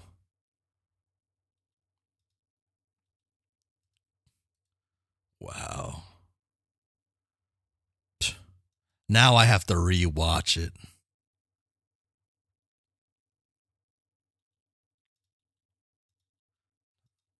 Is a flash thing. The loop only applies to the timeline in a flash thing. It is a flash thing.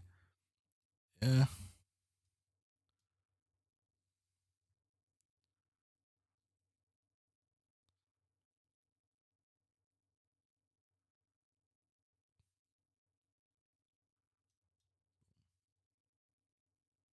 Oh shit.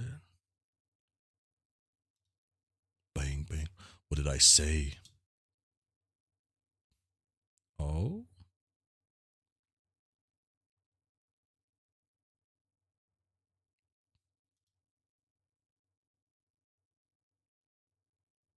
I have repeatedly made it clear that the fifth wall is to remain off.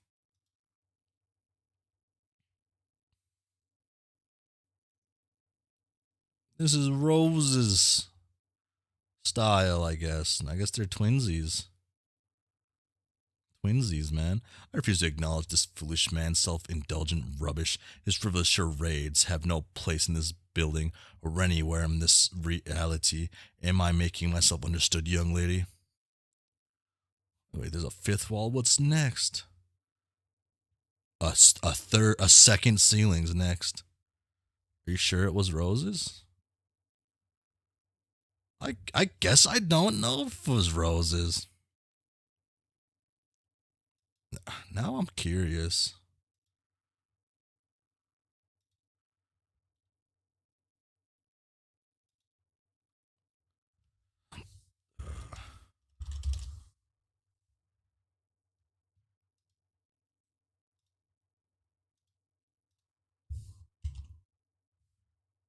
Yeah. So the young lady. Dun dun dun dun dun. Right, like I'm going to teach him about computers soon. That's a good one. Thank you. Thank you, Terezi, for the masterpiece. Its effective genes probably made it impossible for your session to be successful, sort of like its reproductive system was damaged. What should be fertile ground for your new universe to grow was replaced by a massive bomb rig to blow up your whole session. Could be her mom's. Rose's mom's dead, so it's hers. Come on. Probably just one of many symptoms of a sick universe. It's not like you actually did anything wrong. You were fighting against a disease that was always inherent in your reality. The one I gave it. You fucking gave him cancer. It's fucking. But I don't think it's like a normal disease. Not like cellular mutation that's out of control. The cancer took a specific form, like a complicated series of terrible events rather than faulty cell division. It was an eventuality in your universe that was inevitable, that we all unwittingly helped make happen, all concentrated through the actions of one hostile agent in the system, with an instinct to destroy everything it hated, and then given the powers to do so. And unlike a normal disease, it wouldn't gradually kill its host from within.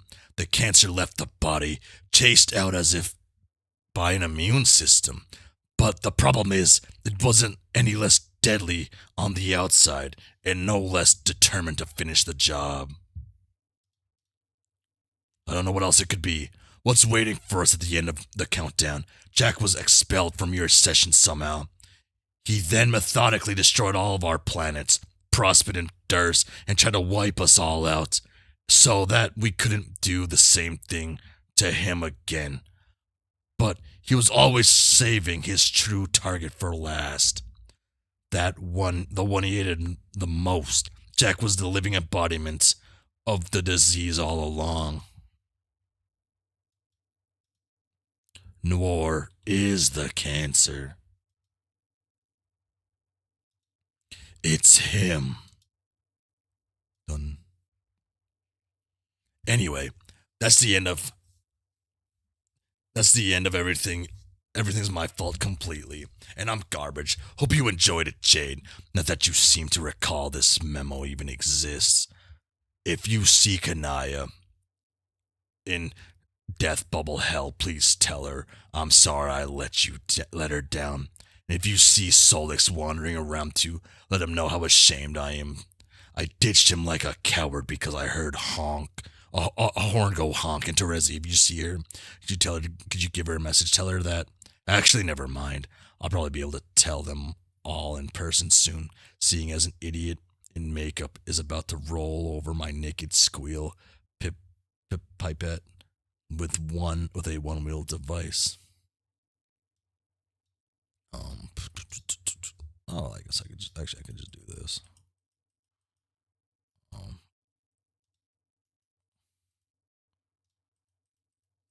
This. Stop rewinding it like that. I'm so confused of where I'm at. Hold on. 2, 3, 4, 5. This is the first one then. Right? No, this is the first one. Yeah, okay. 5, 9, 20. Okay.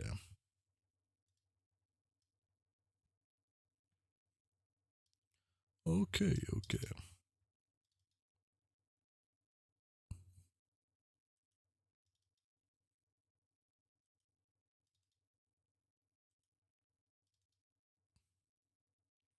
5, 9, 20, 59, 20, 59, 20.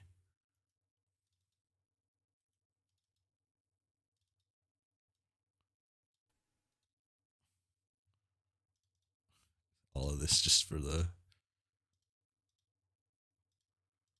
Or is the cancer? It's him.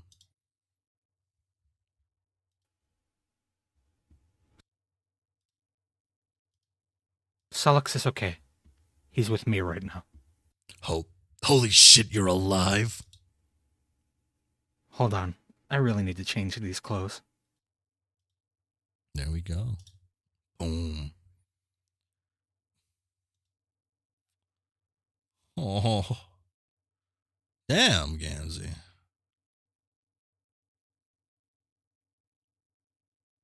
I guess it could just be shadows and not them moving fast, I guess. I guess we haven't seen a Shadow Man for Peter Pan yet, I guess, right? Have we? Maybe. Oh!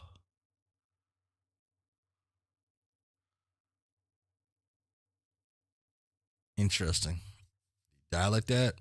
No, he didn't. Gamzee. Wait. Are you continuously, like... Gamzee's doing it live. That's why he's moving over there. Oh my god. Gamzee, you fucking... Gamzee's the freak, man. Everyone's out here calling. Oh my god. Oh my god. Maybe you could highlight the text? I could.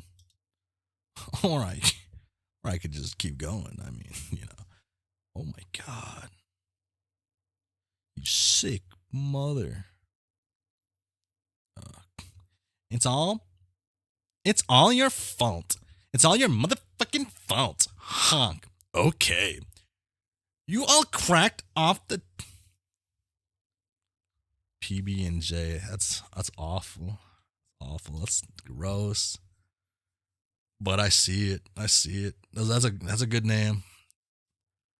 That's a gross name though. My poor boy being assaulted while dead like this. You cracked the top off the bottle to those fucking clown imposters. That all were spying out the flagrant motherfucking heresies at me. The flagrant fucking heresies motherfucker is what came out of their mouths. It made me get my sadness on to see it. And my rage on motherfucking harder.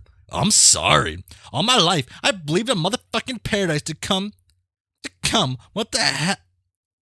To come, what held the most baller, darkest of carnivals to join, and a prophecy to tell all about the band of a rowdy, capricious minstrels steeped in a good harsh whimsy. The mirthful messiahs were foretold to be crashing that motherfucking pie stand and bring the holy ruckus.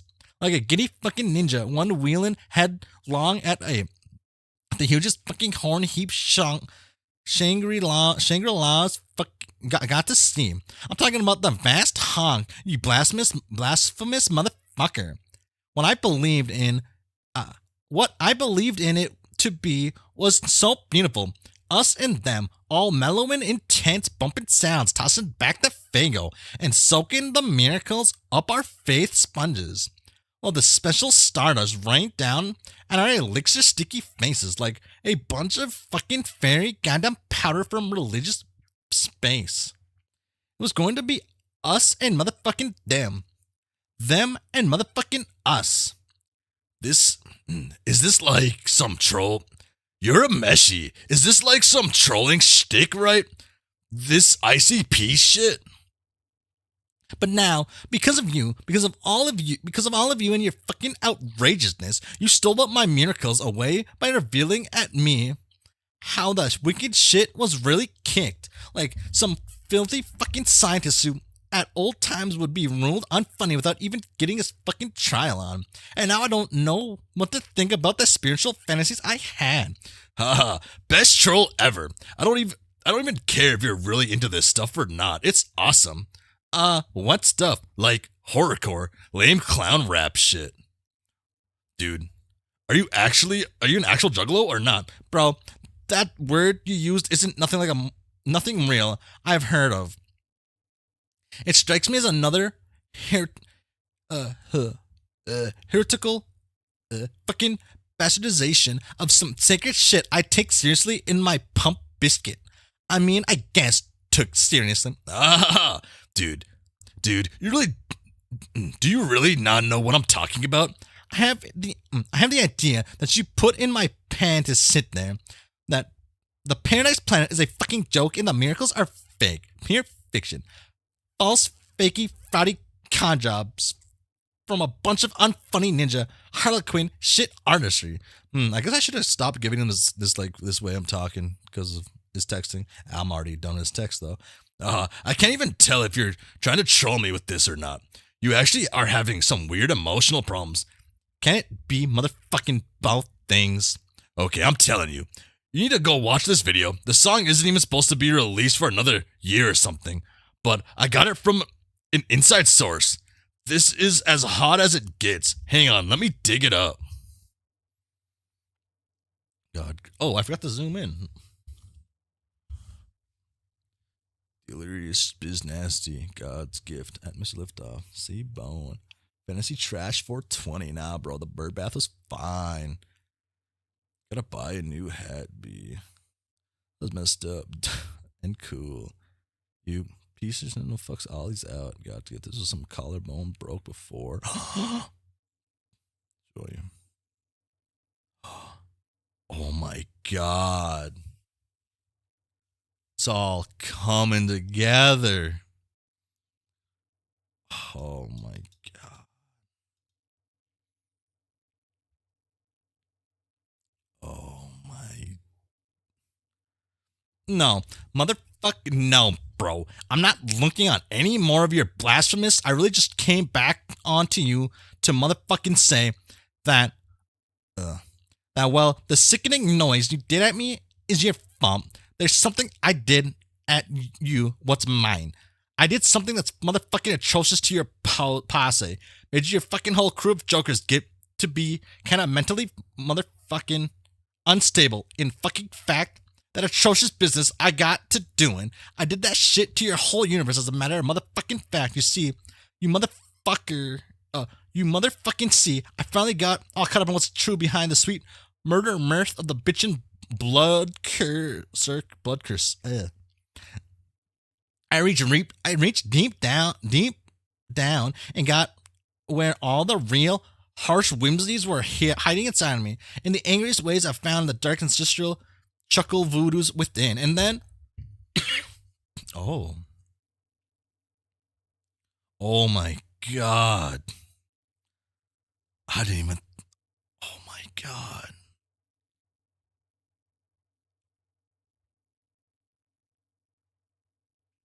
oh my god, I focused on them through the rage you made me have, and I went and made your universe terminal.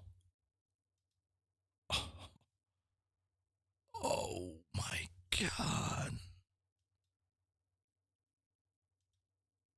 Oh, that's gross. Oh my god.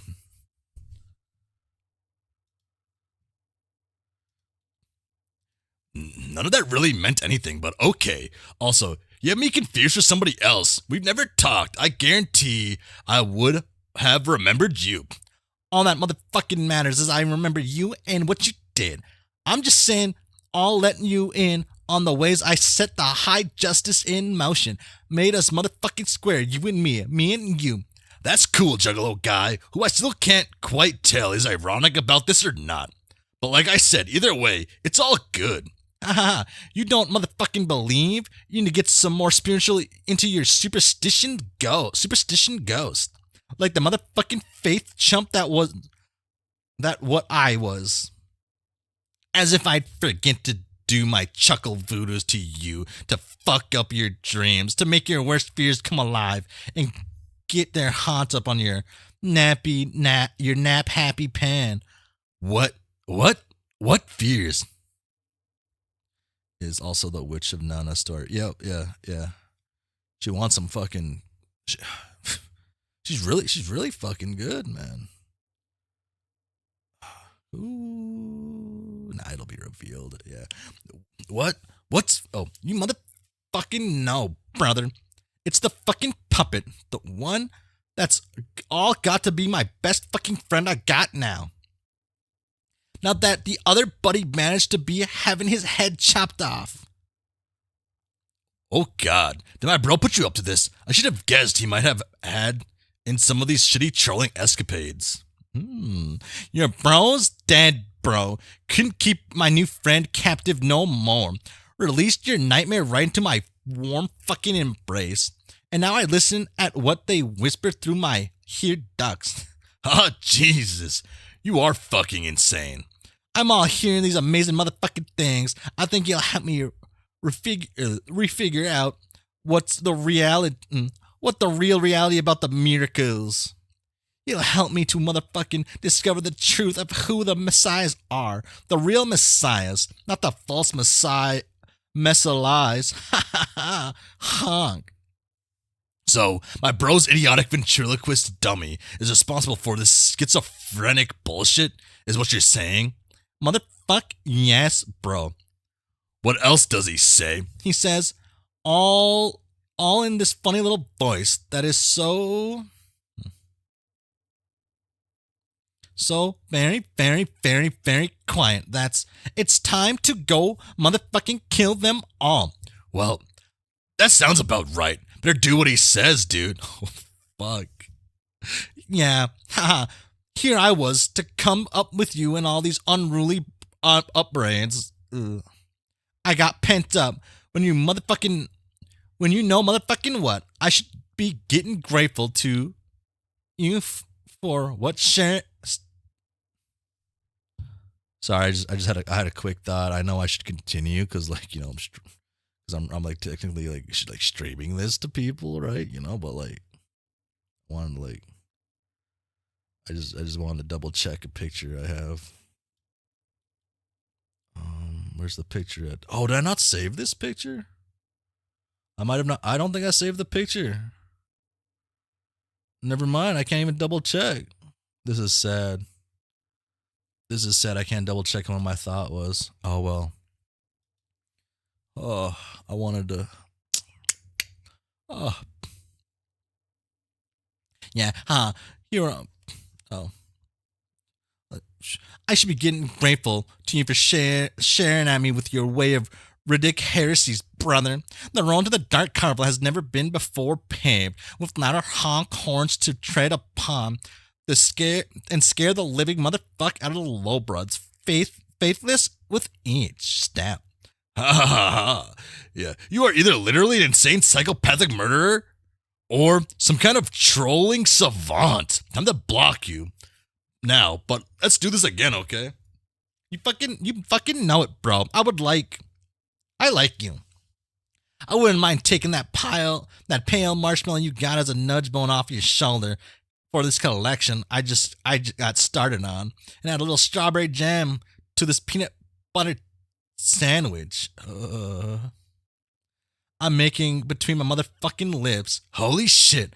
Hey, before you go, how about we slam a little? You both should have one of the best rap ops in the history of Paradox Space. Damn. This is the one I don't get to see. Tavros's was better probably though. Damn.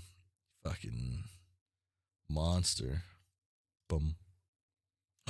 Or will I have to suspend the furniture privileges again? Done. Get her, Aradia. I see it's another one of your moods. We will have to work on ironing out this behavior before you meet your true master. Worst is better than the best.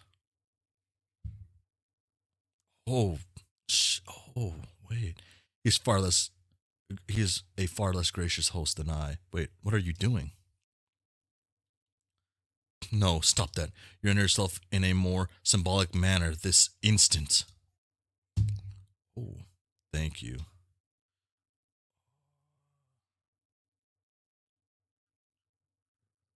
Strife.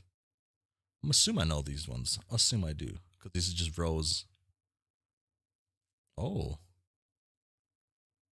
Oh, dude. This is. Oh. Oh. Interesting suit.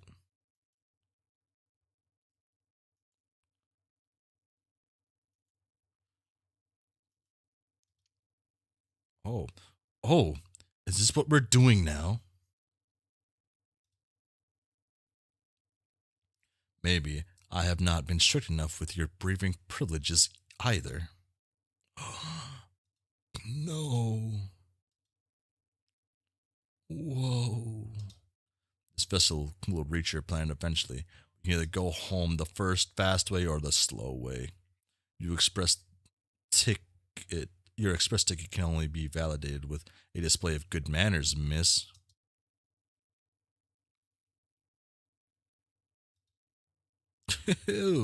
Youth roll. Actual suicide threat. Oh my god.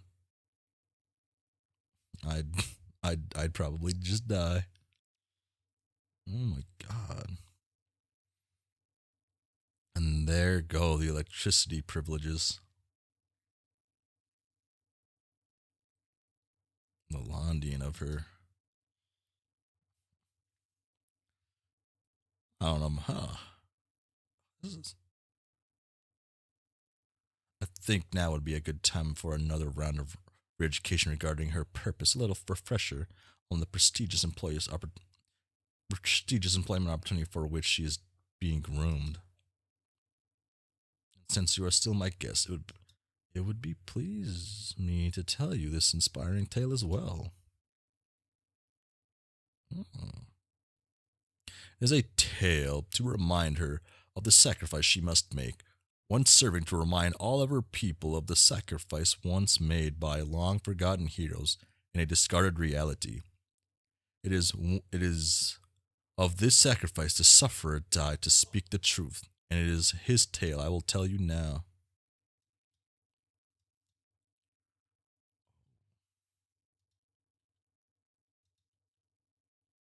Oh, these are the 48?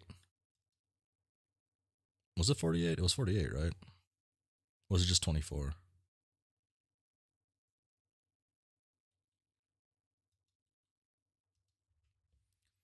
Once in this very universe, you could say, Alternia was home to a peaceful race. Trollkind had never known the corrupting influence in their evolution which led them to perpetual war. Oh, it's just the same. Is it just their ancestors? Or no, it has to be before that. Right. That is to say, they had never known me. As was true the bellicose world we know.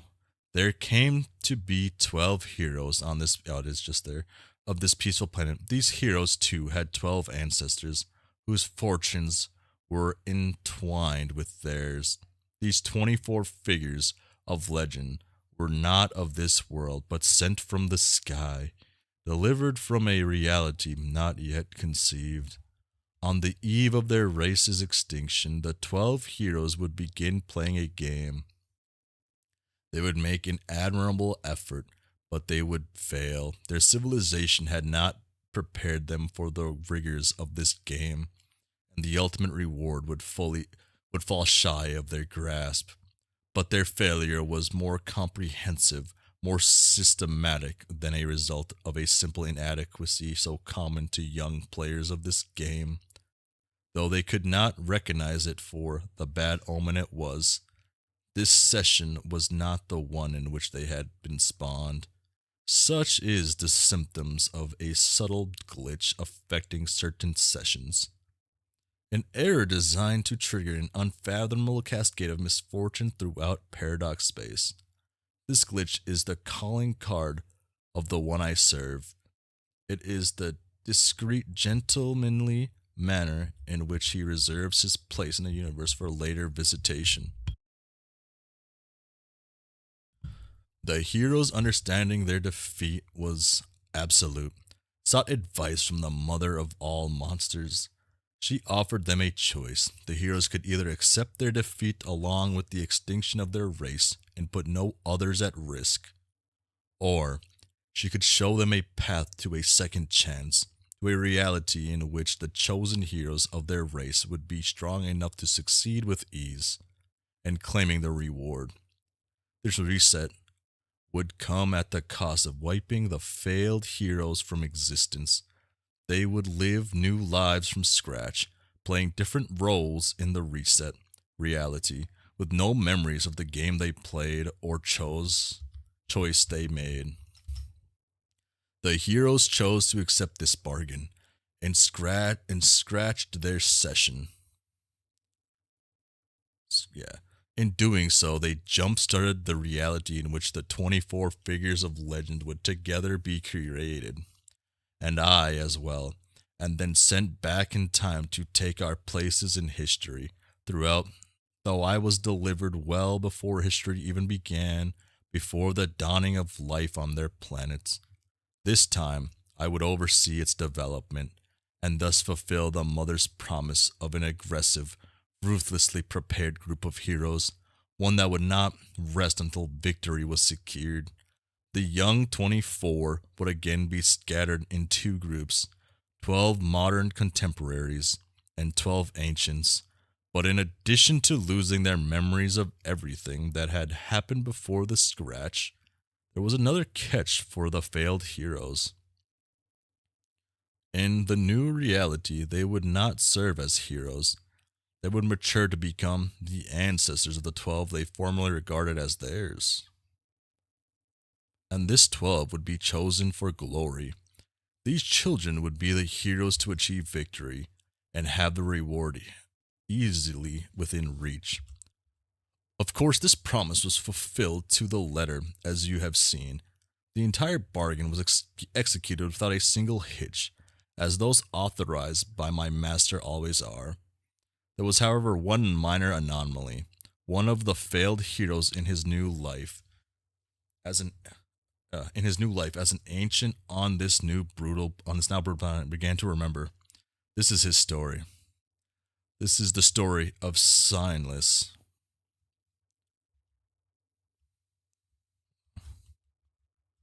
Huh. Few ever knew the sufferer's given name, presuming quite reasonably that he had none, and he came to be called Signless. Unless his peers distributed elsewhere in history, he was not given a sign at a young age. Alas, there were no signs reserved for one of his mutant blood. Oh yeah. Oh yeah, it's here. Mouse over the banner at the top. Oh, I keep forgetting to look at the banner, actually. What have I been missing?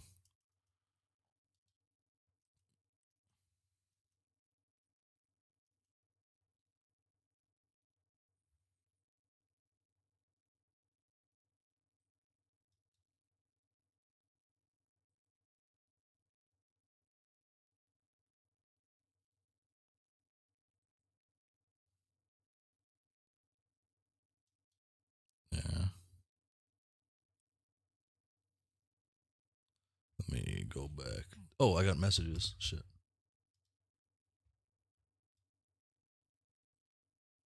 Oh.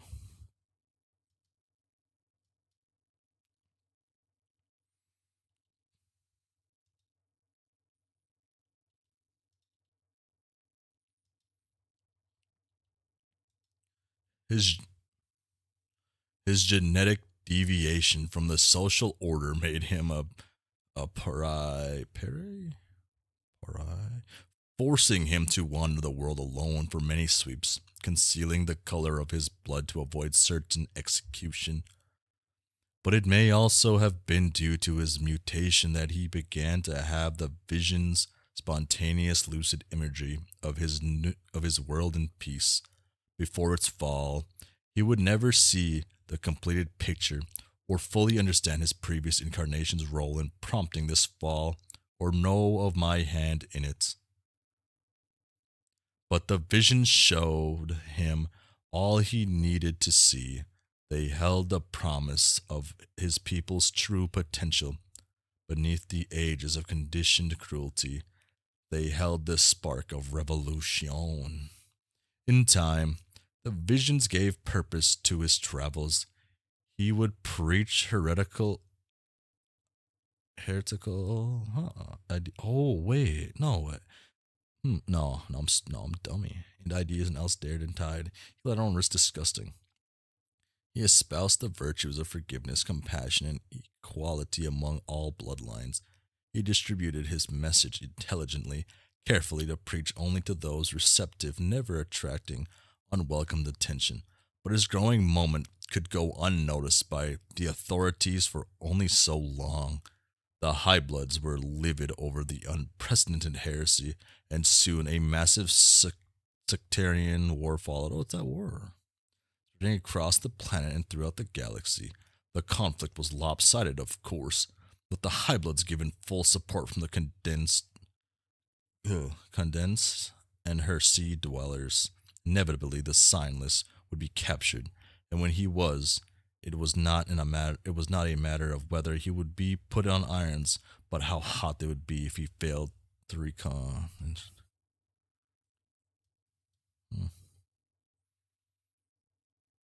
Damn.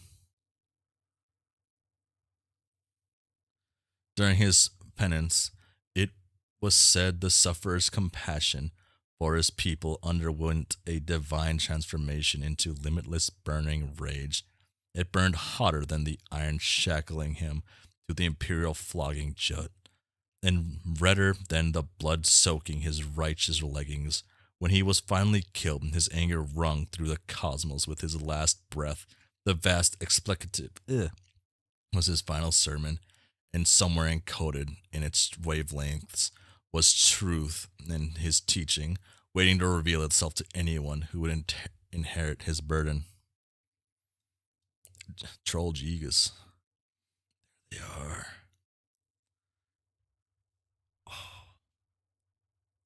His teachings would also persist through surviving disciplines, but in hushed tones his following would dwindle to an obscure cult facing persecution for centuries. After his execution, the body was burned, leaving only his irons. They cooled. Oh, wait. Let's look at this one up here. Yeah. Oh. Alt text. Booyah.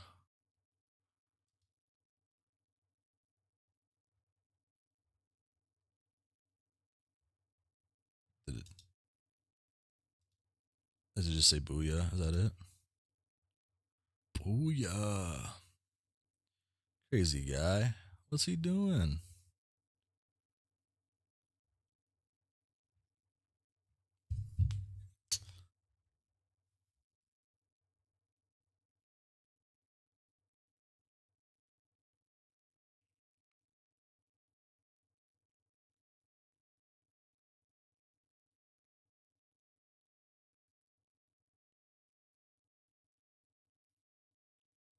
Okay. Oh, that's kind of loud. I shouldn't stop moving it like that.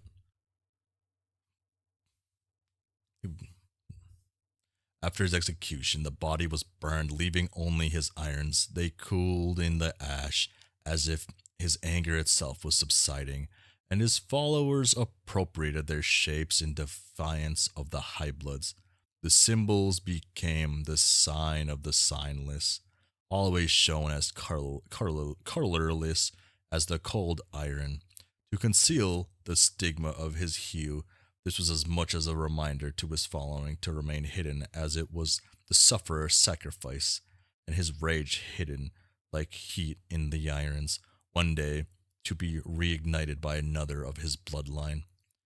The sufferer preached that after he passed, another signless would come, heralding the end times for their planet. The second signless would continue his work and lead his people to glory beyond this realm. The followers kept his teachings alive for ages, even as the uproar surrounding the moment subsided. By modern times, the sufferer's scripture was little more than ancient superstition, but all forgotten, hardly an anthem of old. Anthem of old? Anthem? But the followers had already made their preparations in the shadow. And when the second signless finally came, he would have a Lucius to raise him and a sign to his name.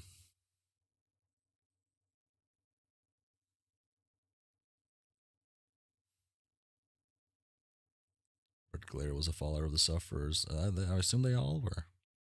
Maybe not one of them, but I assume they all were, most part. Sufferer acquired a less conventional upbringing to reach maturity. As a young grub, he landed in a brooding caverns where he would be expected to face his trials. But due to his mutation, surely no Luscious would select him. No creature sympathetic to his scent had been bred yet. His odds for survival would only have been remote, if not for a chance encounter. The Dolorosa belonged to the rare class assigned strictly to serving the mother grub in the caverns, forbidden from visiting the surface. While on an errand, she found the young sufferer in his crater and immediately recognized the child as special, as well as in great danger. For an adult troll to raise a child was unthinkable, but she saw no other hope for him. The Dolorosa abandoned her duties in the caverns and fled to the surface to raise him. In time, she would become the first follower of his tech teachings and the first of his inner circle, but not his closest. As he says, oh fuck, I gotta keep doing this. The fuck. Oh, shit. Okay, I gotta look at this first. Well, no, he's talking about the ancestors, isn't he? Oh my god. Oh, no way, right? Wait, no way, right? Ain't no way, dude.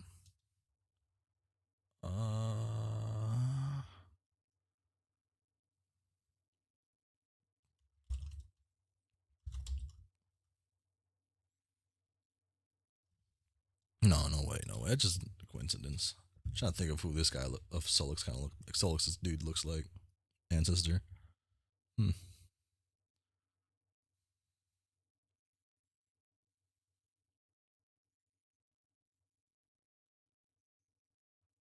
Surrounding him on his rise to infamy, and throughout the rebellion were the most trusted elites among his devoted. The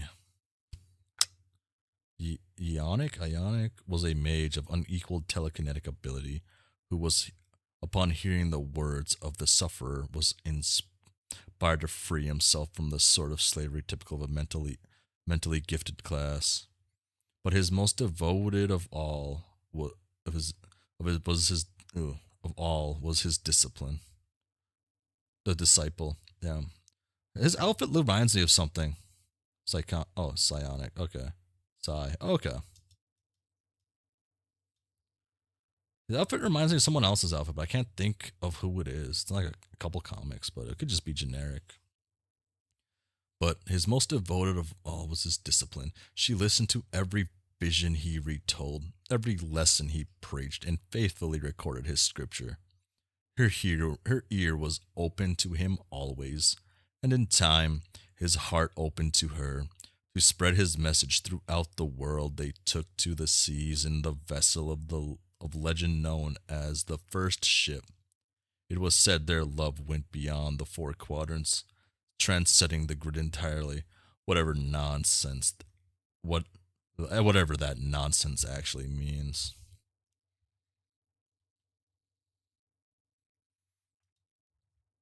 The discipline was to be killed along with him, but at last moment the executioner inexplicably took pity on her and allowed her to escape. She absconded with the leggings, which remained the only physical evidence of his holy suffering. The banner, yes, the banner. Sorry. He's keeping little girls locked up in weird rooms. And remember which old ancestors, I just know it. Physical evidence is holy suffering.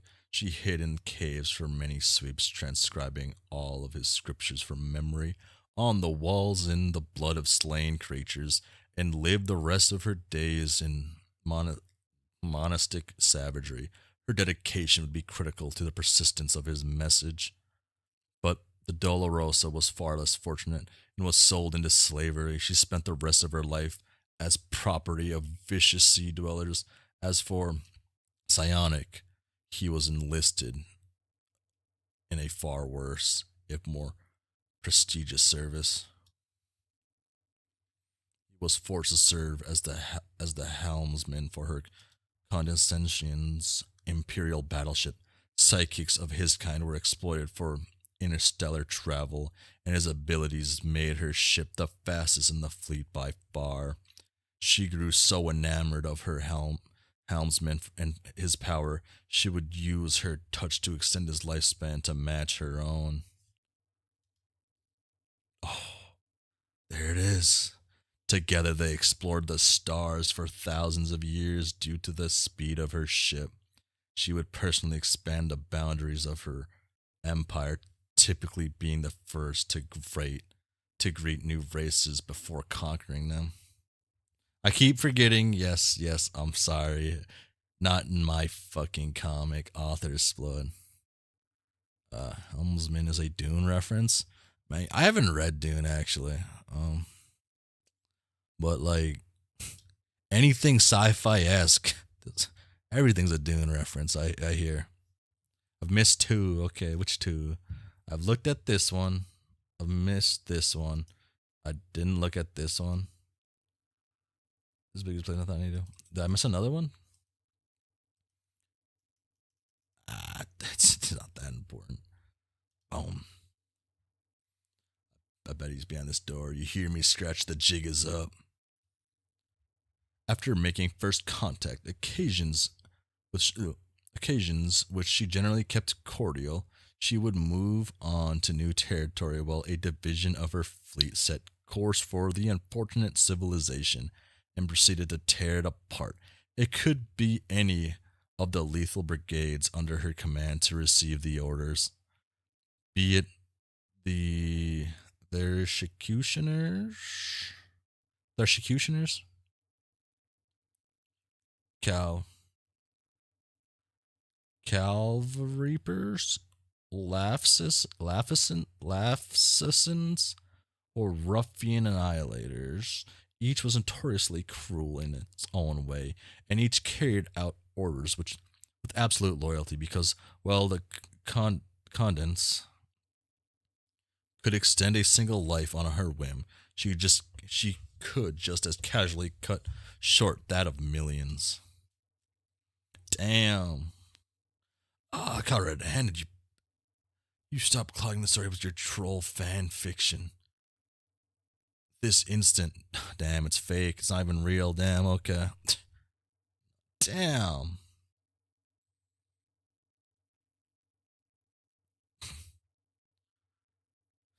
Fairy needed to step up her game, man. If angered, she could simply express her grievance through commune with her ancient Lucius of the Deep and turn its psychic devastation on her multitudes. The class hierarchy played into her hands politically in this respect. Killing off a haphazard swaths of the population or an entire class was suitable as a measure of last resort, but mass extermination does not lend itself well to practical governance. Its looming threat, however, is quite effective, especially while her empire was partitioned neatly into blood castes.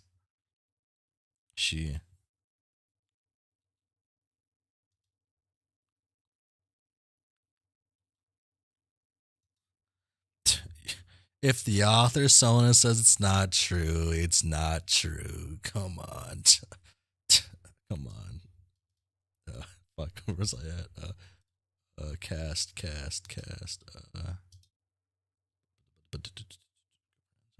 effective blood. She could use her leverage to delegate oppression to subjugators whose unique abilities and exceptional brutality made them natural enforcers. They too would delegate in their governance, exploiting the pride and loyalty of dangerous blue bloods beneath them, and so on down the hemo spectrum until the enslavement of the common caste was inescapable. In spite of their genetic gifts and strength in numbers, as a self-governing What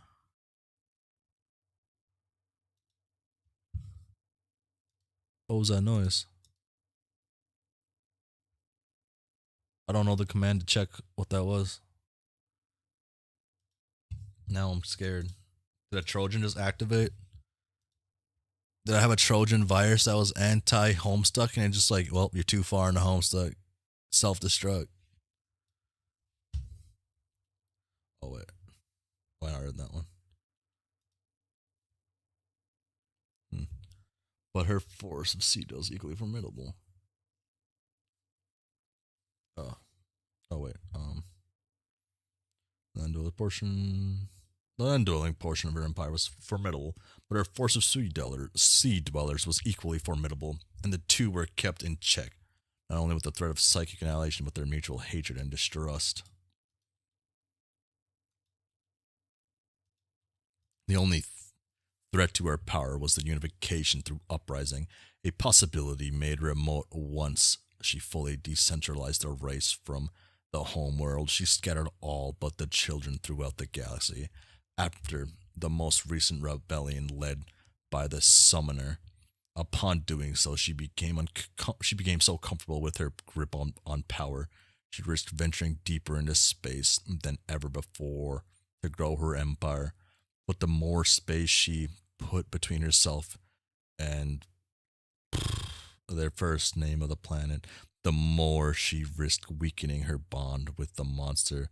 The bond she and her successor shared with it exclusively could sway and become strengthened with the younger. Perhaps she grew complacent with the the successor posed after such a long history of killing them with ease. Heiresses, upon reaching maturity, were expected to challenge the contenders for the throne. It was not merely expected of them by their people, but demanded by their shared Lucius. I like to think of her as the pet I gave to their race at the dawning of their species' evolution, like a sentient warming gift. Again, it's just a sort of thing a good host does. A good host does what a good host does. Out the right door. Damn. Looks like something I've seen before. If the lasp in her custodial bond was significant enough, it was not just political power she risked. At such a distance, she sacrificed concentration needed to curb its most dreadful psychic shriek of all, the galaxy-wide extinction event called the Vast Glove. Of course, this eventuality proved a fitting reward for such reckless expansion of her territory. She chose the worst time possible to explore further from the homeworld than she ever been. She was scurrying the edge of the galaxy for systems to plunder when she received word of her planet's devastation by meteors. The young were being slaughtered. The mother grub was dead. The end of times were upon her people. She ordered all fleets to return to Alternia, but such was her empire's expansion and interplanetary occupation, few could make an attempt to provide any meaningful defense. She instructed her helmsman to pilot the ship faster than he ever had, and he did so through extreme physical duress. He was able to keep the leap across thousands of light years in a matter of hours. The exertion likely would have killed him if the glove didn't get to him first. Her touch could extend life, but never restore it to her laminate. In that instance, her empire was gone. That thing's name. The big thingy-majig.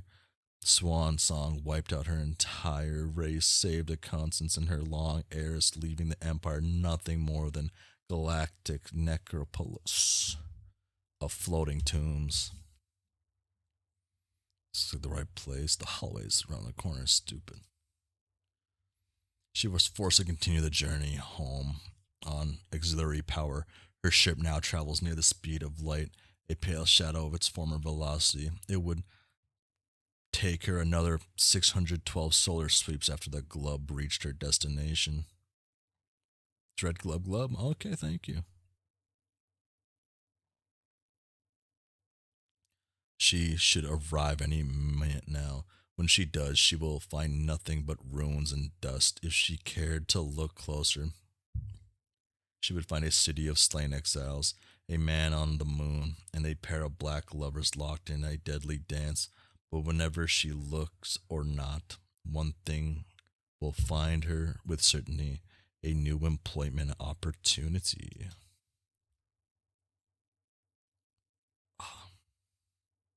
My beautiful pals, have you done this? Son of a bitch is gonna take so many sweeps to clean this mess up. So many, many sweeps. Are you paying attention, protege? This is where your role in the story begins. Now stop your pouting and listen, unless you want another helping to the backside of my... Oh, nuts. I seem to have forgotten my discipline broom. Remember that the Signless is barely remembered as a rumor, but she lived long enough to see the turning of post-meteor. Damn it, he's got a bowl full of these things. He's now pulling his snooty horseshit candy stunts to mock my little arrows. Now, excellent host, my ass. Anyway, the last of the 12 ancestors arrived a bit late. In fact, she would come across through her portal 6 centuries after the descendants had come and gone. There weren't many left to look after her, so she ended up in foster care. I remember it like it was yesterday, and for one who has as much time on her hands as I, it essentially was. Brarg flip. Oh. I would raise the girl to be groomed for her calling. My lessons would emphasize obedience, mastery of the clockwork magings, and being locked in a room. As you must have gathered by now, my employer will enter this universe quite soon. Did I not do it? Did I skip this one? This one?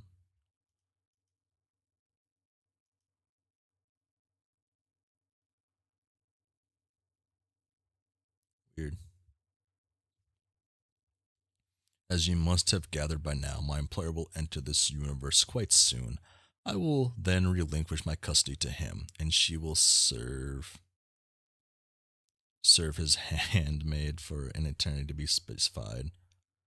As you must have also gathered, she has already done so, though her most common of blood should have let her expire in just a dozen or 2 sweeps. His curse kept her very much alive, and she did not intend to stay that way. Boom. No, oh my god. Damn, he's a good host. Oh. His curse is one of conditional mortality, with the desired outcome contingent on her service. When I release her, she will take her place at his side and travel through the time to carry out his orders. While I am his weapon of subtlety and precision, the handmaid is strictly an apparatus of terror and suffering. We have both paved the road to his arrival. I in my way, and she in hers. She would be present during every watershed moment in her civilization's development. Her recurrence in history would earn her the reputation of demoness, more feared than even her master. A man through dreadful rarely makes himself seen. She stirred up class warfare and intensified bigotry in whatever era she haunted. She made sure the descendants would enter a world which prepared them well for the game, and took measures to see they would play as they did. But once they entered and their world was in ashes, her work was nearly complete, for now, 6 centuries later, she'd be given one last order to follow before her curse was lifted: a simple recruitment job. Whoa. A handmaid will enlist the condense, extending the same bargain once offered to her. It will be the sort of involving neither negotiation nor possibility of refusal, expressed in terms plainly understood by the psychotic genocidal. The condense will serve as her new master's witch, carrying out his work in places he cannot reach. Ooh. There you are. Good. Go ahead. Keep talking, cue ball. I've got you in crosshairs of my broom bristles. My broom bristles. I've got you, you pompous motherfucker. What? Motherfucker. The two last trolls alive, blood of rust and royalty, will make each other pay for the crimes against their race. Their payment will be mutually dealt in currency of punishment and reward at once. The condense will be rewarded with the power and immortality her new service entails, and punished by the grueling slavery for which it is synonymous. And you, young lady, are to be punished by death at the hands of your replacement, and so too will be your reward. Tick tock, tick tock, tock. My heartbeat falls in a rhythm. The clock. I draw close my feet. I leave nothing. Pray off. Suspend his Hussie. Wait for it.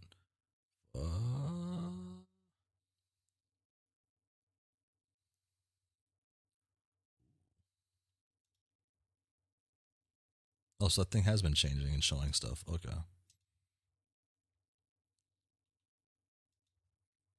And so, my dear, that is the inspiring tale of your people, and why you should feel rather privileged to be in the position for which I have groomed you meticulously. Are you not grateful? Yes, surely you are, and it warms the soft, fluffy material in my chest to know this. What is it? What are you looking at over there? Of course, the clock. You can see you have a good eye for the fine timepiece. The explanatory taste is certainly owed to a quality upbringing. Perhaps you wish to know the history of the clock and how I came to possess it. Yes, I can see the sparkles of curiosity in your eyes. It is a marvelous tale, one almost as long as it is verbousely told. Where do I even begin? Oh, I'm actually curious on this clock tale. Oh my god. Story time is over, windbag. I'm sorry. Story time is over, windbag. Whoops. Oh shit. Get this fucking clock out of my way. I'm the one man stampede, and I've got a broom in that peel splintering wood. You hear me? It's the last gasp of priceless antique disintegrating beneath the outrageous fury of my authorial hooves.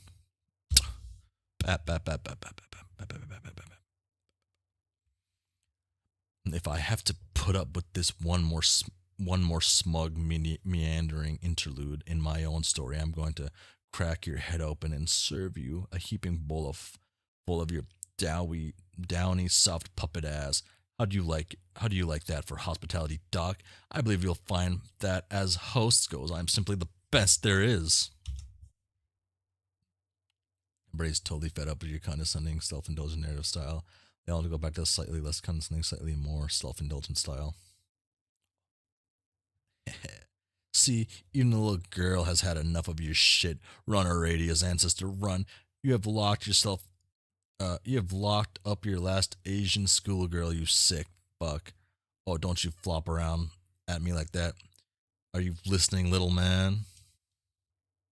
Well, girl. Spike. Booyah? You there, girl. I guess he is just he's just a limp, lifeless puppet when I am around. Like a reverse Calvin and Hobbes kind of thing. That is a little disturbing. Girl, quit all this scurrying around. Oh well, might as well just try to get that disc back. I wonder if I can just sort of reach up into an. Do you believe you can escape before I arrive? Reach. How do you expect to outrun me? What the hell? Looks like you had the disc repaired for a while already, but didn't tell us? Motherfucker just loves the sound of his own voice. When I am already here. Snop Ollie's. Oh, wait. Fuck. Oh, you dumb homo tool. You're snapping wrong. Unsnop. Snop. Unsnop. Is everything Comic Sans? Okay. Lord English is right here.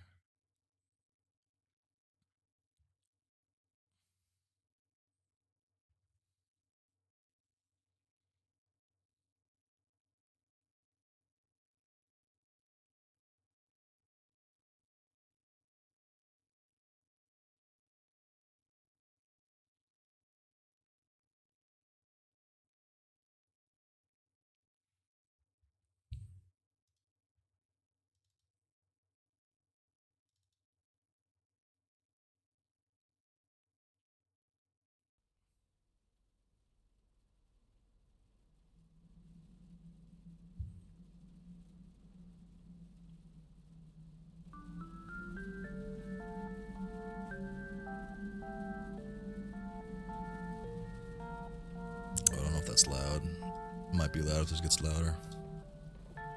Get him, Gamzee. Get him.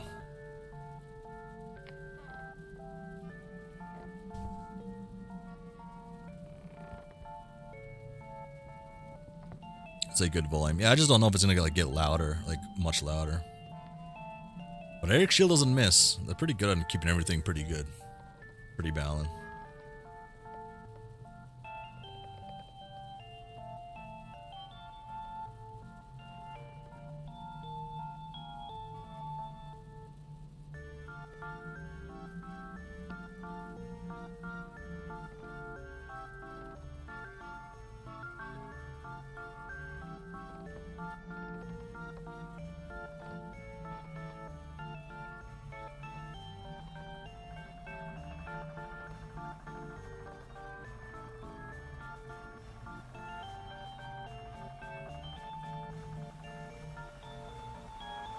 Carnival music is like technically war battle music, right? But we first considered like one of the first carnival music was meant to be a battle, right? What you doing, Carcat?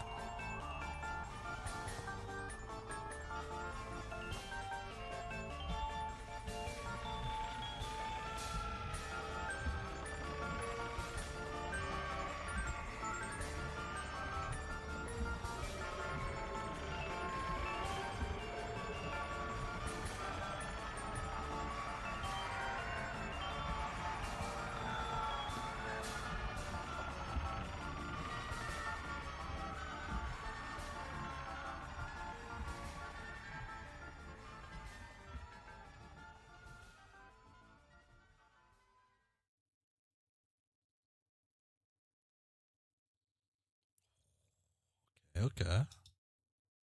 Shh. Honk. Clap, pap. Aw. Shh. Honk. Shh. Pat, pat, pat, pat, pat. Honk. Honk, honk, honk, honk. Shh. Honk, pat. Pat, pat, pat, pat, pat. Honk. Shh. Pat, pat, pat, pat, pat, pat, pat, pat, pat. Honk.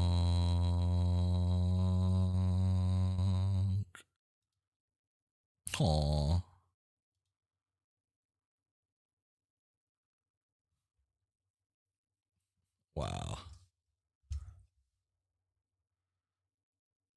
Hail mates for life.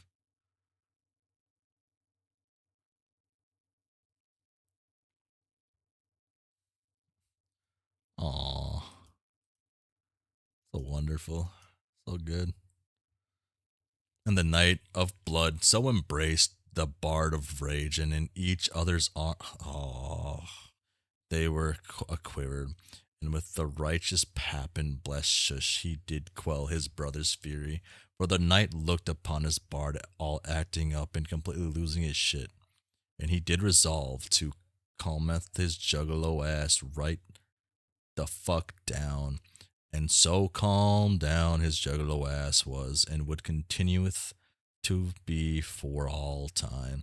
The night and the night in totally settling a murderous clown's ludicrous shit down proper said, "Let there be Moralians," and it was so.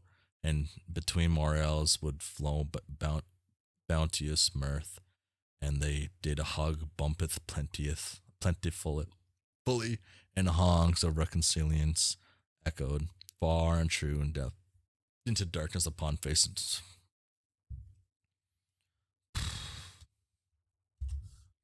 And it was good.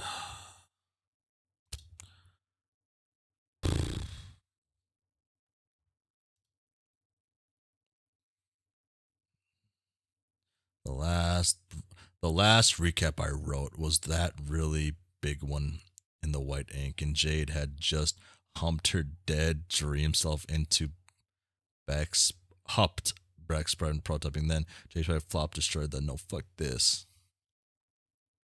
Click the panel. What if I say no? Oh, I can't. Oh, I actually can't say no.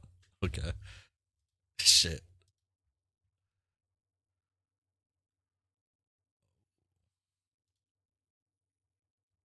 Oh, wait, they told me they didn't record this part. Okay. The password is "see you soon." Okay. I'm gonna take your lack of response tactic.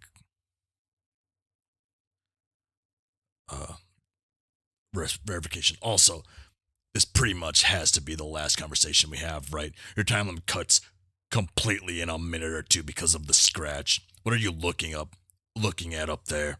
Are you hypnotized by the flashy shit? What the fuck? That's been going on ever since John started scratching that big goddamn record. Aren't you acclimated to it by now? Hello? No Roomba for Jade. Yes, no Roomba for Jade. Harley, Gigas motherfucker of screaming fuck. Whatever, I have shit to do now. I guess I should be keeping an eye in the sky too, now that I think about it. The bright green beacon should be appearing any minute, assuming you actually manage to blow up the sun, and then I guess maybe we all get to hang out. Well, maybe also not being in unyielding mortal peril. It's getting kind of old, frankly. Okay, well, this is a pretty crappy farewell, but I guess it'll have to do since there's some seriously show-stopping shit transpiring up there in fucking outer space.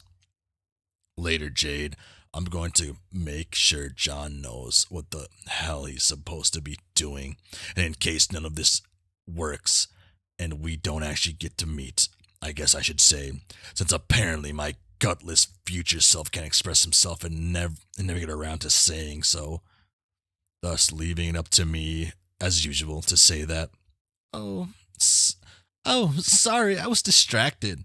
Oh, no, not by all that scratchy stuff in the sky. There's something coming down. What? Oh, it's Tadpole. It's hard to make out, but I think it might be what? Oh, we're going, oh, fancy. Oh. Shaving cream? Done. It's, what the hell is shaving cream? It's like, hey, car cat. Oh my God. I mean, you got time. Go back. Go ask someone. Oh, that's going to be the first fucking conversation. Right? Did we already see that first conversation? No, huh? No, right? You got shaving cream? And no.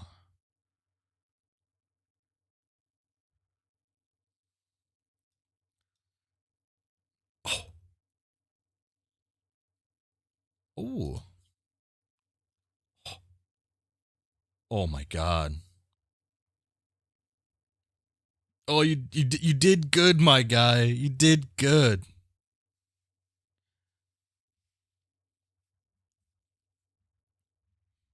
You did good, but you weren't supposed to do it when he was around, man. You weren't supposed to do it when he was around. Oh, Cascade. Ooh. Ooh.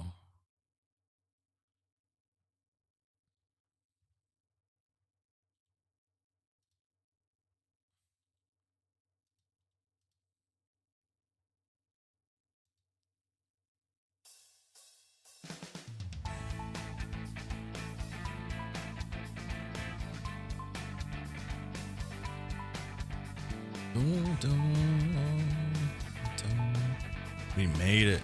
I was here. You were here. Okay, I'll turn it up a little more.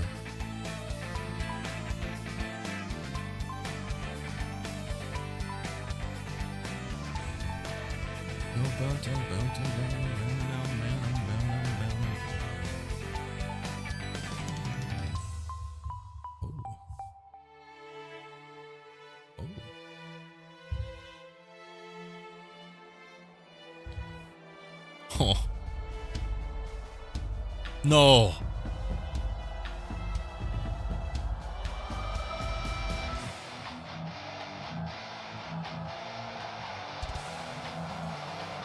Red Miles.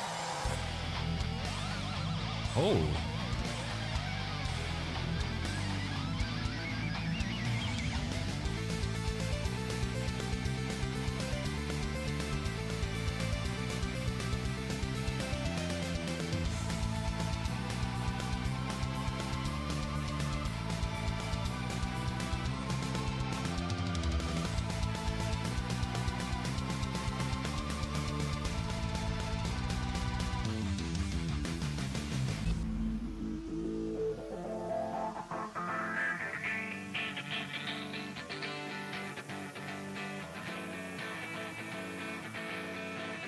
Get it done.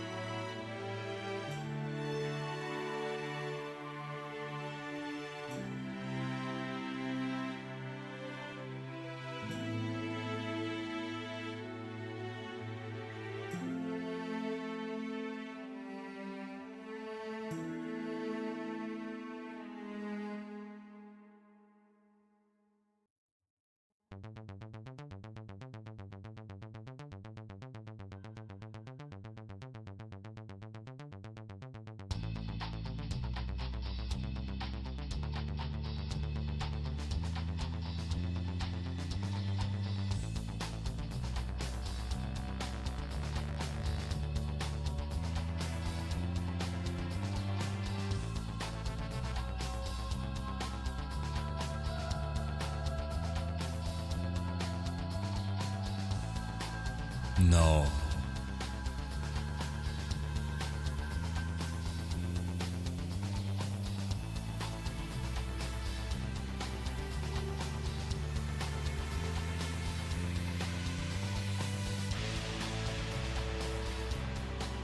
No.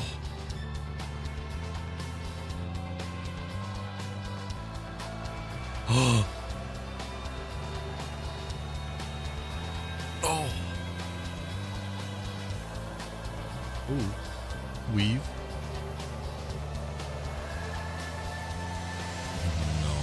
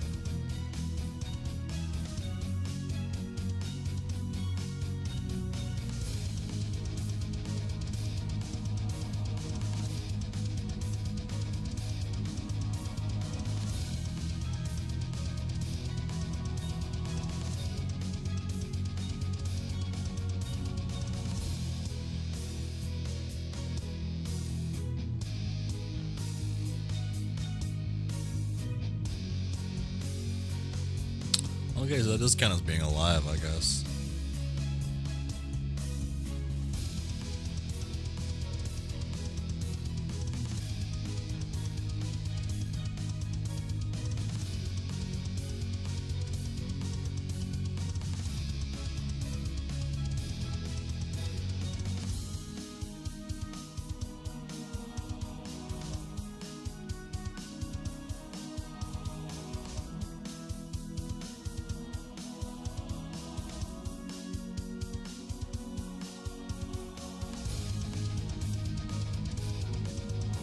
It never did stop being a thing.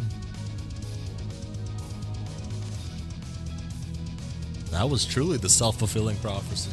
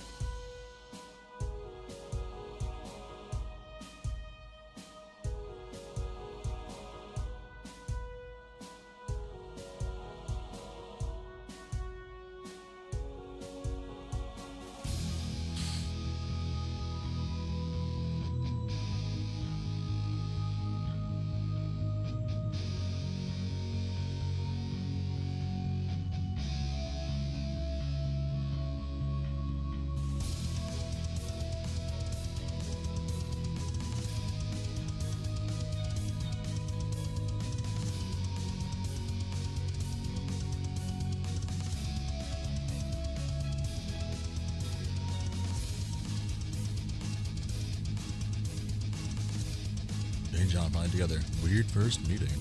Oh, is this countdown now too then? No. Oh.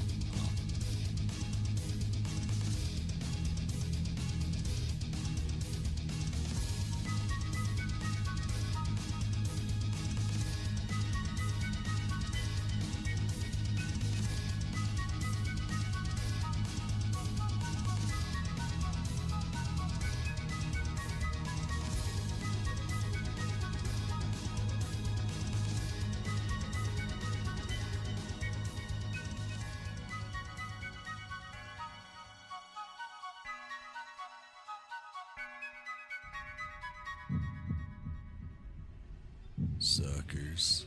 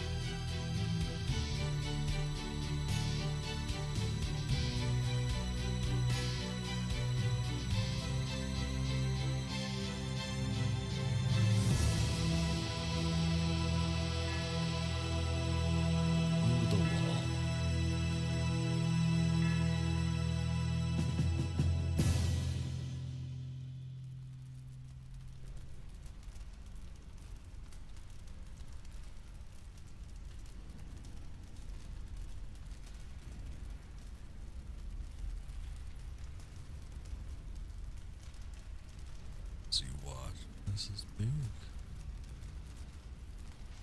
beat the game.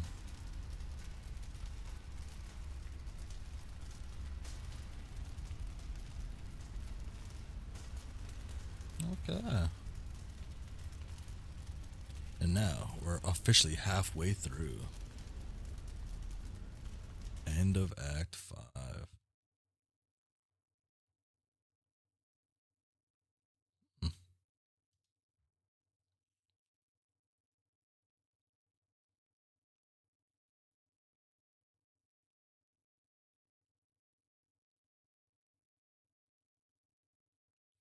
This is big news because Homestuck took a 2-month break before that this was dropped, which never happened before. You can play intermission too. I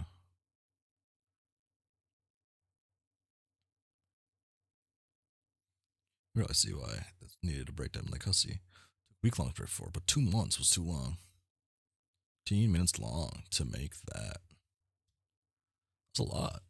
Oh, I got messages.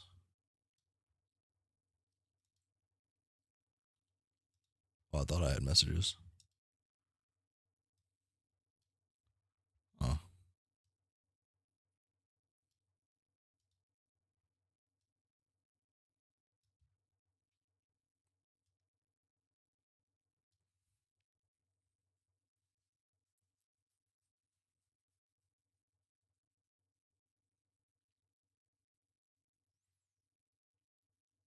I don't know what I have to say about that. That was...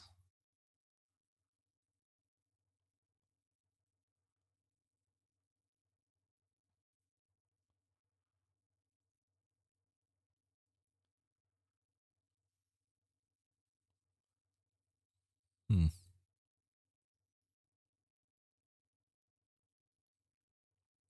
No. That was...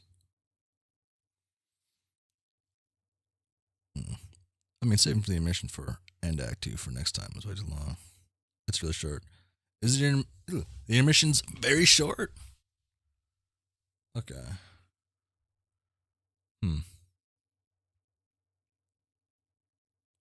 Okay, I guess I'll begin. I'll just get... Hold on, I gotta...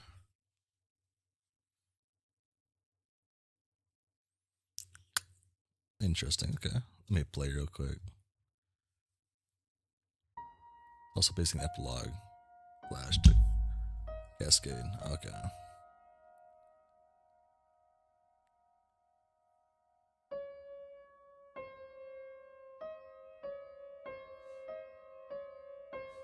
Dum, bum, bum, dun, dun.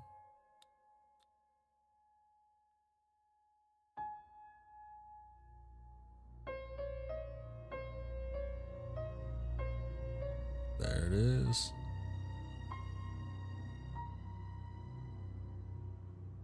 I get to see the guy? I didn't get to see the guy.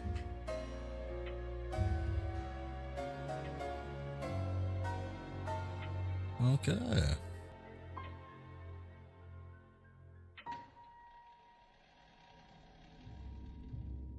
Oh, shit, I'm a fucking... Wait a second. Wait a second.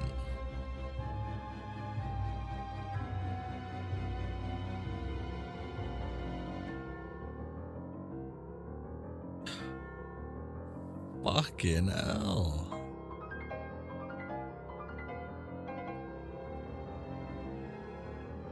Fuck, that clock was important. Really should have fucking told us. A peg leg or is that his arm? Peg leg.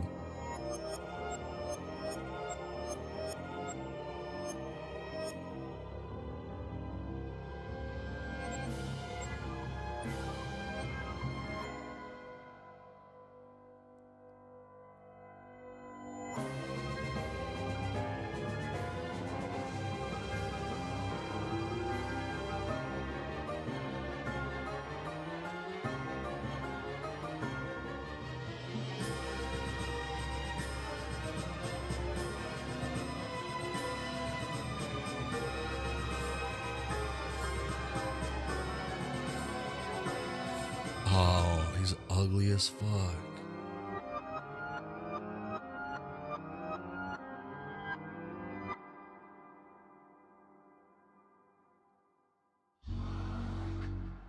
Honk.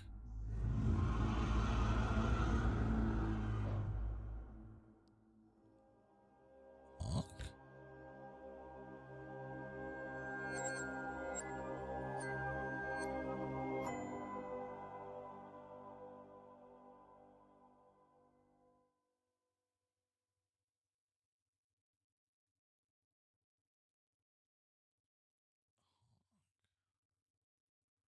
Ooh.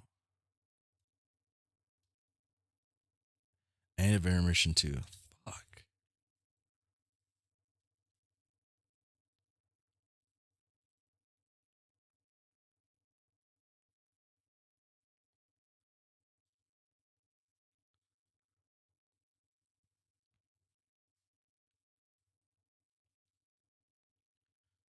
That was short. I was hoping for a little more to be after that. Huh.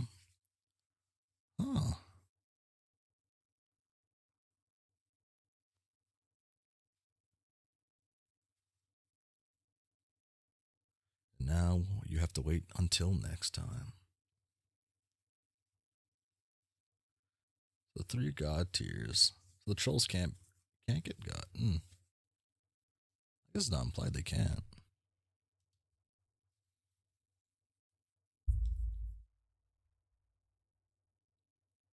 I'm rattling. We need a debrief, man. I'm rattling the cage until next time. Ugh. If you start now, I'll be here for another 5 hours. Yeah. If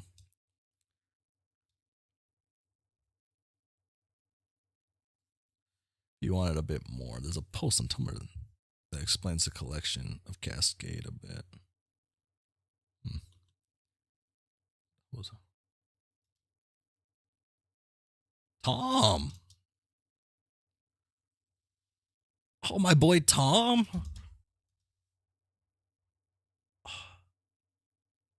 Wait.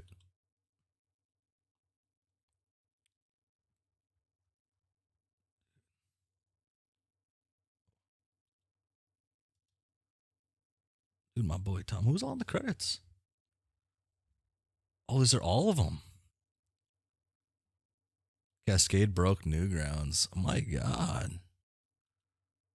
It was early internet, so it wasn't too hard to break, relatively speaking, but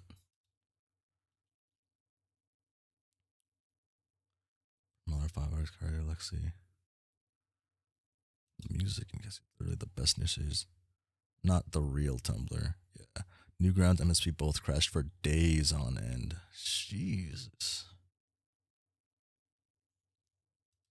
It broke Newgrounds and he put it up, and I think it broken Tumblr performs with jeez. Inside the collection. Brett Muller.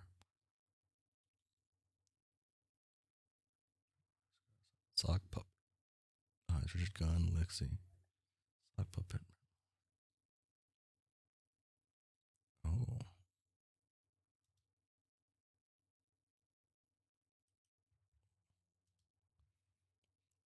Seems so many people wanted to see this thing. All features.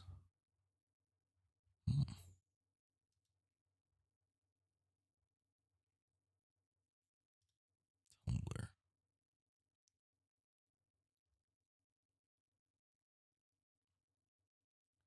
This. I'm full. The torrent spammy download sites.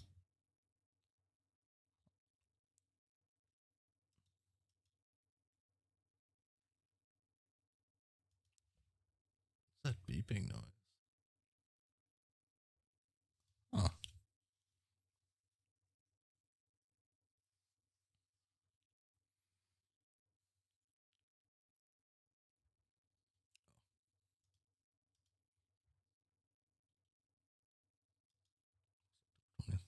Oh, I remember the snowstorm he was talking about in that post. That he lost thousands of dollars hosting this, and people couldn't even access the page on there.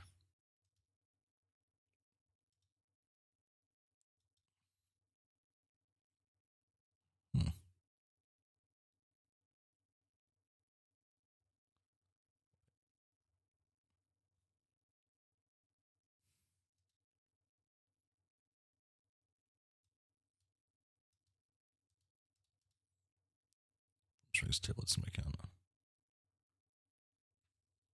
I could. Or I could just scroll.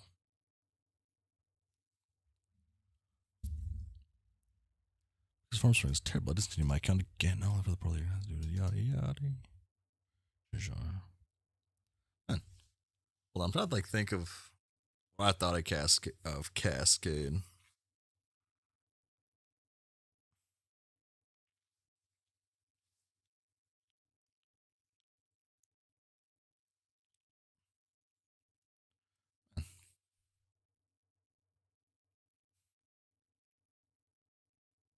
Jade's kind of OP now. Does she stay OP? I thought the point was to not be OP or something, but to stop the powers. Huh.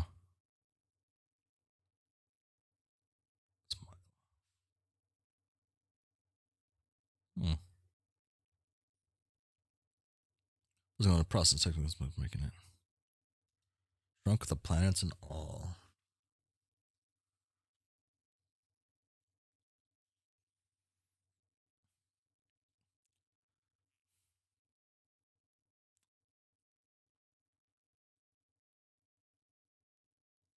Just if you think that. Don't know, does she? I think that.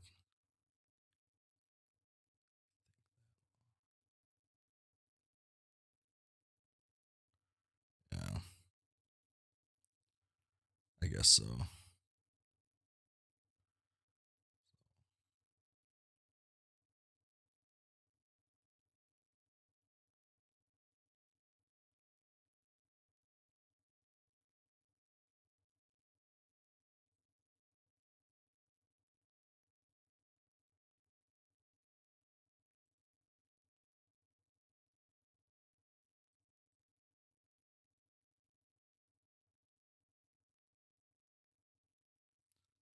So without Hussie coming out the wall, that wouldn't have happened? Or that still happened? Hmm.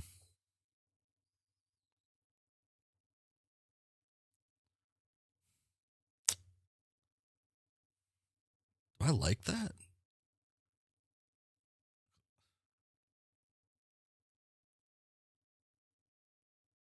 Do I like that?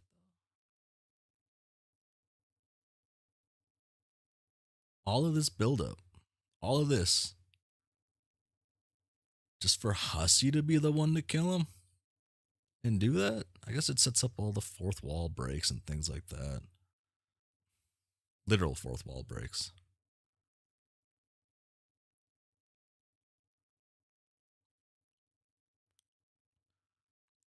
Yeah. Sorry, I didn't. Sorry, I didn't read. I didn't read this yet. I was just trying to think.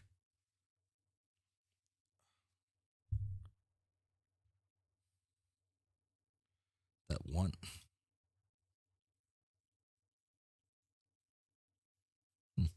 They're just a substance in animation. It's not long. It's a dense most of the animation.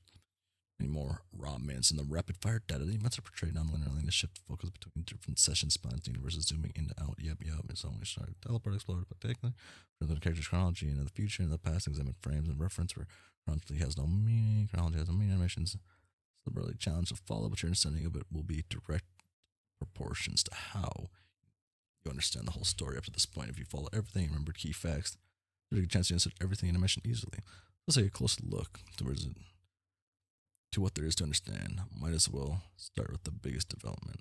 2 million bombs contained both universes outside the control universe. Blue side, it was counting down to the simultaneous destruction of both universes on the nation.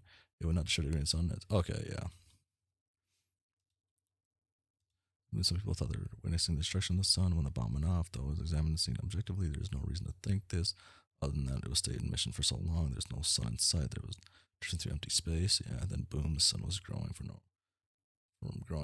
effect of the mishap is something I can't publicly speak of. Not some intended mission long to somebody's son. It's long about 5 something. It result of a very, very long calm by Doc Scratch, his power source and the source. In many other words, it's always going to be created this way. Is combine the efforts of all the kids and trolls to save reality. Part of his job was to make sure that happened. That was the secret part of his job. The other part, openly stated, was to pave the way for the entrance of his master, which is triggered on the destruction of the Trolls universe as illustrated by the virus. Turns out by doing so, two things is one the same. No green sun without the death of the universe, no Lord English either. You may retrace this conversation in the light of this new fact. He says he never lies, what is certainly deceptive. I think you are pressed to find him saying something that's absolutely untrue. He misdirects and lies by omission, or something he makes clear to believe, but everything he says can be valid in some way. There are clues about the outcome everywhere hiding in plain sight. Consider what he said here. From hypotheticals about what would happen if they destroyed this. And he said things are often arranged like this, and so certainly true. The tumor he would deliver the location enough to the power to destroy it completely. He says they will deliver the bomb to the sun's location. He doesn't mention the sun won't be there yet. He also says the powerful enough to destroy it hypothetically. Also true. But he just doesn't mention it won't be around destroyed until the bomb goes off. Oh, okay. There's literally this tidbit. Nearly twice the mass of the universe because it is literally comprised of the nation of 2 dead universes, and so on. And so this revelation should probably be bold and discuss the time and space do not work comprehensively in the furthest string. How can the sun just have been created when it was there all along, feeling back in dog scratch? See above. The greater distance you travel through, the less reliable time flows, and the more time you spend in it, the less reliable space between time and space begins. Yup. So in other words, what really happens is Rose and Dave's journey took them quite a distance through the furthest string. The longer they travel, the less time reliable could become a good place for them. They've miles of 761 miles of the universe, and then kind of many miles have gone past. The dark gods created the universe of space-time maze and deliver this location in time. Take what you will. This is also at the heart of why the sun became visible to the trolls the moment it did, rather than always being visible. It's not because it just happened, since the respective frame is incompatible. Yeah, it still has sun. Yeah, okay. I'm just notion that doesn't actually make sense. The moment this looks detonation in our universe, that was actually a moment. Okay, so that's right now.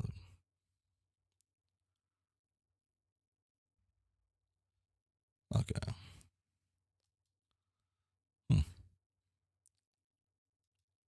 To reach the trolls, yes. So then, was it the killing of?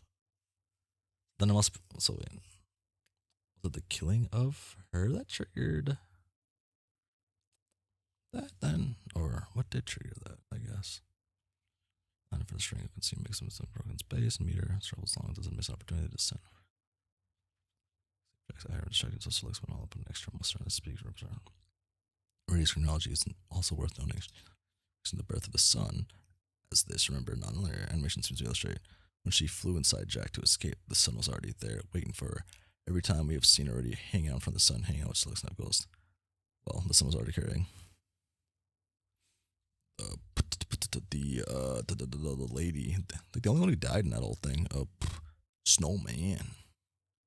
Friends to help, more ghosts. He's of course referring to Rose and Dave, and of course the time. The moon pilot, each ready to crash, kamikaze on the sun blowed up. There's a little reason to question this, but it turns out all along she was waiting for them to come out of the sun as freshly minted god tears. The non-linear flow of the story was been turned by the suspicious to destroy it. Yeah, and then the rest of the party, the survivors, and then the trolls who were now transcendentically rendezvous with all the sun, and then what we'll see later. Type 1. Some aspect of Flash like Jack's concluded intercession journey. Scratch. That's your special felt power.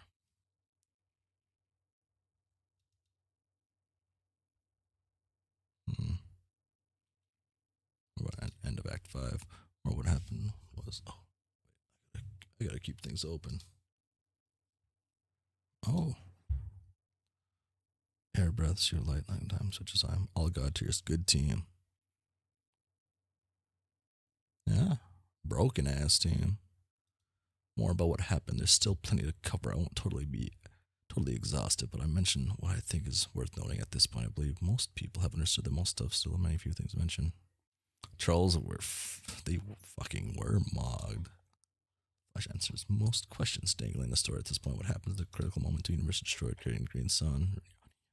great undoing from early have been AA 12, behaving in pawns and orchestrates the great undoing. We know who reaches God tier and how. All the kids.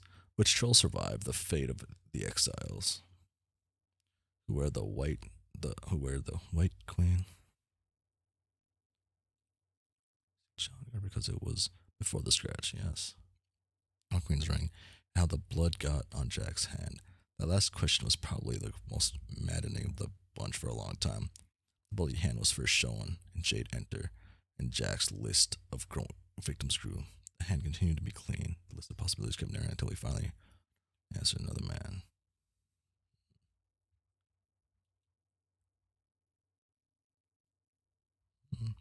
Summary. After he put Jade on her quest, but he looked up and realized he hadn't had much time. The scratch was about to wipe out the session, so he flew this session through one of the only ways available by riding the meteor through a portal back to Earth. The meteor was the host. Frog ruins. He tucked himself in the same. Yeah, okay. That part was the easiest to understand. Yada yada. I should have been switched to the left side. The Queen's key. Most the Queen's key. This was transported. Way party belly clean, thus bloody. His hand. He powered a station which through and hatched allowed him. He couldn't be on the universe long since he realized he was married miles to shine above, but he probably didn't understand would be his own doing from outside the universe hours in the future. Jack Bloody Hand and all appeared in the troll session just as the trolls were about to enter the universe they created. As we saw Jade enter, he then went on his murderous rampage through their session, some of which we saw in quick replays during this animation. He destroyed all 12 planets, prospectors, and Billy's turning his red miles attack on Billy's like destroying the very universe. He just narrowly escaped from and doing, and so he contributed to a shared critical moment. The session self, Spade Slick contributed the other part by killing Snowman simultaneously. All of Act 5 could be subtitled Jack Noir Kills Everybody, and that's pretty much the guiding principle I had in structuring it from the start. Jack Noir has killed every major character in one way or another, with maybe a few exceptions like PM, including the entire population of 2 universes. Then finally, as he viewed the aftermath of Billy's slick destruction skies of water sphere and noticed the green sun appearing in the distance, he saw PM's enter WV's body. Wandering vagabond does not sound as cool as the mayor. On the platform, the Jack in front of 10 hours prior, he left the decision. She went to the was forced with the universe. She knows that WV had dropped the ring he'd been hiding all along. She put it on, assuming all of Jack's power. Then again, probably due to the enhanced canine tracking abilities, immediately knew where to follow Jack. She brought WV likely to hope that he may survive, as well as his Firefly Synergy. Now prepared for a duel. Slick kills Snowman. It was established in the intermission that when Snowman dies, the universe is destroyed. Then, of course, through 8-ball theme, the billiards rule involving pocketing the ball or scratching while pocketing. Hence, when Slick shoots her through the heart with Scratch's single cue ball firing gun, the troll universe blue comes to an end. Recall that Scratch Browitz, Browbent Slick and Green to take his gun and kill her, with nothing in particular left to lose or live for. Slick complied, and with more like a took enjoyment from settling this old score, even though it was meant his own death to. Note that during the stand-up, it seems Snowman welcomed the attack. This was, after all, the accumulation of her role, both as the Black Queen as servant to Lord English. As the Black Queen of Durst, her basic role was to oppose creation. She wars with the prospect and stands in the way of the heroes who stick to creating universe. Since she was exiled from the session, she could no longer fulfill that role, so she offered another way by dog stretch an agreement with mutual intention. Since she couldn't oppose creation of the universe, she could facilitate destruction of another. Stretch gave the Queen the power to Snowman to bound her life in a mysterious way of the troll universe itself, which typically red, blood of the Queen, blue. To that universe, which is, of course, another giant frog, much like the one Jack killed. Another thing they happened before. Meeting with Snowman in the desert. Yeah, I remember this. This was a cool little. This is a cool thing. The role is no answer in Lord English purposely. Well, going to be the creation of the green sun. This appears to be the pattern. Elias enslaving various women and only die by completing their term of service. Vice versa, he recruited Radius for its ancestors same way. From perspective, Elliot, crime boss. Yeah. I'll get back to work. All this events involving extremely complicated interdimensional game of chess. If everything in royalty does to bigger picture, the Black Queen was exiled, but found complex and maneuver stuff. So the White Queen, the Black Queen, prospect battlefield. She formed the elaborate plan. Dude, I'm just like reading. Oh my god. Applies to the from the elaboration plan. We understood the version basically she's planned to leave the universe but on the station short and while behind before her the king of the capital she bestowed her title as queen. PM to discuss someday where's the ring and hunt down Jack, wherever it might be. The problem is Jack is short circuit her strategy appearing immediately after the king arrived, killed WK and White Queen. Thus finally winning the game of chess for his kingdom. And more particularly himself, almost the final gambit belonged to PM though. When she found the ring, put it on, inherent the true powers of a queen. And then just name. Oh. Listen, yeah. Neither PM nor a carapace creature can literally be considered a pawn, but she is a pawn-like in rank, as many are an exotic device race of chess pieces, being only a piece left standing. When she puts the ring on, become the most probable piece possible. God, geez, let's show what happened. When Rose asks Scratch about God, here's what he says. Okay, I'm curious. I have the chance of saying good. That's a stranger answer, I know. Why such a precise probability? Because, like these decisions, you must face complete your dual suicide missions. You have two ways of achieving godhood to choose from. Which was before Jack killed her, John revived her with a kiss, leaving only her dream self. When she dies, this is one of the ways she could reach God tier, and the only way we knew explicitly at the time was having a waking self and dream self both alive. When the waking self dies in a quest bed located somewhere on the planet, the God tier and wakes up on the battlefield. That's how John reached God. Dave and Rose only had one left. Both of them killed by Jack, and they received the God powers. We only had one other mainstream godhood, which was Millennium. Only Aradia had examples to speculate. Turns out the other way involved another set of quest beds in the core of the moons of Prosper and Durst. God tier involves using the only life you have left and dying on that quest bed. Then rather than waking up as a god tier on the battlefield, the dead body simply resurrects automatically, transforming there. The basic outline of the process with some caveats examples we've observed. For years, I've been in associations you did for a long time. For Ascension began the session as a ghost and yada. She's never alive from the start, so she only had the one ascension method available to her by the death of her dream self, which had always been sleeping on its quest bed. It was not in the core of the moon, though. The moon was only 5 towers because she was never a living player and didn't belong with the rest of the players on her team of Durst dreamers, so her dream self was sequenced away from others in the core of Durst. She reached God tier when Jack destroyed Durst. We also can't be sure that's all there is to the method. It is a simple matter of dying on the bed, or is more required. In the only 2 examples we have of this, Aradia and Dave plus Rose, they died speculatively in an explosion of green fire is among the requirements. This is inconclusive, yeah. Also got to Aradia, Dave, and Rose were all unharmed by the fire during the resurrection process. Dave and Rose's causes were so extreme they actually emerged. Is it information methods to protect them until they're complete, or is it simply a matter of upon transforming there's now mortal can't die with yada yeah. Okay. After examining Jade's ascension, simply comparison to himself, but I drag back. The Trevor turning God stated only which is power merge. Ironically, the green sun, which we're seeking to destroy. Now powers 2 heroes opposing Jack, Jade, and PM. Scratch. So straightforward, we saw John beginning. Once it beat Mesa, checked by Garca, he killed monsters to read a pop mark. Beast causing me to crackle back energy. See before the sky, Jade teleports. 4th wall, okay. First of all, she did not actually conjure the 4th wall. If the armor ruined Karkat told her to turn the wall off and draw it. He was asking her to caps log an undamaged copy of her Pictionary memoirs to the exact purpose, the eventual getaway, so she had it on standby at the right time to reuse it. As she expanded it, we crept over closer to creation of the scratch, saw individual panels from eagerly in the flash from a visualization of doing everything we just read all the way back on one page, starting over a fresh different instant. I'm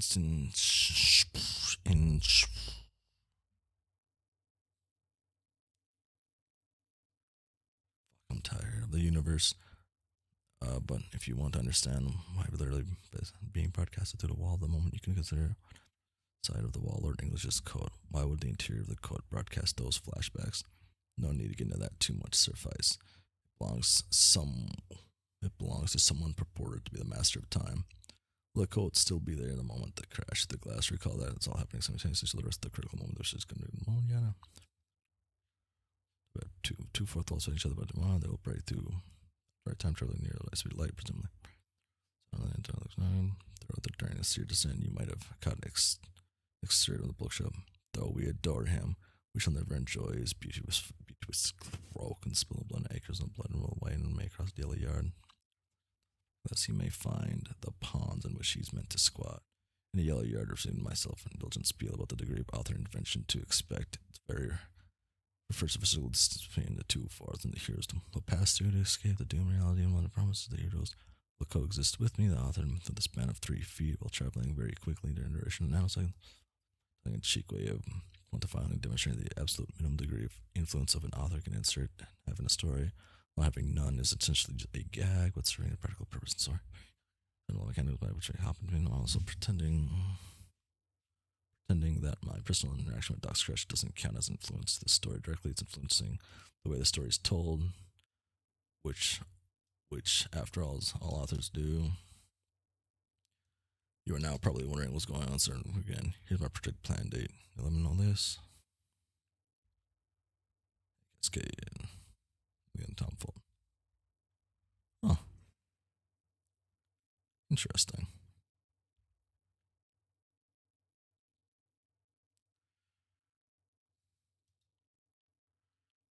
Okay.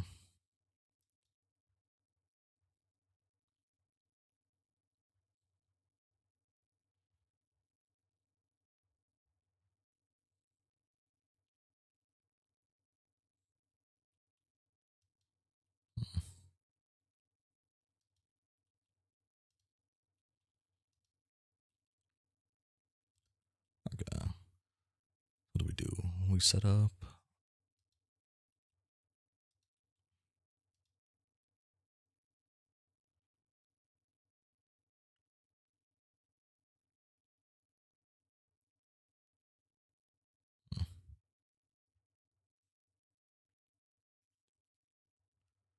Just for reading all that. Kind of wish I read it a little slower so it would sound better. But holy fuck, it's almost 1 a.m.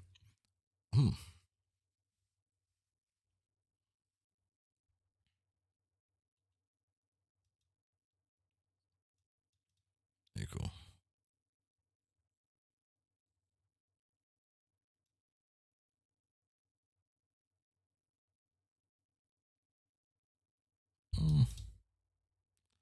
Biology and first age from like Homestuck theories.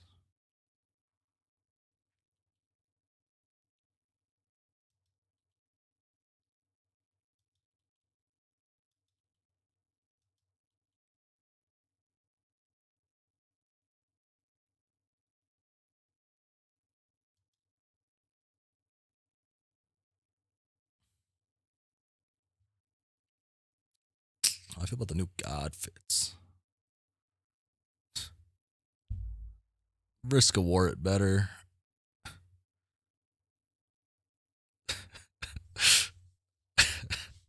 Fuck.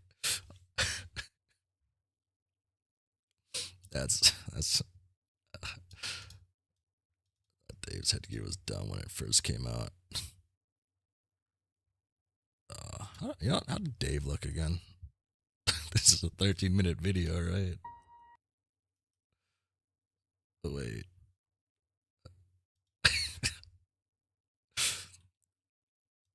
Okay. Oh, wait, I can skip. Okay.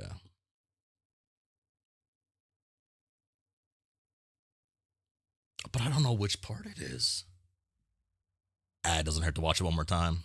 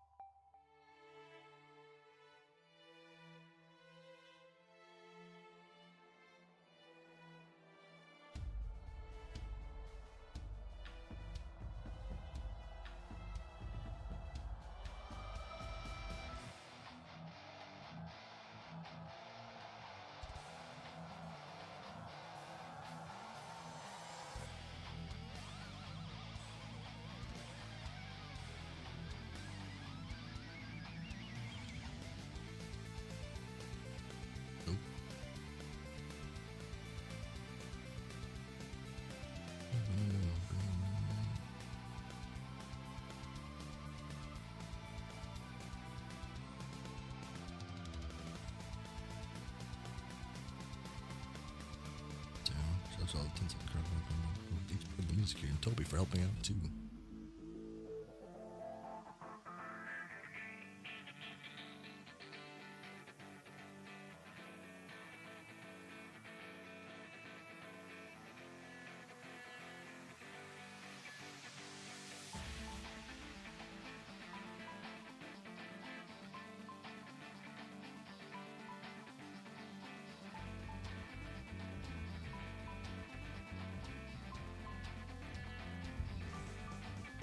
We did the transition. They all sound fantastic.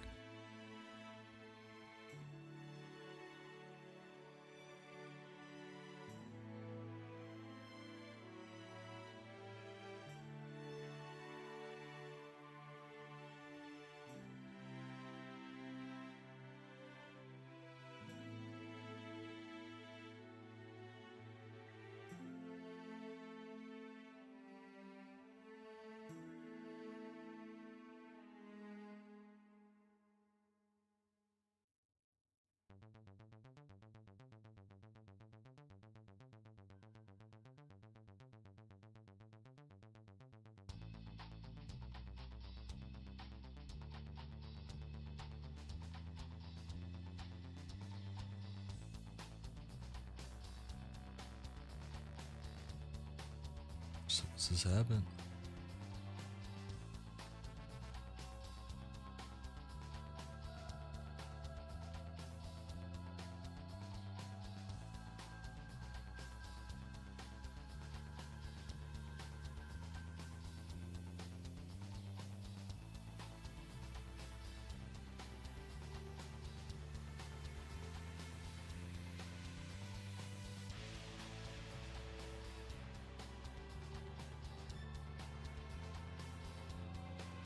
Narcolepsy in quotation marks.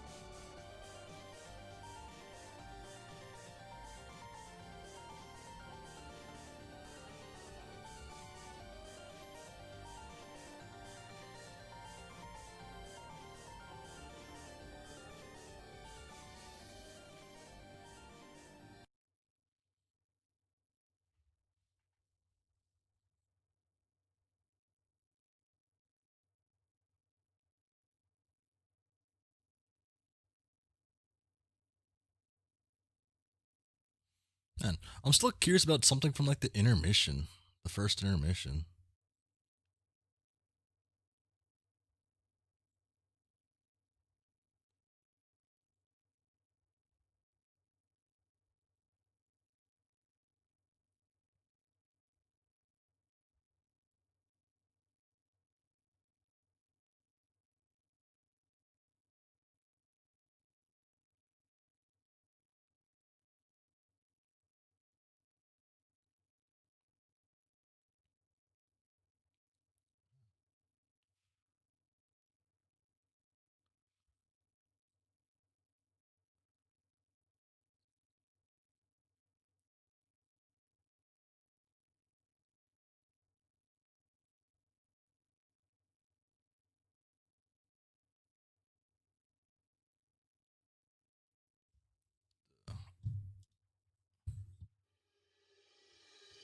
Oh, there we go.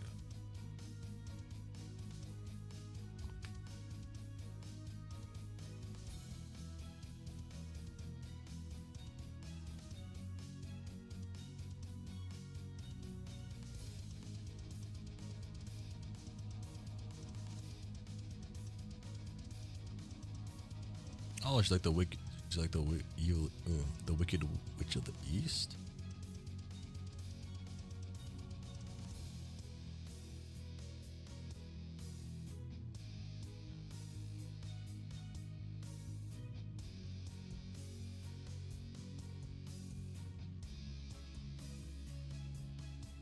Why did the audio desync? Be anything.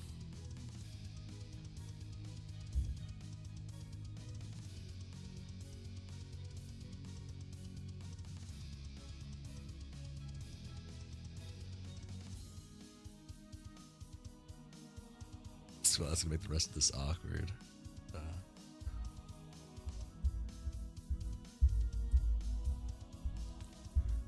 Has there been Wizard of Oz references?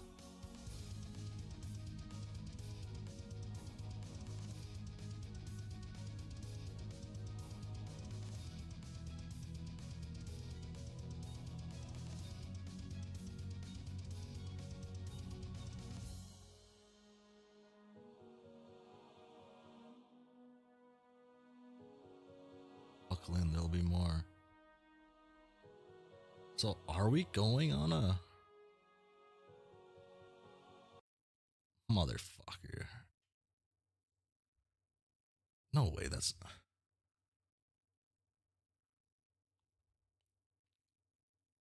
also Serenity Survive. Yeah, the audio is desyncing because I'm right clicking on this.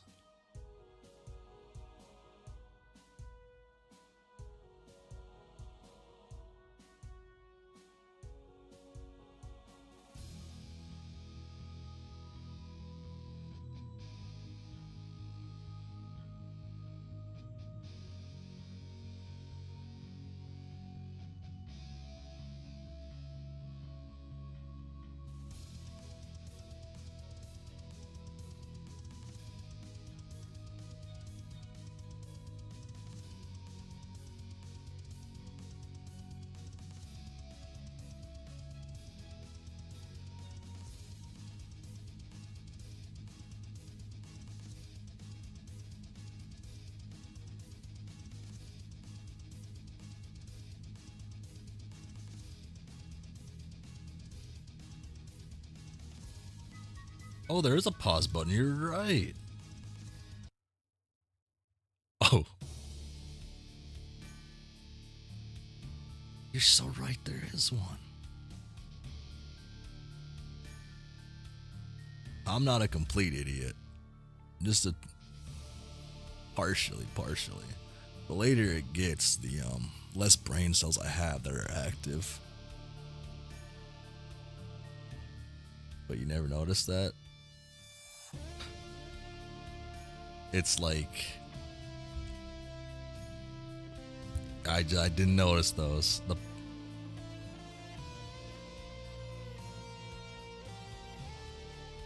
The audio picks stuff on the song change. Ash works in mysterious ways.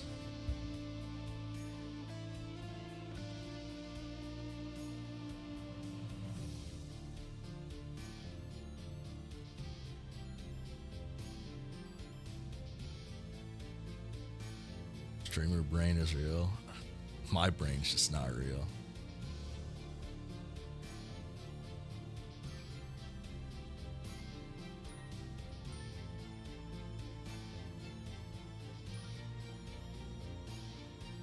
I hate to say this, but I think there was too much troll.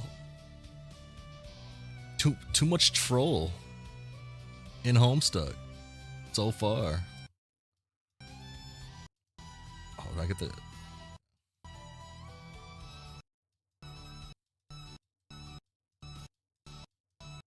Okay, here's the fit. Briska did it better. Trolls are fan favorites after all. I think the same thing. Yeah, I think the trolls. I think there's too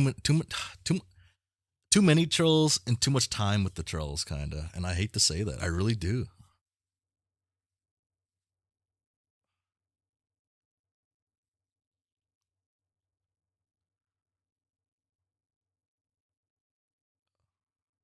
Of course, they risk a war.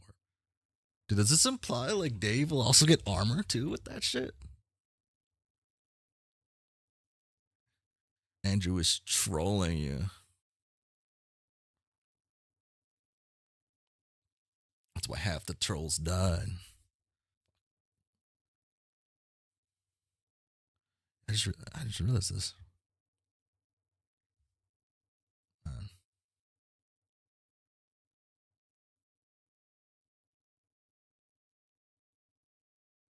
Why the cape though? I guess.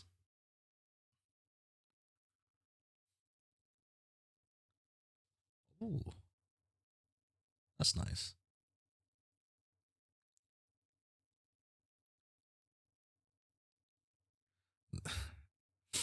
Uh, John gets a windsock because he's breath. Um, in Rose. Oh wait, I guess light is can be the sun in this case, right? So is that like oh, what's that shit called? Oh my god, I'm uncultured. I'm uncultured. Oh, what's it called? What's it called?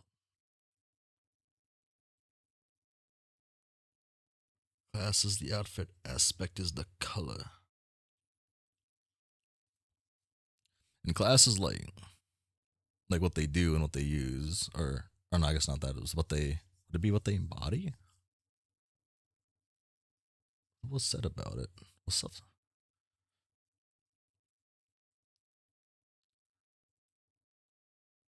I mean, speak.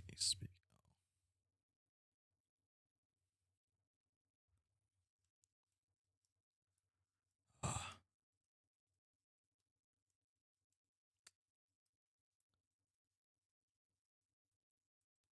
He needs bro shade. He needs the spiky shades. No, no.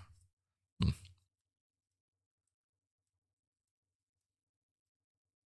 Actual aspect is nature. Okay. Classes is how they use their powers. Aspect is their powers. Okay.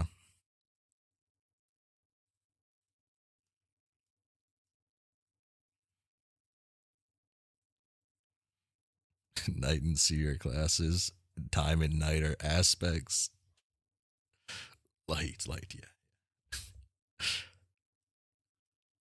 Outside of the story, Hussie made the wind suck because of breath. I'm not speaking lore wise law. I don't know.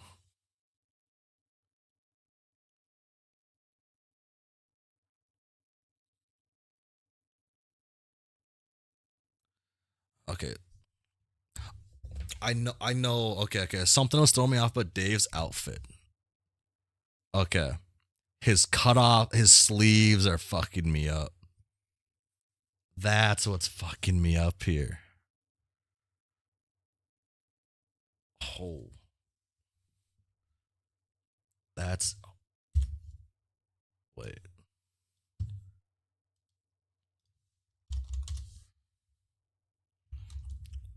Wait.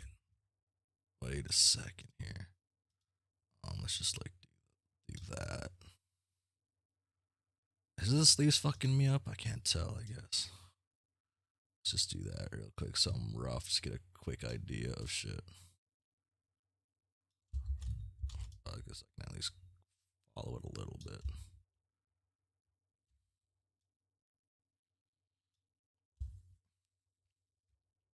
Yeah, the sleeves are fucking it up for me.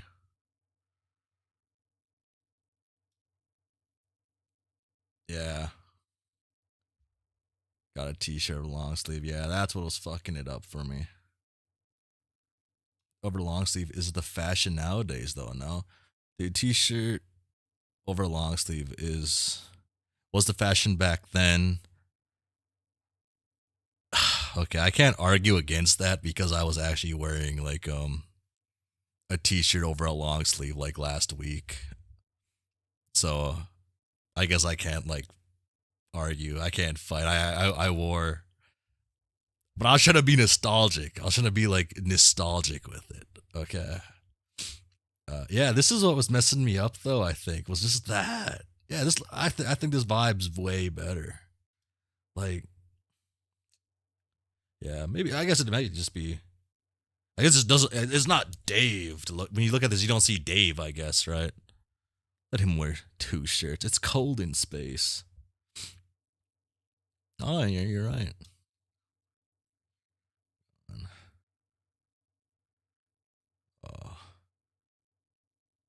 Essentially 4 reds though, right?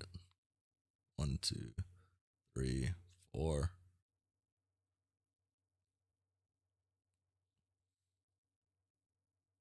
5. Actually 5 reds.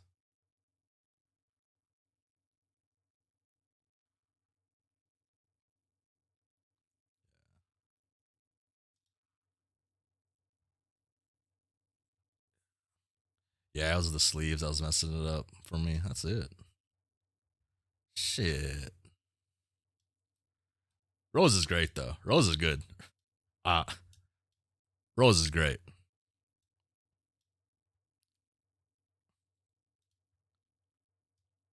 Hmm.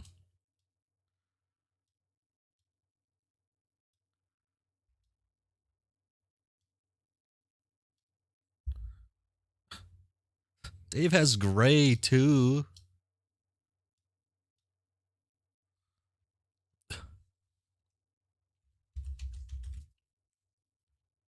Yeah.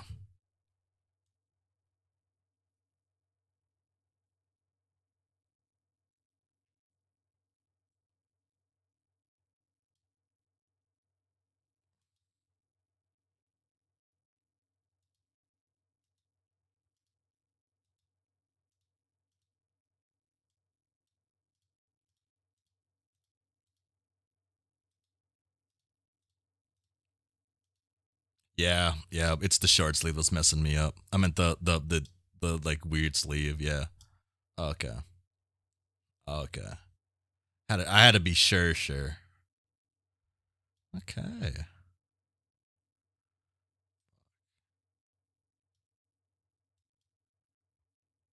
I do think the rose. I do not the rose. I do think the Jade God tier is definitely just. I think it's like hands down just the best one, right? Like I don't think there's any like real argument against hers not being the best one.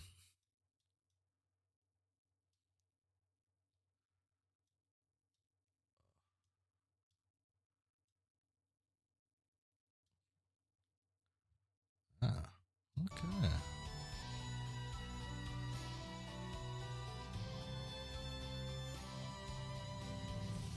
Dog tier Jade.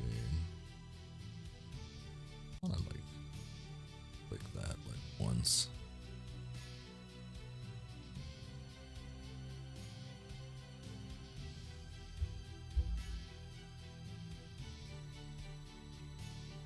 Got that dog in her.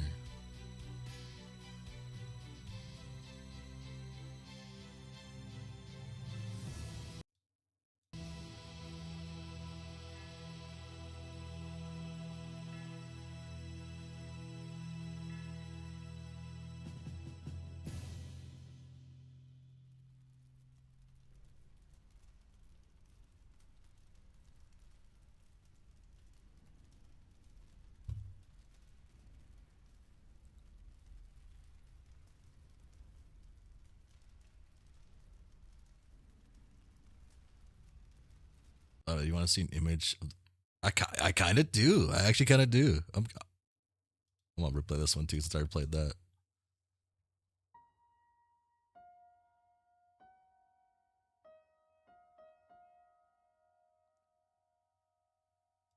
Can I post links? Ooh, I don't know if I have that in. I don't know if I have auto mod enabled like that. Let's see if it auto bans you. Try it. uh,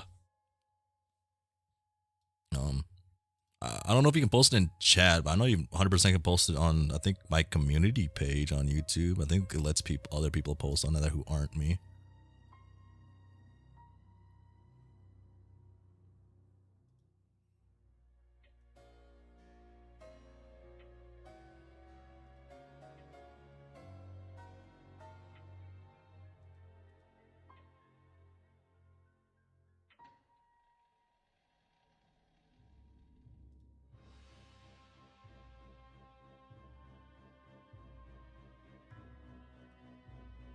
Didn't show up on screen because it didn't get sent through to me. Shame. You can like post the link and like put like a space in the middle of it or something, and without the .com, or if there's a .com, and just put a space into that so it doesn't like show a hyperlink. It should probably pop up that way.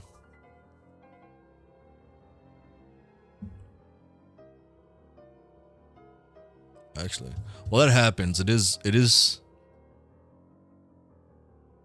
Yo, that happens. It is 1 a.m. I do have to. I'm gonna call a friend real quick, and so I will. I'm gonna mute for a second here.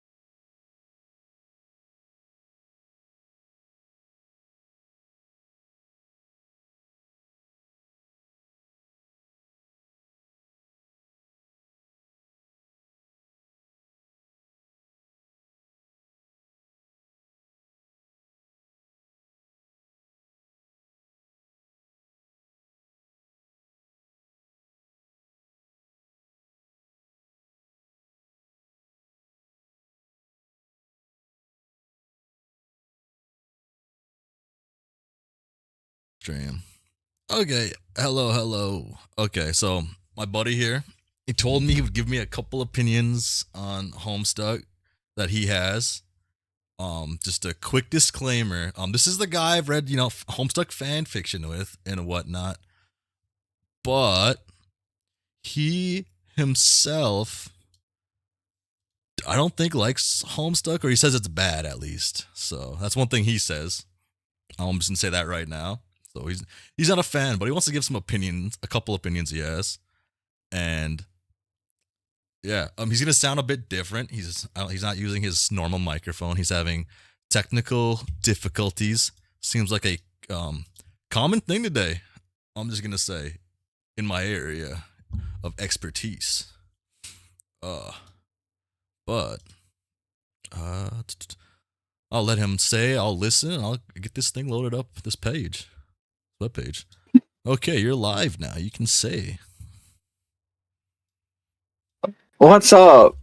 Yeah, no, fuck. Wait, Following, let me just double check if it's loud enough. Was it too loud? Repeat yourself. Sorry. Oh, okay. Sorry. Hello, you're too my name loud. is You're too loud. Yeah, hold Gerbos. Technician Gerbos. I said, hold on, soldier. Gerbil. Hold on, soldier.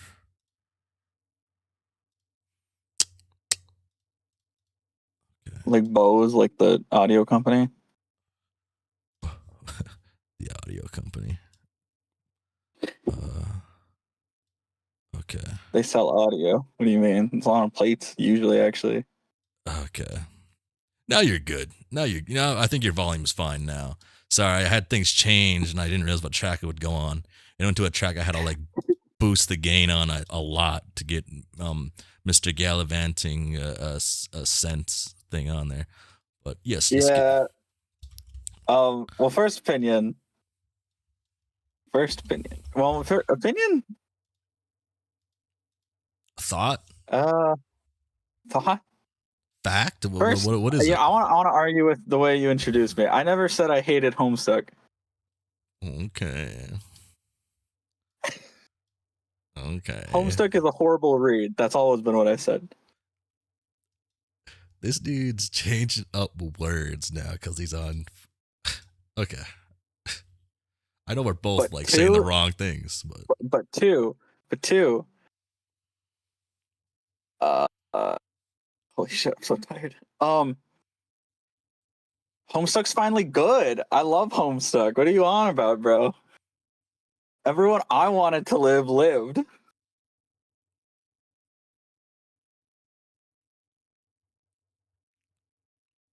So that's my first take. Second take, I love Jade Harley.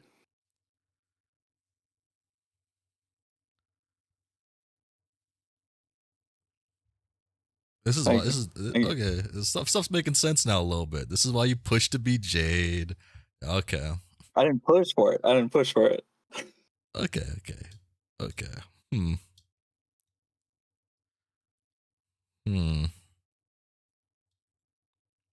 You're still going today, yes. I personally don't know how to react to that a little bit. Like many things, I'm stunned a little bit by that. And that's all right. It's okay. It happens, man. Sometimes you have to realize you're wrong.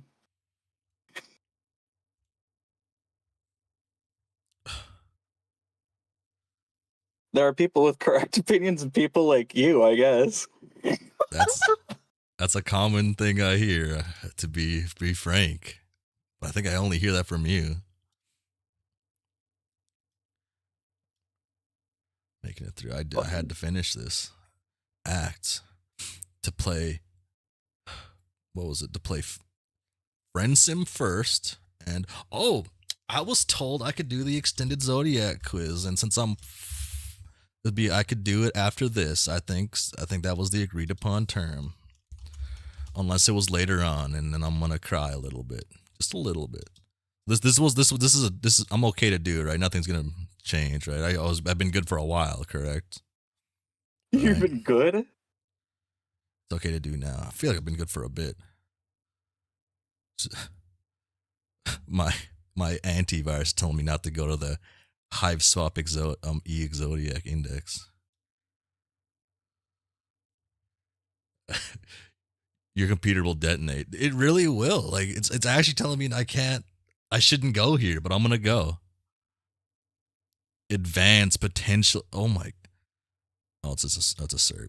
Always not found. Wait, what? Oh, now it's working. What the fuck? What the frick? Okay. Hmm. Hold on, I'm gonna mute again real quick. I just need to discuss something.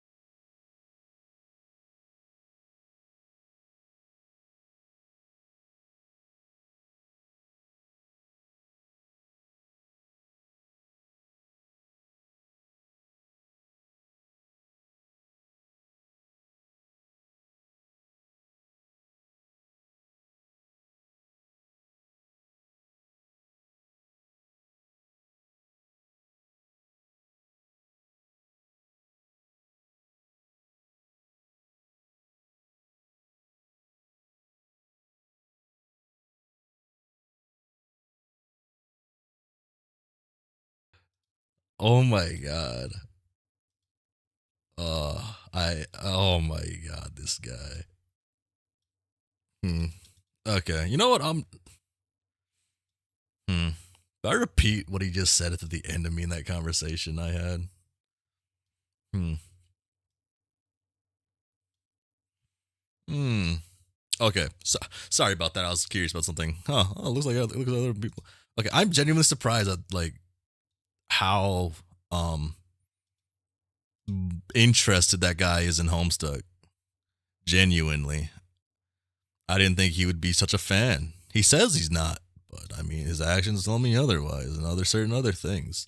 But okay, sorry, but I want to see this comic. It's hard to make out, but I think what? Owned bitch. Oof. That's cool.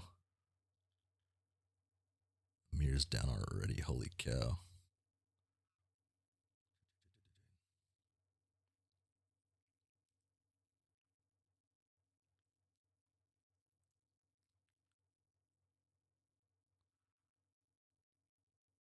Prick. Everyone shut up. Well, that didn't work. Jesus. Jesus.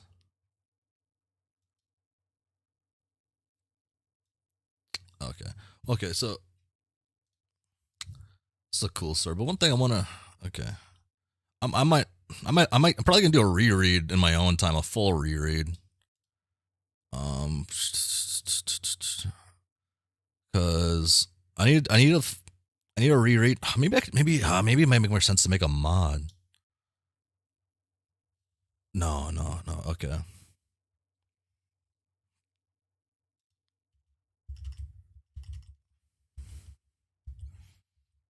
I'm still like trying to figure out if there's like genuine importance. What's the what's the importance of this? Is it just like what's the full importance of this? Is it just so that it can reset and get rid of these guys or something? And then this importance, if this it means anything.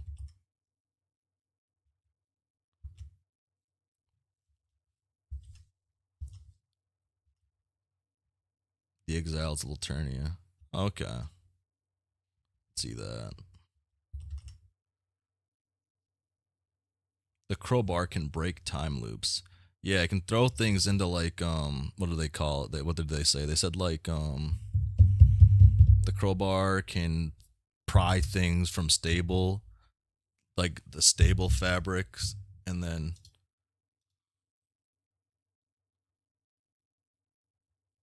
uh oh, sorry, one of my friends just sent me an interesting mention. The safe extension to the command terminal, which is why Carcats. Yeah, but hmm. Yeah. So it can the crowbar can take things from stable to unstable. It can pry things from stable. What do they call their things? Stable. They use weird terms. Stable. Is it a weird term? So it's a time power thing. Yeah. I'm just curious if there's like any like real significance to this, or if it's just this is just what leads to a certain like one certain thing. And then also, is there any insignificance to the thing like changing? Does this imply like certain things? Like it's just silly. Yeah. Yeah, that's also another thing I have to think about when I like about certain things. This has been on my mind for so long, and I'm just yeah, it's changing because it's glitching. Well, yeah, because it's brought into like unstable, an unstable thing. But like, does it really not mean anything? Is it just like a thing that was just funny for the time? I was like, oh hey, here we go. It's a reference to a glitching problem. So okay, bit of a spoiler to tell you what's relevant here, lol. Okay. Where things would swap. Funsies. Okay.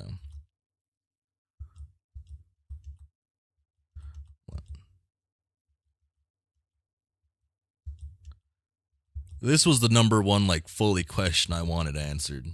Was just like if this action was more important or had more relevance to certain things and how it like affected certain how it affects like time, I guess, right?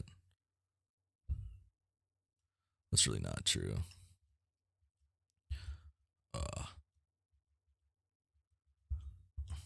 It's part of the story though.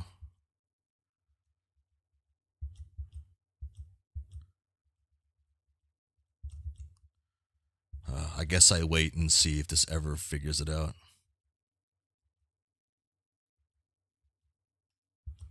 And Snowman is another black queen, I guess.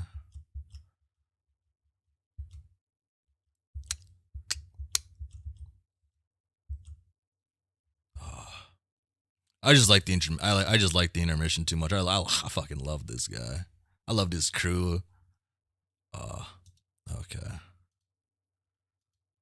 Yeah, this is one thing I was hoping to be answered. Okay. It's also interesting felt and it gets dragged away for spoilers. Oh, I love the intermission. Boom. Okay, I wanted to do this for a bit. I was told to wait till after whatchamacallit. I was gonna wait until like Friday. My God, it's 1:30. I gotta. I'll survive, man. I'll survive. As the intermission has the best dry gigs. Let's go.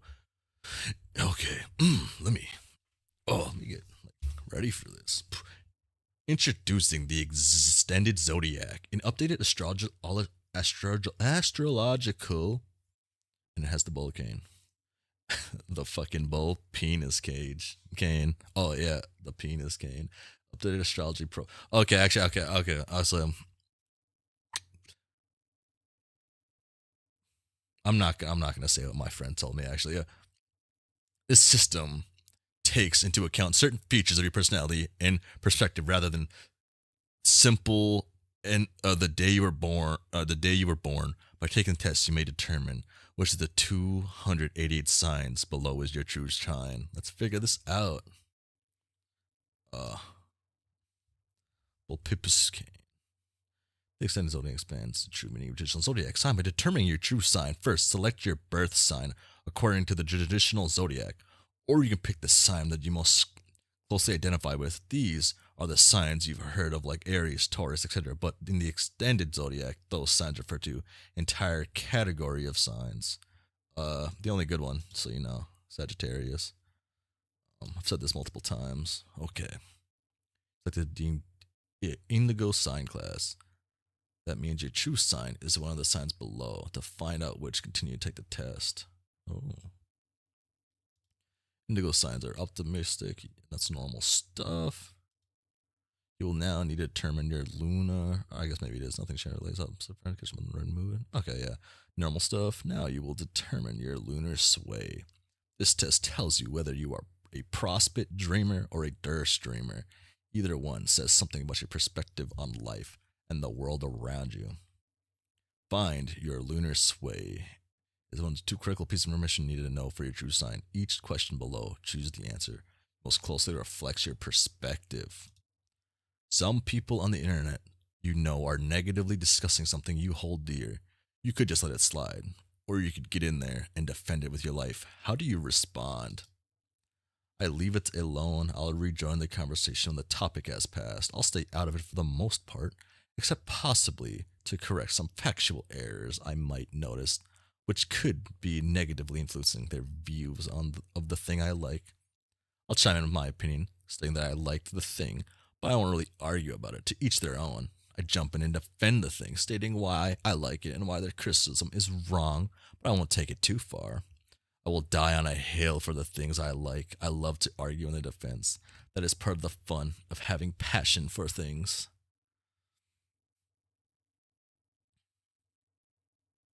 This is kind of hard for me a little bit. Younger me would die in a hill. But I've mellowed out.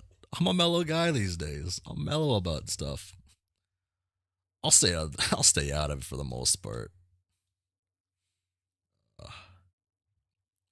You are all set to cook dinner when you realize you are missing a couple key ingredients from the recipe you're using. What do? Toss out the recipe completely and wing it. Find a different recipe that you have all the ingredients for. Honestly, it depends on what I'm cooking. If it's something I've made before, etc. Follow the recipe, but make a couple substitutions. Go to the store and use the get ingredients you're missing. What's the point of having a recipe if you don't follow it? I will use a substitution. I've used substitutions quite a bit. For example, I think I didn't have fish sauce one day. No.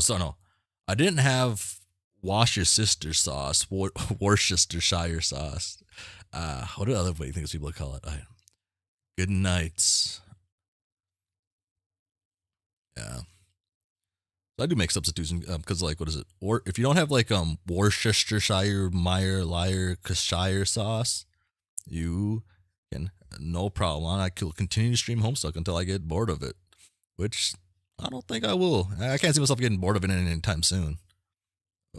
Especially with the amount of fan content. Then I gotta read every fanfic that I can, right? No. But yeah, Worcestershire sauce. You can use fish sauce and an apple cider vinegar to get like the same like flavor notes kinda.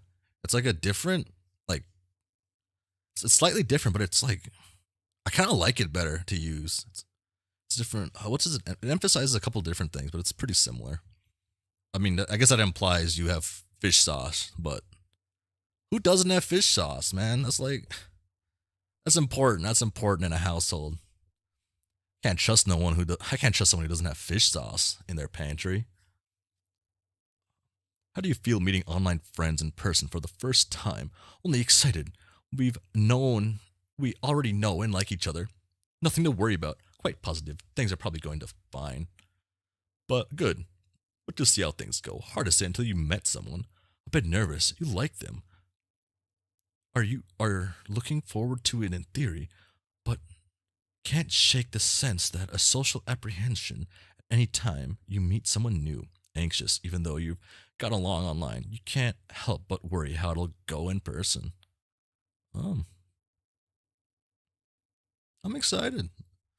I've actually met some online friends, like long distance online friends that I was friends for probably like 6 years, 5-6 years. And they actually came up to my house, I guess. It was like two groups of us, two groups in my area. A group in my area and a group across the country. They like drove all the way here. That's pretty cool. That's a summary of it. You having a hard time grasping a topic in class that everyone else seems fine with. Your hand immediately to straighten things out.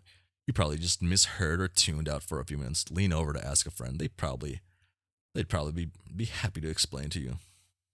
Online friends, you truly are one of us. I am a fella of the internet. Explain the professor or attend the office. No point interrupting class. Different universe though. Different universe. I'd be playing baseball right now. No, I suck at baseball. I wish I didn't though. Do research on your own. You're more than capable of figuring this out. Do some thinking and surmise that the class and the professor are wrong about the topic. You still memorize the answers for the test, though. E all the way. Yeah. You start taking lessons to learn something you've wanted to for a while. A language class, art class, bartending lessons, etc. But decide a few weeks and that definitely isn't your thing. You decide to stick it out, though. Why? You never know. It might grow on you. You spent money and time on this already. You're going to finish it. It's already on your schedule for the next couple of weeks, and you don't want to move stuff around. You aren't a quitter. If you dedicate yourself to something, you're going to do it. Doesn't matter how hard.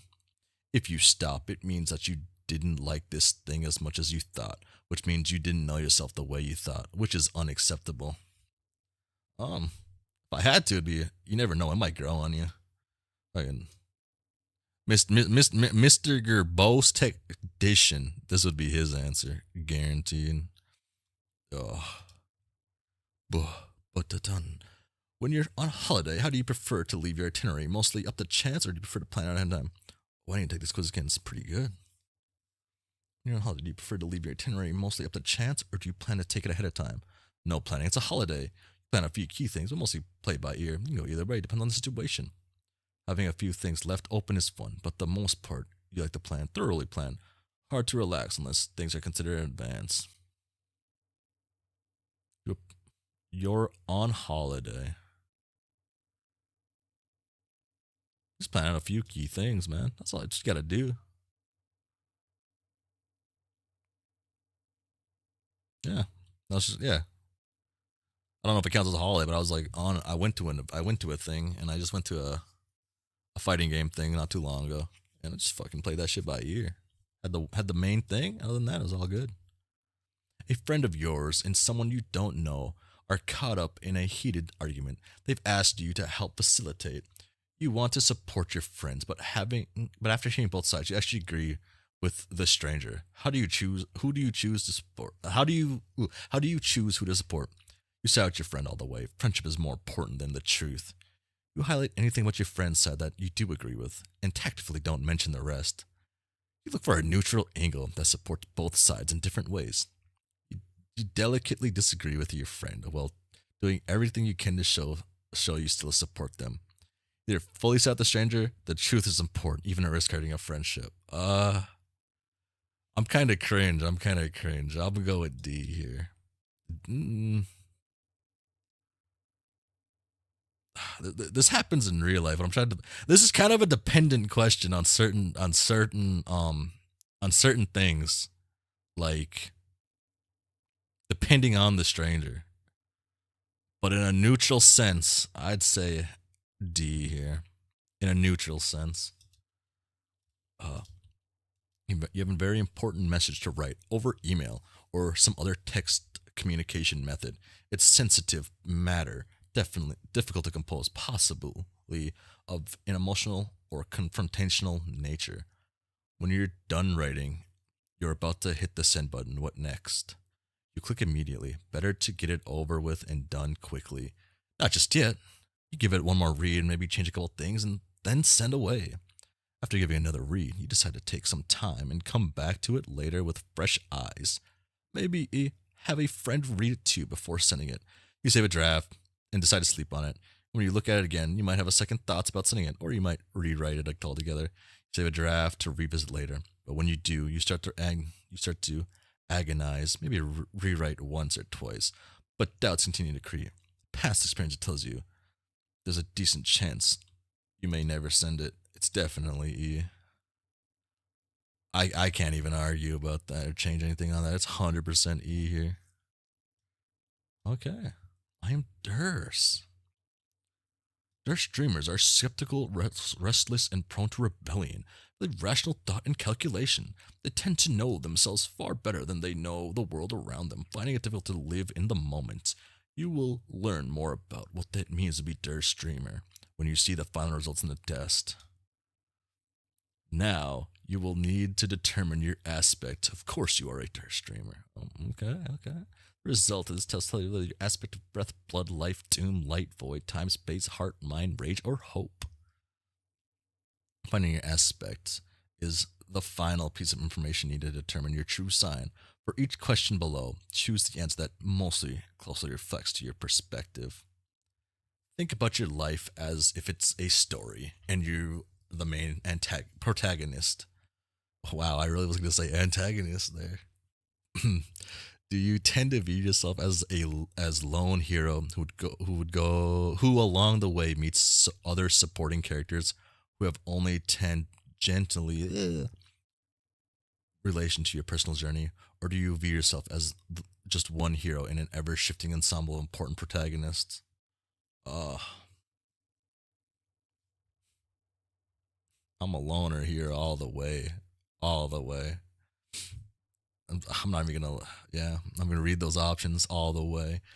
When you want to help people accomplish something and they don't know what you're doing, are you inclined to show them how to do it? Or are you inclined to make them feel motivated or inspired to do it? Definitely show them. Lean towards showing them. I'll go either way. Lean towards motivating them. Definitely motivate them. I definitely motivate them. That's my play. It's about the journey, right?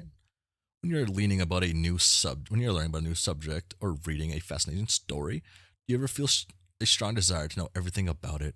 and have all your questions answered, or are you more compelled, inspired by the feelings of the mystery surrounding not knowing everything? I absolutely need to know everything. I'm obsessed about it. I'm very curious, drawn towards knowing. Can't decide. I'm okay with not having all the answers. Sense of mystery is fun. Totally fine with not knowing everything. I'd rather relax. I think this is pretty obvious with my reading. I'm totally fine with not knowing everything.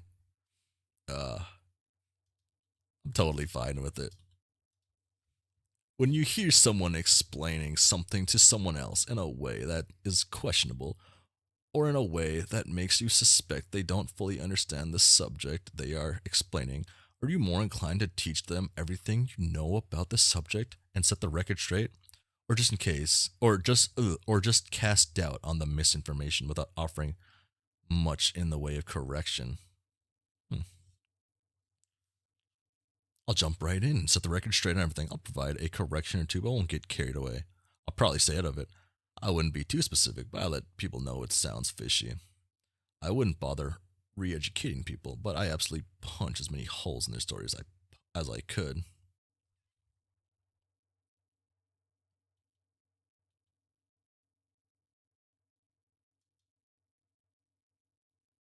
I'll get carried away. Kind of my job, though. I mean, if you could choose one ability, which would it be? The ability to travel to any period in history on Earth at will, past or future? Or the ability to safely travel, such as on a nice ship anywhere in the universe at will instantly? I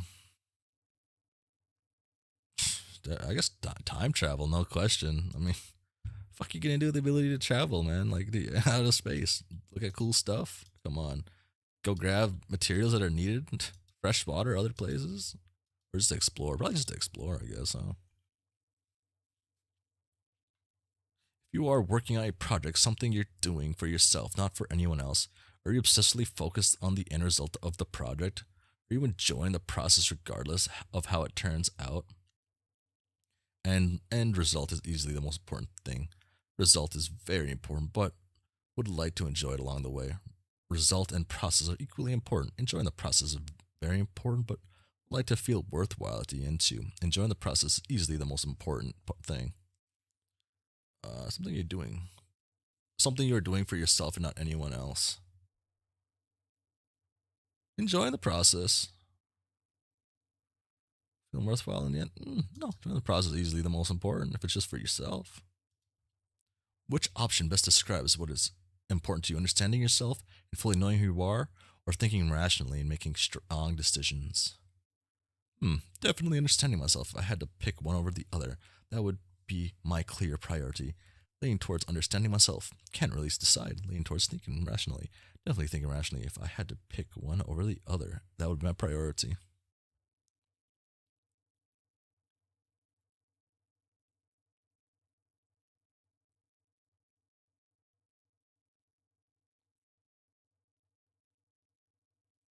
Probably leaning towards understanding myself. What idea is most interesting to you? The ability to fully understand your potential as a person, or the ability to fully understand all potential consequences of the actions before you take them? I guess my potential, no questions asked.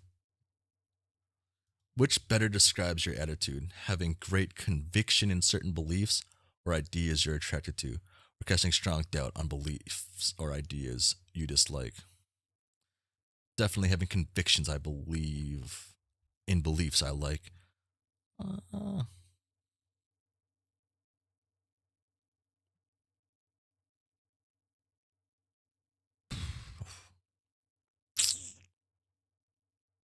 Oh, okay, I'm kind of thinking.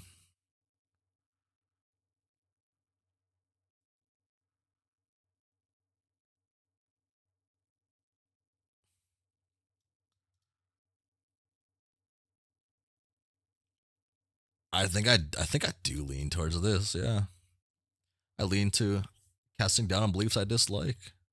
Right? Maybe beliefs is the wrong thing. I guess it depends on what beliefs are or ideas. I'll say D. Yeah, yeah. When circumstances are intolerably bad, which are you more inclined to do? come up with the best alternatives or solutions and work hard as you can to make those happen instead, or don't worry about a better solution, burn it all down, whatever falls, just deal as it comes. I'm not doing thing. I'm not doing a thing until I have a better solution in place first. Inclined to have a solution first, but not absolutely. I don't have an opinion on this. Inclined to get out of a bad situation as soon as possible, but not adverse to considering alternatives. Burn down. I'm absolutely getting out of this bad situation ASAP. Deal with the consequences later. I think I'm inclined to have a solution first, but not absolutely. 100%. Yeah. Yeah. If someone's suffering, you are most inclined to do whatever you can do to help them get better. Or is your instinct related to relate to their suffering, to empathize without necessarily considering how you can help? I'll do whatever is important.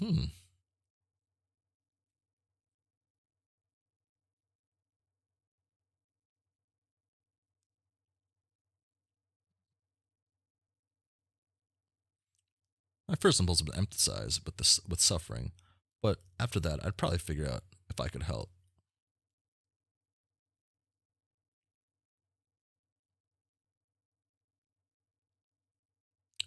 I have to say empathize, and then after figure it out. I guess that's an inaction. Interesting. When someone suffers misfortune so terrible that you know there's nothing anyone can do for them, are you most inclined to feel horrible that nothing can be done, or feel resigned to the sense that this is just the way of the world, or the way of the world, and some things can't be helped? Feel absolutely horrible that there's no way to help this person. Would probably end up trying to think of ways to help regardless. Would feel bad there's nothing that can be done. Would probably accept there's no way to help though. Hard to say. Signed to the right away, but might briefly consider how to help, but it's not realistic. They have to resign so terrible to their terrible situation because it's just the way things are so often are.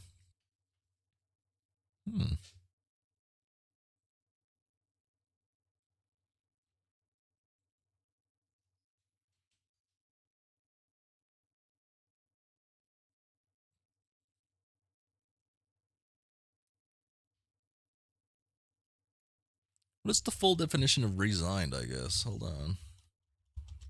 That's oh, okay, it's to fully accept. Okay, that's what I was thinking. Okay. This is just that, but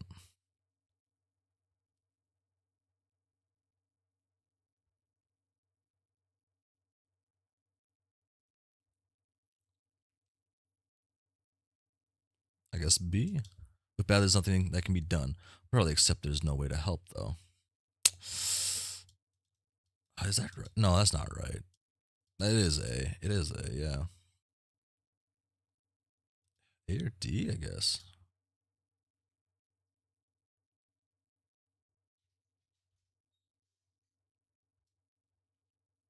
Ooh, this is the one I gotta think about. Likely to feel somewhat resigned.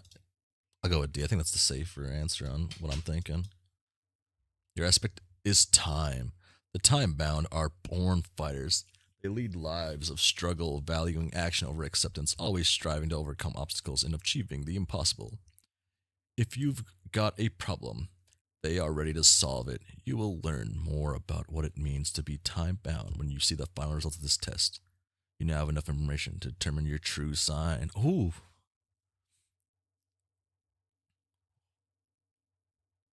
Let's figure it out. Sagittarius. Indigo sign. Durst plus time. Oh.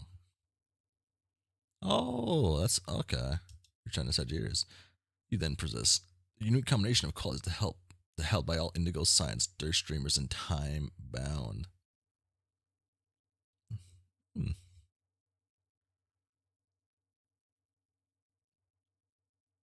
I want to read all this. I guess I'm already. This doesn't hurt to read it. It just makes me suffer at work more tomorrow. Indigo signs are the enthusiasts of the sign classes, friendly and cheerful. Their optimism is contagious. Being all around a well-adjusted indigo sign is always a good time. It's hard not to be drawn into their excitable orbit, just like they are drawn in by anything and everything that picks their interest. And those interests are liable to change at any time. Indigo signs will often surprise their friends and family by declaring they are no longer interested in what just last week they were claiming was their jam. If you catch an indigo sign in a philosophical mood, they can be unexpectedly poignant, introspective. A downside of all this juvenile enthusiasm, juveniles, the indigo sign, often don't know their own strength. They are often known to be careless, both physically and emotionally. Their conversations punctuate by jostling elbows and tactless comments. They don't usually mean to offend and are often shocked to find out they upset anyone. When this happens, they can dig their heels in and insist they did nothing wrong in their romance. Indigo signs need partners who can keep up with their expansive personalities, as well as forgive them for the occasional hurt feeling or two. Lunar sway Durst. Durst dreamers have personalities marked by a distinct and restless skepticism. Whatever their waking circumstances, chances are they will live in a state of dissatisfaction. Rebellion is in their blood, manifesting whether they are fighting back against a fascist dictatorship or the most recent trend in casual footwear. Durst dreamers are cerebral, and self-aware. They have a far better grasp on the landscape of their own minds than just the world around them. Good night. Fuck, it's late. Their minds around the world, they find it alien and confusing, but as so much of their identities built on control. 4 a.m. My. That's the wrong time zone. You're living in a fake world. I'm sorry. They'll do their utmost to hide any insecurities, often with false humility or self-deprecating humor. They may be inflexible and pessimistic, but they are always great problem solvers, facing conflicts head-on with shrewd calculating minds. They see one true path among an infinite snarl of wrong ones. They tend to be introverted, but if you win their trust, Durst dreamers are extremely powerful allies. However, they find sincere vulnerability difficult and will often keep people at arm's length, letting go and living the moment. Living the moment is hard for a Durst dreamer. They constantly looking forward to the future and analyze the past. Live in the future, scary kinda. Those bound to the aspect of time are fighters, full stop. Their lives are often marked by struggle, not so much because fate has it in for them, but because they are fundamentally incapable of just accepting things as they come. They value action over passive acceptance, even if that may not be the wisest or safest choice. Don't try to tell a time bound to sit still and look pretty. They are very goal focused and tend to value the destination over the journey, and you won't find them making that journey in any traditional sort of way. To quote cheesy posters found on many guidance counselors' impossible is just a word. If you need a miracle, they are who you call at their best. The time-bound are empathetic and relentless problem solvers. At their worst, they are ruthless, defensive, and impulsive. Hive swap. Alright. Interesting.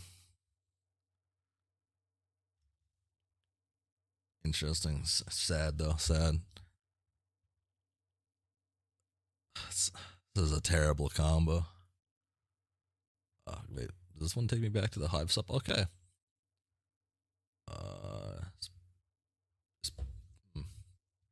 How do I look at Pester Quest real quick? Okay, well, I'm gonna open up my Steam. That is the Dave combo, yeah. I'm fried. I'm so fried right now. Not Pest Quest. Friend Sim. That's the one, right? That's the one I'm playing. That's the fun, like, yeah. I think it's Friend Sim. Yeah. This is the game I'm playing. I'm gonna be playing, right? Okay, so I play this game, and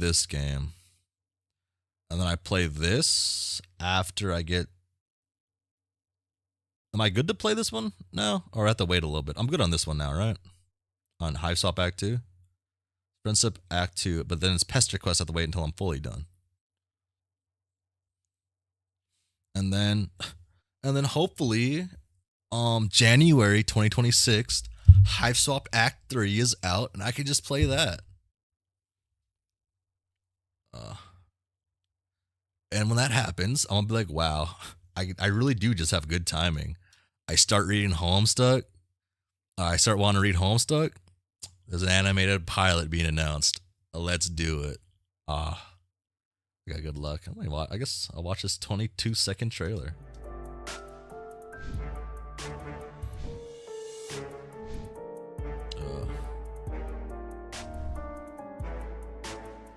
Oh.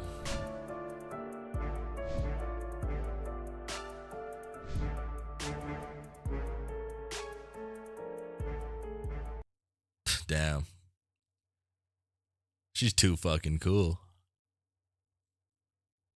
Damn. I didn't realize these posters in whatchamacallit, were they destroyed? No, they must have been there, because this is what's his face's place. Interesting.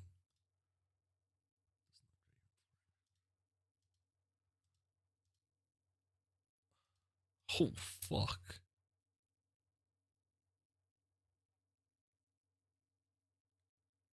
In the wings like the rest of us. Yeah. That could have been a disaster. Oh shit, wait.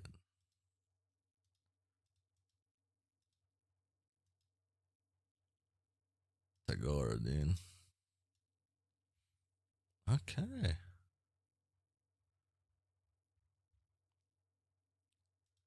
This will be fun. I'll be playing this Friday. And I'll be doing anything else Friday. Ooh. No, or should I look at fan content Friday? I don't have a list picked out yet. Yeah, okay. No, I'll play this Friday.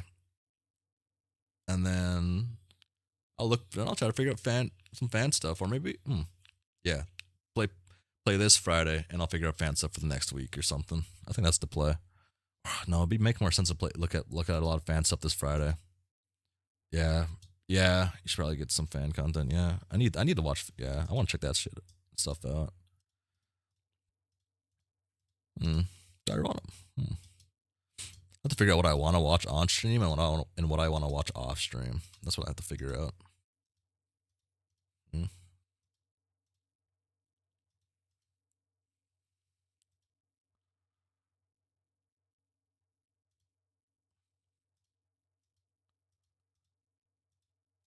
Wait, where's the other guy? Oh, there we go.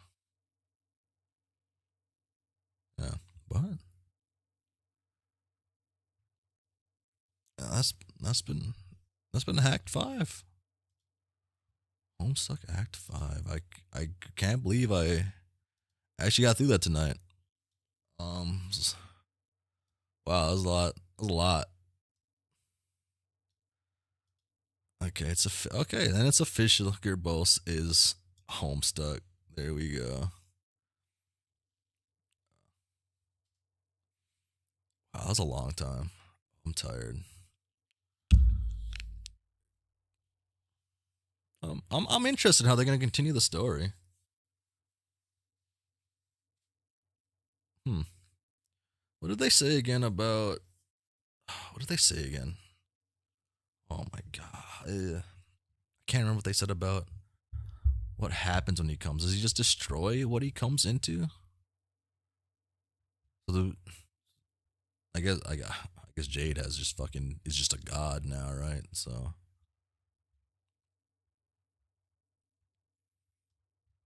Hmm.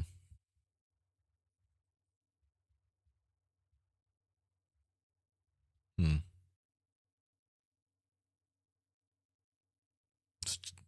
Jade just make a universe? Does a new universe just get made somehow? Yeah, maybe I'll rewatch Cascade. Maybe it shows me some more stuff and I reread some shit. Or I could just experience it when it happens. That might just be the play. Okay, this is me. This has been a stream. Just like normal. I'm not I'm not much of a reactor, but yeah. Homestuck's alright. Homestuck's alright. Fuck, man. So the trolls are genuinely dead. Actually, no, I can still be delusional about my favorite trolls. Yeah, never mind. I'm gonna stay delusional. Okay, yeah. It's always better to be delusional. Okay, yeah. This is me signing off. Farewell. And bye.